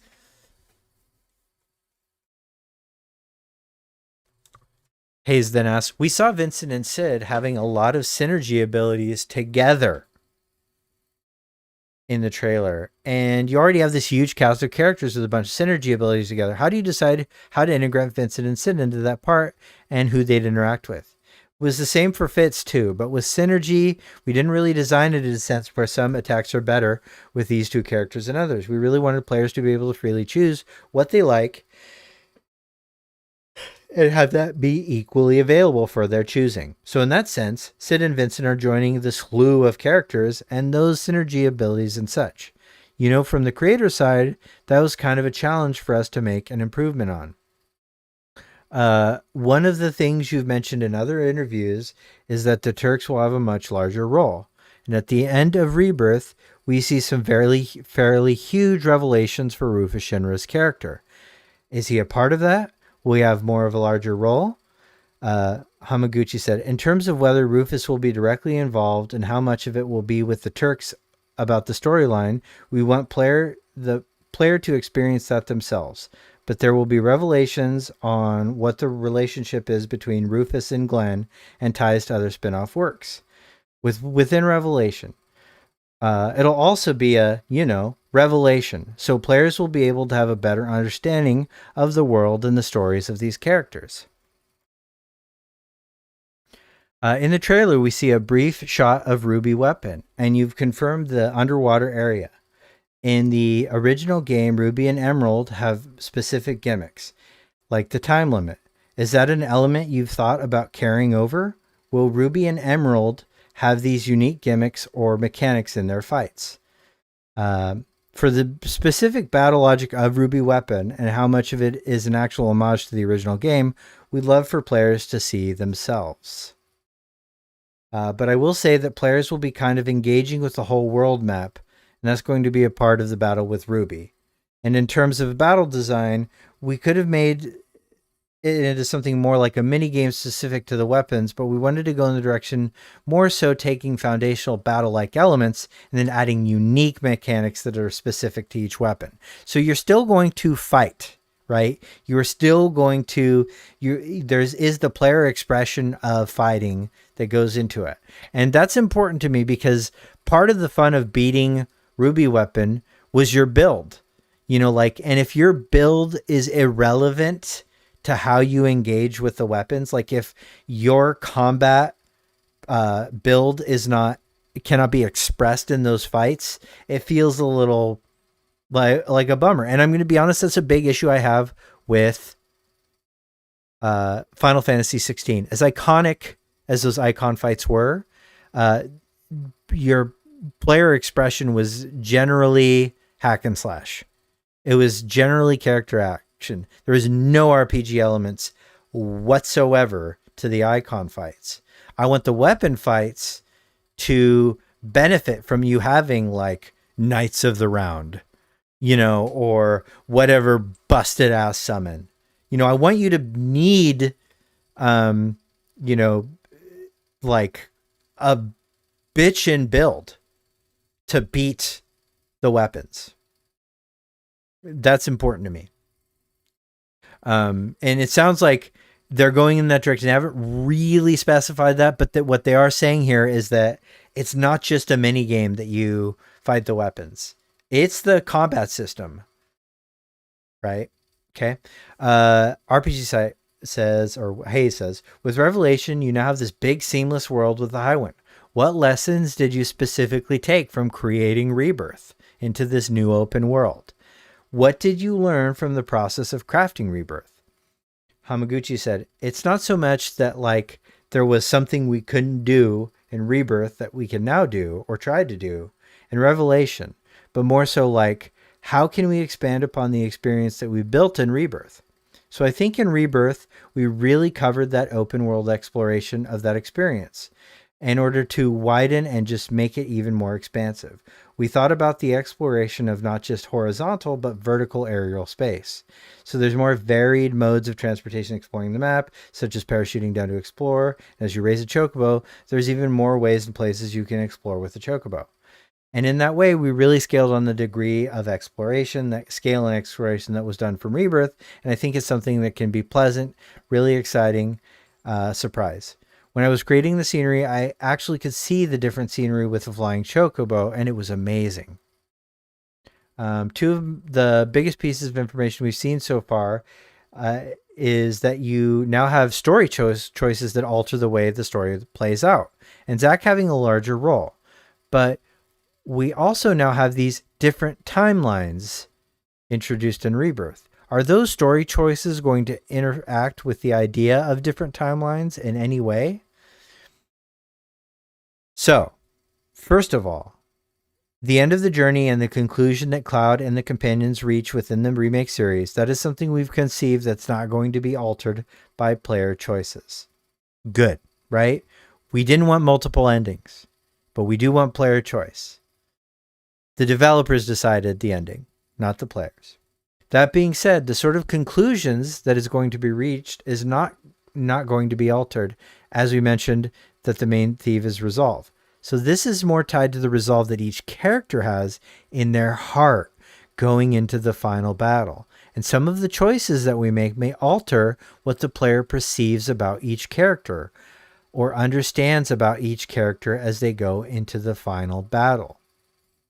These are not so much related to the core storyline, but it's more about what we see and what we experience about the characters. So what does this sound like to you guys? ODZ! Yeah. I didn't, ODZ, I knew it was going to be a problem. I just took my pants off first and just watched naked. so that the room and the world and the car I was in was ready. Okay. So I'm going to ask you all, what do you guys think this means? What is this really about? And is the answer shipping? It doesn't sound cloud-centric, but individual character-centric. Okay. Piggles, the pup. I agree. I agree there. I don't think it's shipping. I think it will feed shipping discourse. But I think what shipping sex with all the tariffs. But I overall agreeing that Ham just posted he's finally back. Yeah, I know he got back. I think he flew out yesterday after meeting with some people that I know. Okay, so I don't think isn't shipping done now that Aerith is gone? No, shipping will never be over. This doesn't feel like affection. Instead, it's about each character's individual thing. Now, but there are branching paths and who the characters respond to, what they feel in their heart, their inner world. And that's a concept that's really present in Japanese storytelling and Japanese media. Is the inner world. And the inner world is tied to things like romance and stuff like that. So the idea that we're going to get to see player expression and how we understand these characters and their feelings will absolutely be, I'll say, fodder for the shipping community, and hopefully something that they all can take, they can take some joy from. But for the most part, what it really is what Piggle said, and is an opportunity for us to really get a conclusive arc and look at all of these other characters. The part of the story that's static is really not about Cloud and those characters. It's about Cloud, right? So I think where all the other games have been about Cloud's choices, and I think that these are about these are about everybody else's choices. Cloud is no longer a player insert character. Cloud is now, at least after the live stream sequence, after his realization, he's his own character. And his fate, his story gets concluded by the people who wrote this game. I think this is implying the field leader switching too. We know that the field leader switches a lot. We know that Yuffie is the field leader in some places. We see Vincent as the field leader. We see Tifa as the field leader, and Cloud is often a field leader. I'm sure that we are not Cloud. We have been Cloud for 2 games to fill the void of the fractured identity. We were Jenova. We were Sephiroth. But now that that void is filled, Cloud has his own story and we get to see that,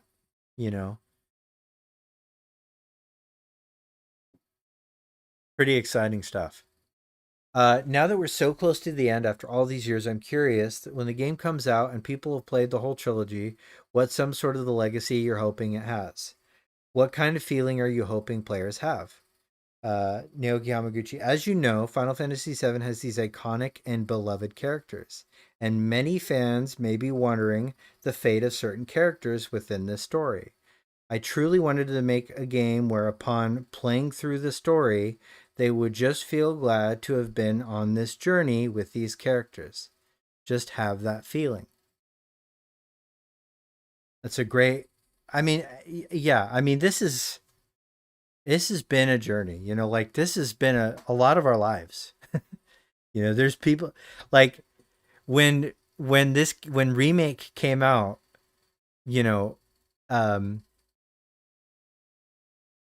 you know, COVID was just about to start. There are people that went in as freshmen in high school when Remake came out, that are now like into their second year of college.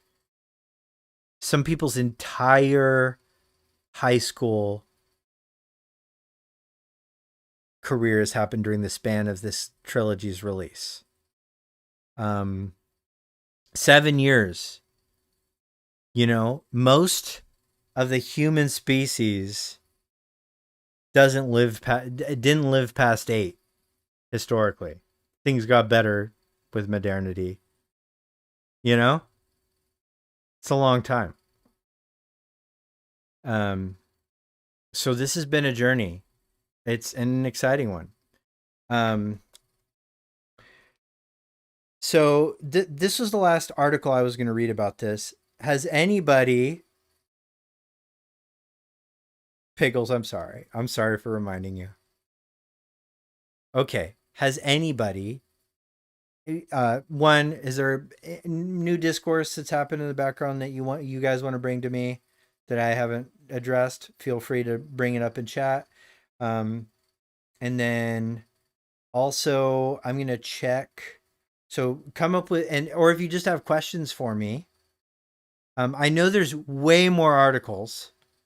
I know that Chadley is going to have a bigger role. I know that I feel like there was some other kind of confirmed things. Oh no! The KH4 art for the game ports might be AI.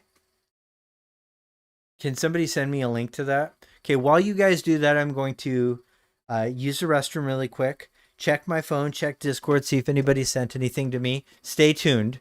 Queen's Blood is back. Yeah, Queen's Blood is black, but it's now completely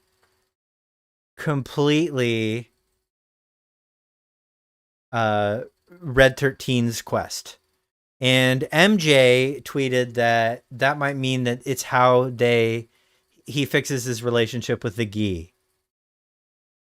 His father Seto's promise to the Gi. I think that's a great idea. That's such a cool concept. Okay. I'll be right back. Collect your questions. Tweet me anything that you want to tweet or want me to look at. I'll be right back.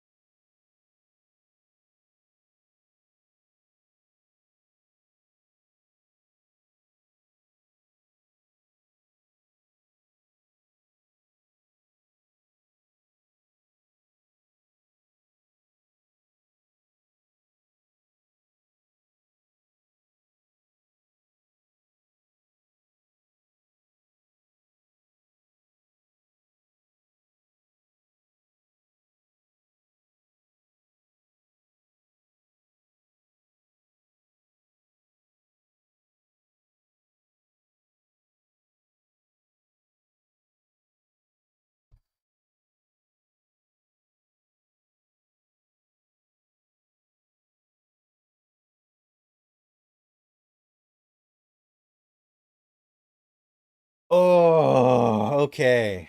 Okay. So everybody, I'm back. I made it. I have a mechanics question. I was noodling on. Have you seen any evidence of try attacks? I have not. I have not seen I've only seen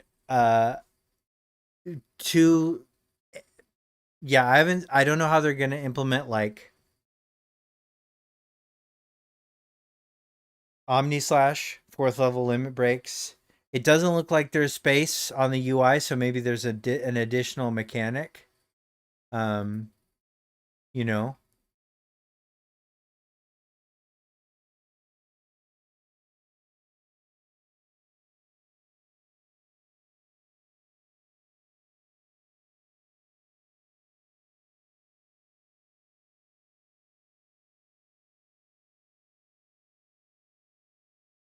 I see somebody in. I see Great Britain. So I okay. So are you upset that Bone Village is gone? Like they specifically talked about not cutting even the tiniest of locations. They didn't say that they weren't going to. They said that it was a sincere desire of theirs to do that. And in terms of that, like this is a tiny one, and I feel like the section of the game was always expositionally clunky. And in the OG, and like it makes no sense that we have to go to the Bone Village to get, these weird quest items to get through.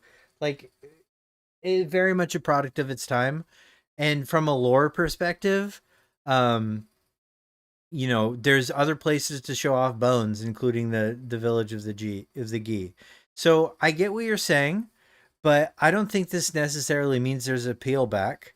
And I don't think this means that the directions that they've chosen have changed or anything like that. I think there's going to be a loose framework for what they plan to do with their scenario that gets dialed in as production increases, and so I don't think this represents a backtrack too much. I actually didn't care for it, but they did say something and then do another. I think applying that level of concreteness, especially when there's a language barrier, is a little. I think it's unfair. I don't think anybody's going to look at these games and say that you know that things are missing, like that missing is like a. I mean, most people feel the opposite, right? Like they've outed too much. You know, yeah. Okay, so let's see. Over under on Nights is around 5 minutes long. God, that was so cool. I mean, like, I the first time you do Knights of the Round, and you're just like, wait, it's still going, and then you're spamming it, and then you see that animation 3 million times.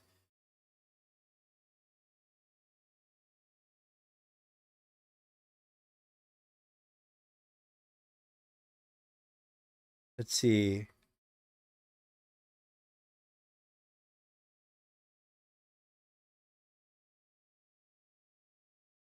You have a mechanics question. Okay, yeah. So I don't have an answer for that yet. And it also could be that that they're just waiting to show stuff off. Lustful harp? You mean the lunar harp?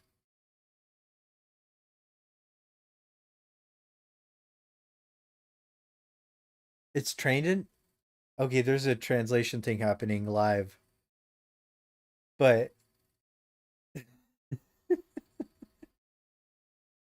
okay. So when I highlight lustful harp, it changes it to lunar harp on on Jolie 87701's. Okay, I don't know what's going on. I'm being gaslit by reality. What Ever Crisis costume you hoping makes it into Revelation? None of them. None of them except for the Advent Children one. Have it. I want them to have their own outfits. Personally.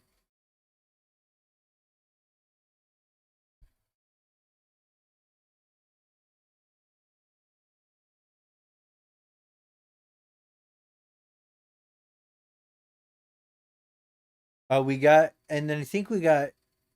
Did we get? Did I make this up in a dream, or did we get confirmation that they'll still be that slap fight?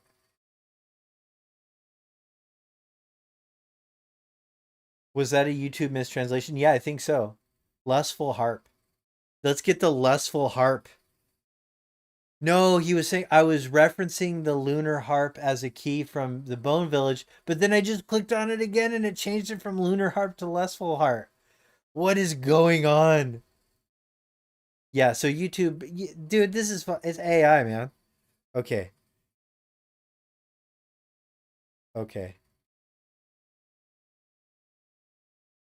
I'm gonna scroll. Let's scroll. Jesus. Okay. James Woods. I might have a little inside knowledge. It's just gonna say it's terrific and maybe one of the best of the series.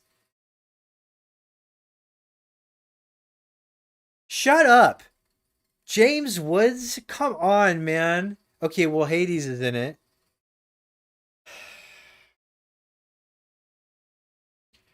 All right. So I'm close enough to LA to have feelings about James Woods that I'm going to separate from his performance as Hades. God damn it. Okay. Is he allowed to do this?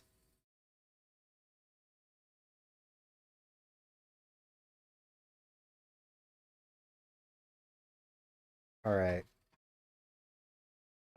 Let's see. Chad posted this. This key art goes pretty hard. This is super cool for Final Fantasy Resonance.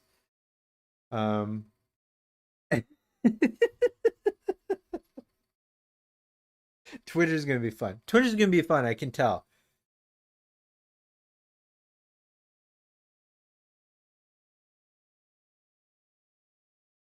Get Dangerous Ariana and her exclusive equipment. Ariana Grande was in fact in Brave Exvius. They were really trying hard to get that game to get to people. Okay. Nelly was okay. All right, we read that actually. All right. Back in Japan, you did a great job. A Verge article on the 5th. I read that. Okay. Night Sky Prince is suggesting that Square Enix is back, which is true. They are. I wish they could have kept more of their employees, but that's okay. It's not okay. But capitalism. All right. Yeah, this is again a Noctis redesign. It's so crazy how many, but this is apparently somebody else. Okay.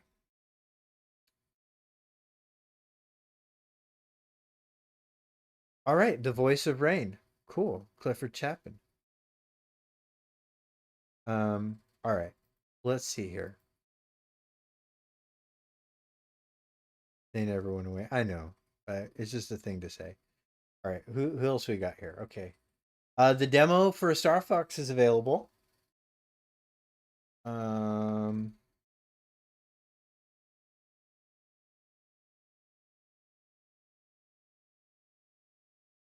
There's Slip Easy.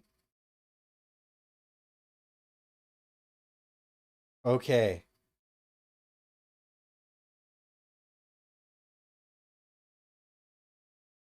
Okay. Oh, so the box art for the ports was probably upscaled with AI.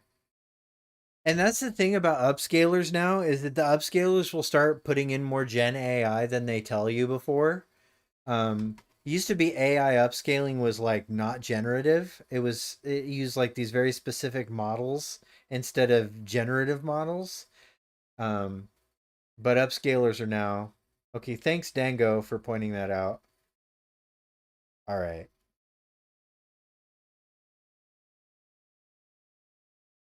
Okay. And then let me just check to see if anything has happened over here on the Discord side.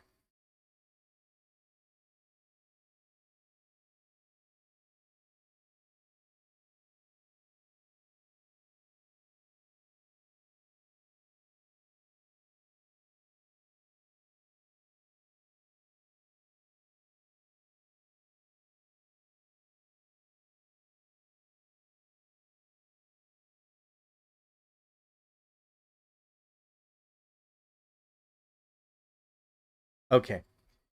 All right.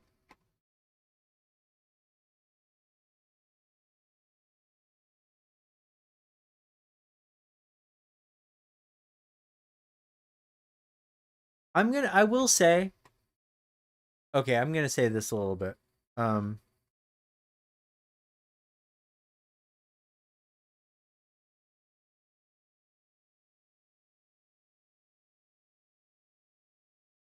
I don't know how I feel about the Revelation key art. I know from a lore perspective, the wing is really I like the wing. I think the wing is cool. Um, I just I don't like it. That's all. And I'm not gonna always like, Sir, another Noctis has hit Cage for. I know, man. He can't quit. He can't quit us. Um. Okay. It does remind me of Star Wars box art. The wing looks like a side. This tool is cool too. Yeah, it does look like a bit of a thing. Yeah. Um. Are we sure this is the cover art? No, I don't think it is. I think it's just the key art. Yeah. I wonder if Safer Sephiroth will increasingly transform. Yeah. Yeah, this is just a key art. You know what I don't have an answer to is this has this shown up on the PlayStation Store yet or anything like that or Steam?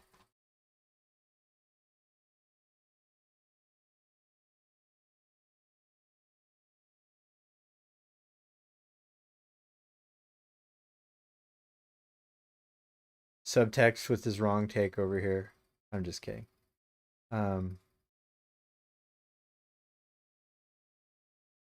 Yeah, I mean this was a wild week. And I guess you know what, I'll kind of close this conversation soonish. Like this has been a really fun chat. It's fun to be back. I'm so back. It's so back. Like it's going to be a year of just the most back possible. Um you know, with a big start tomorrow. Um I I had a good time at Summer Games Fest. I think Control Resonant has the probably going to win Game of the Year. Um but you know, who knows.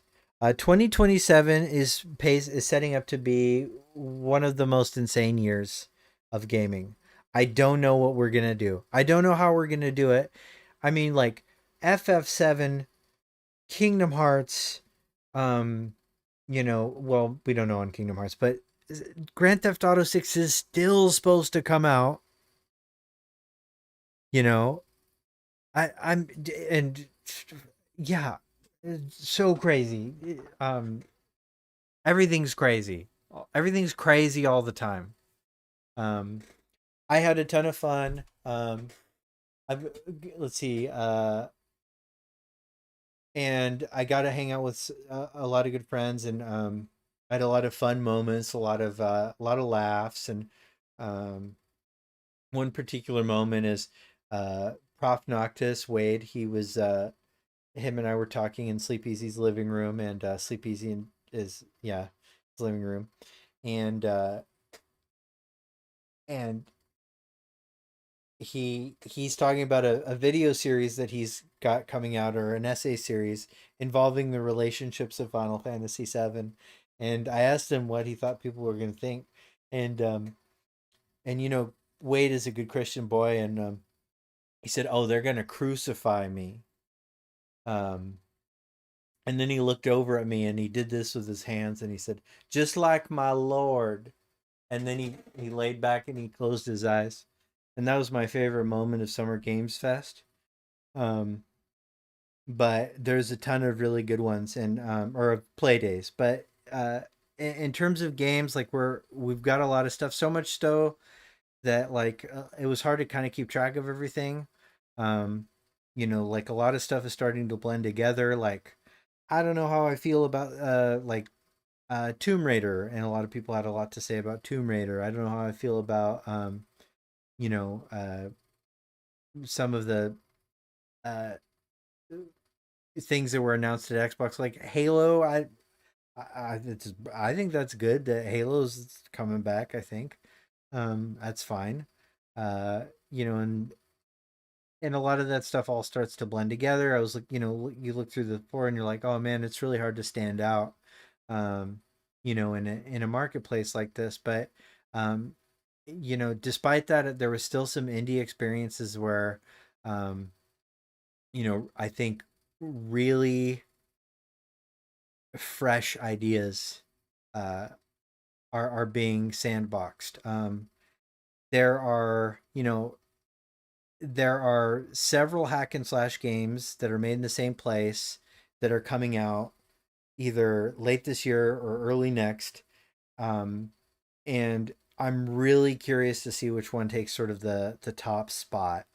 Um, and amazingly, a game that's not in that genre at all had the most satisfying combat to me. And I won't tell you about that until maybe Thursday, because tomorrow's Max. But you know, there once embargoes and stuff are down, and you know, not saying that's Thursday, but or Wednesday or any day. I'm not saying that there's embargoes. I'm not even saying that I was there. I wasn't there. Actually, never mind. Okay, I've never played a video game. Also Tifa and Street Fighter. And when are we going to see that? Right? When are we going to see Tifa and Street Fighter? Well, Evo's coming up. Evo's early this year, in fact.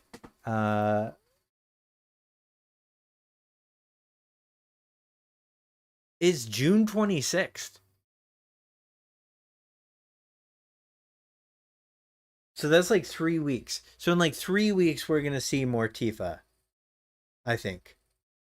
They said early 2027 for Tifa. Yeah. Um, I don't.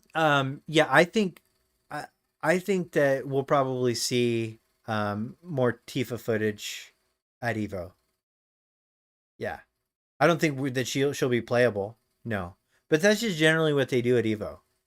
So I think she'll be there. I don't think that we'll be playing as her anytime soon. I think we'll start to play as her, you know, around the time of Revelation. Subtext, welcome in. Maybe they can show how materia works. Yeah, yeah.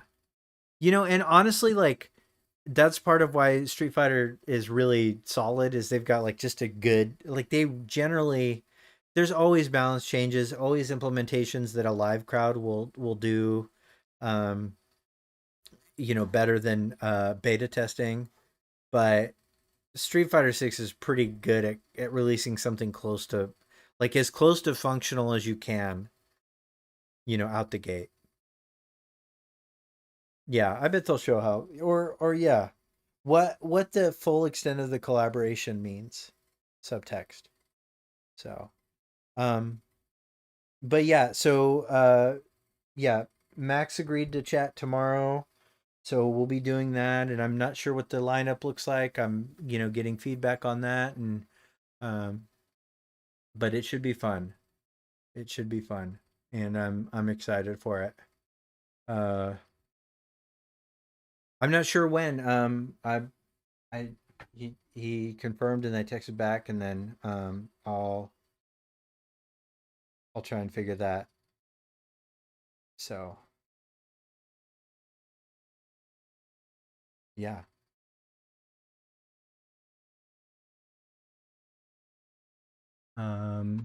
Yeah. And then I'm gonna let you. Okay, I'm gonna take one more little break. Why don't you guys again collect some questions to ask me while I send out some closing tweets here, and then we'll go from there.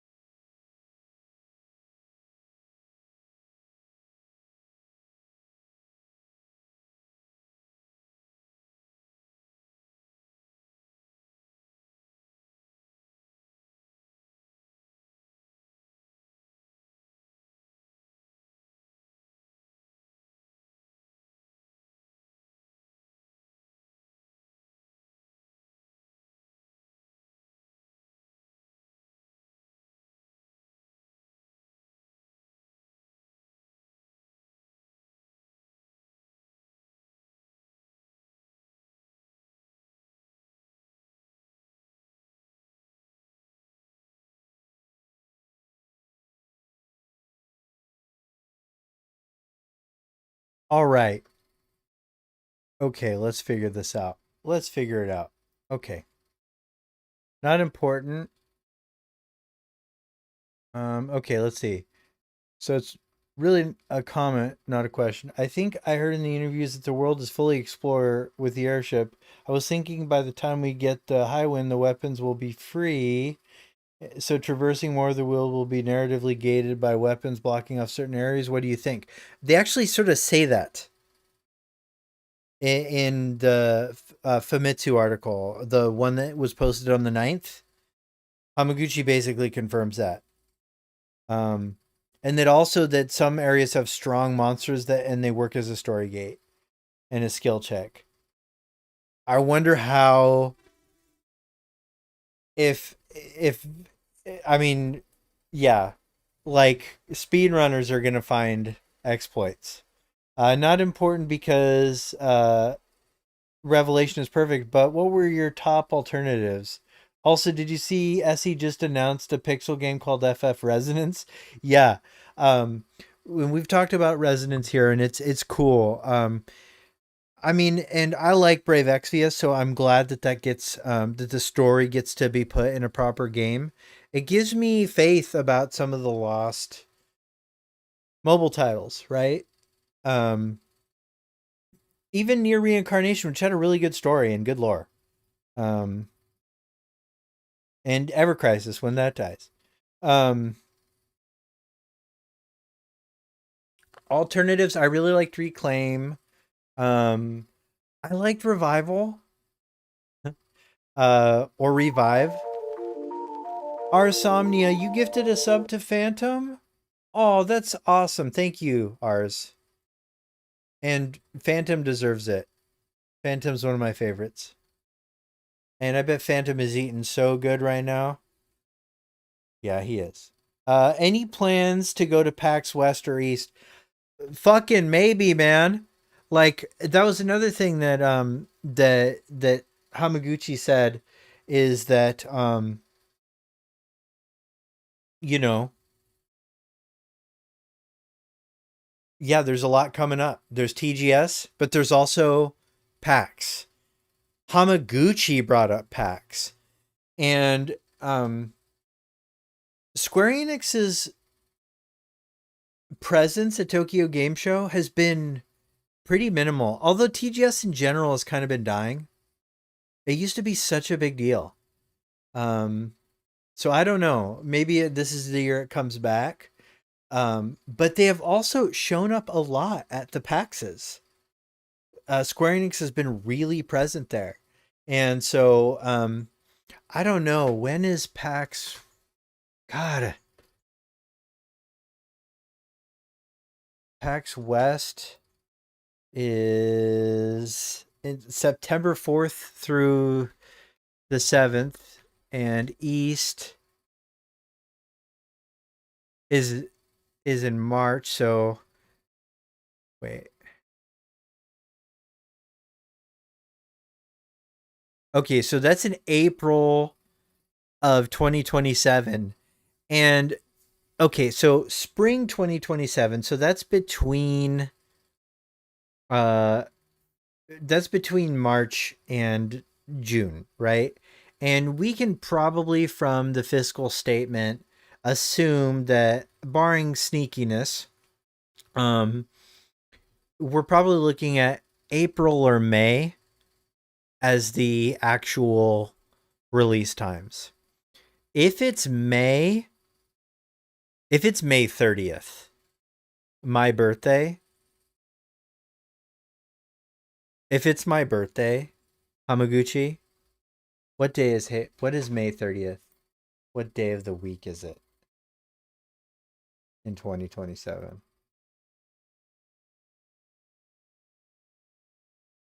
One that's almost a year from now. But it seems so close. That's a Sunday. It's not going to be my birthday, everybody. Okay, that's fine. But if it's in May sometime, then PAX East is going to be crazy. I'm wondering how you think they will handle Sid since they skipped his backstory. And I think there's been more articles that breach into that I couldn't find, but it sounds like they want him represented as more of a gentle person. But I'm not convinced that's true. I do have a May 30th birthday, yeah. Do you? Hoping they'll continue to bring back permanent versions of the modal title. Yeah, me too. FF Resonance gives me so much hope that SE are preserving their mobile games properly. Oh, Opera Omnia would be great. What do you think the context of the shot with Sephiroth at the beginning of the trailer is? Is it going to be part of a catch-up intro scene?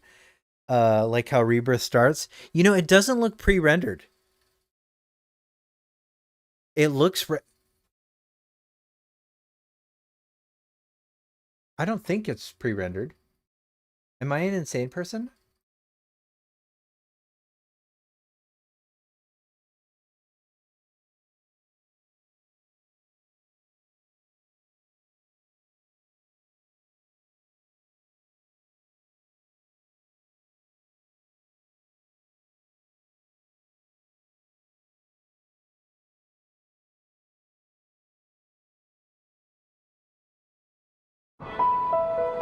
Long ago, a shadow fell upon our planet. Guided by calamity, one man sought dominion through reunion. By his will.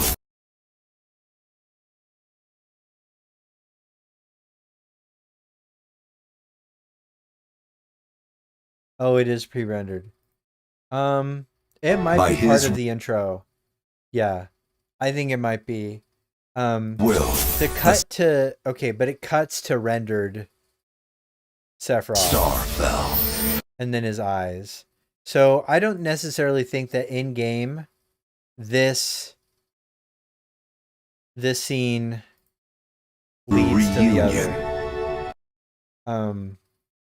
But yeah, it seems like dreamlike. I don't think... But I wouldn't be surprised if this is an elevated version of him handing over the materia. Like that scene might go really hard and culminate in this right here. But that's a great question. How in depth do you think player choice will be? Because there's always worry about inconsistency across different choices, considering Hamaguchi does say these are weighted choices. I mean, I think they're going to be pretty serious. I think they're going to be more serious. They're definitely going to be more serious than previously, than the previous games. But I do think that it will really, it will do things as much as like, change the way characters feel about each other. But you know how characters feel each other about each other. It can be isolated from the events of the story and the, you know, the true meaning behind them. You know, they are independent of each other, and I know people think that is not possible, you know, narratively, but it is, and it always has been that these are meant to be.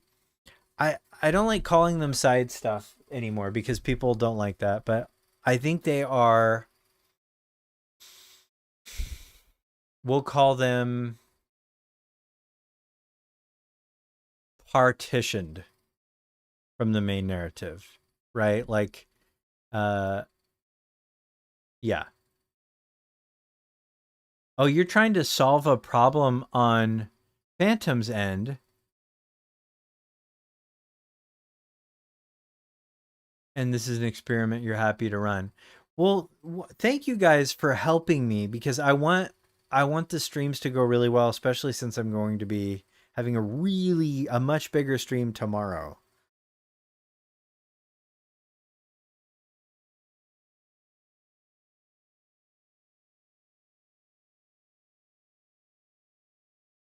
I'm probably off, but in that cut to Sephiroth's eyes, his features appear younger to me.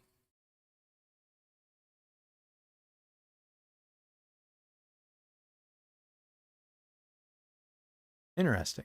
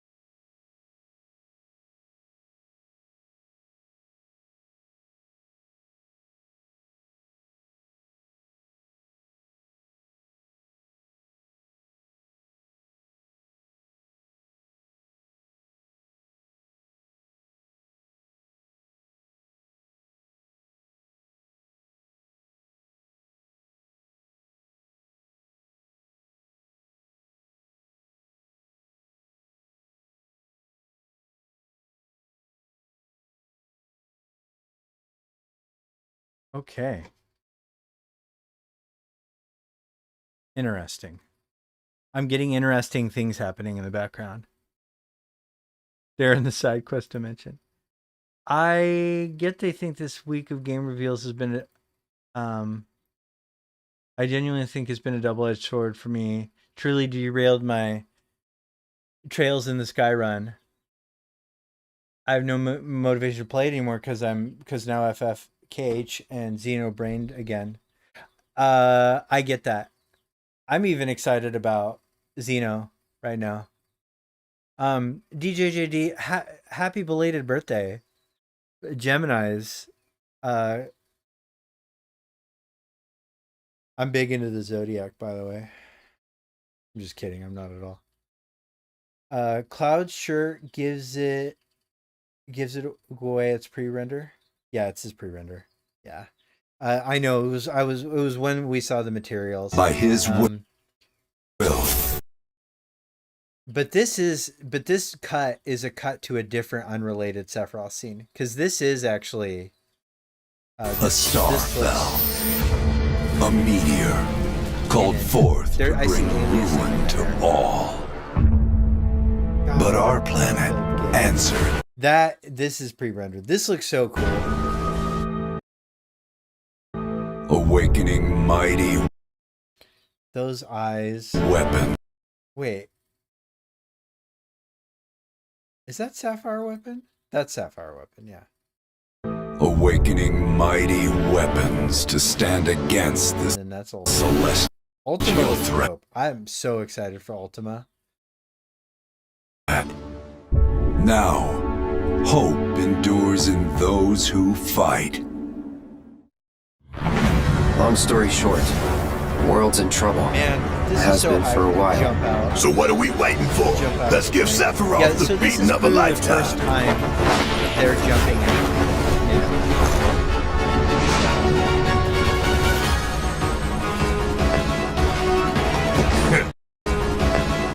For a while. So what are we waiting for? Okay. Story short, so the world's in trouble. This right here. It has been for a while.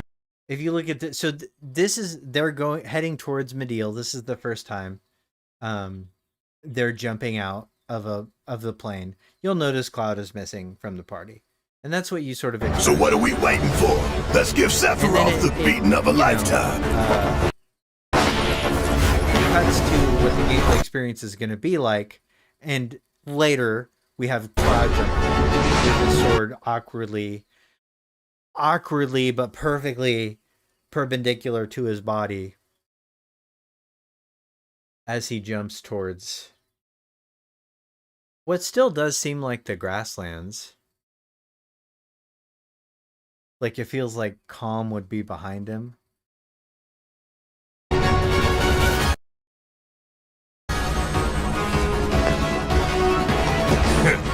You're mine.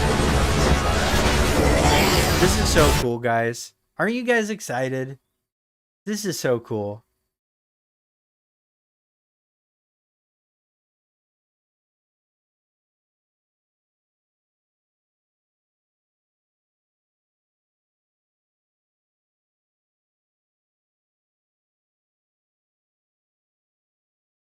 Video echo and I loud. Okay. Oh, I'm loud? Trailer audio is a bit loud. I can't even hear it. Okay. I'm sorry, guys. I'm just excited. I'm just excited. Don't worry, I'll have all this ironed out by the time we're tomorrow. Speaking of, okay, it's probably time that I get some details ironed out. I've been live for 5 hours. It's been a really good stream. I'm so excited. Holy shit. Am I right? So we'll be playing this next year. That's right. So, tomorrow, SEAL Team Max. Okay. I'm not sure who's going to be involved. I'll check. I know I'm going to be involved. I know Max is going to be involved. I love all of you. It's going to be on my channel. Same time, I don't know. I'll figure it out. It depends on Max. He's being generous with his time. I've had over 100 viewers very consistently, and I appreciate all of you being here. It's a big deal. And it's going to be fun. We did it. We made it. You know? And I've said this on social media, but like, and I said this a bunch, you know, like I had a variety of things that when I was in poor health, I was, there was a very real possibility that I wasn't going to survive.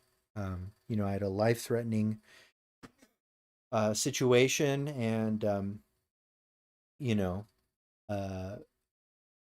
due to, I mean, really basically because of my wife, I'm alive. And during that period of time, I genuinely, you know, reflected on things that I was afraid of losing. And, you know, obviously my wife and, you know, my family and my life, all those things are, you know, always going to be the top. But, you know, I did think about you all. I thought about missing the third part of Final Fantasy VII, and that's how important the game is to me. You know, like it's a piece of art that really shaped my experiences, and it's a filter through which I see a lot of the world, and that's valuable.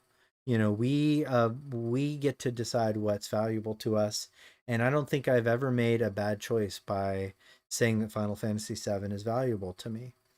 And not just that, but like the friends I've made as a result, the experiences I've had, you guys, that come, and the people that show up, you know, to go on this journey with me, you guys matter a lot to me. And I would have genuinely missed you, you know, um, and I genuinely feared losing the opportunity to finish this journey with you. So, with that sappy nonsense, I'm going to stop the stream, and I will keep up to date on my. I'll try and post a YouTube news post about what the timing will be, and on X, I will post the schedule. Okay? Love you guys.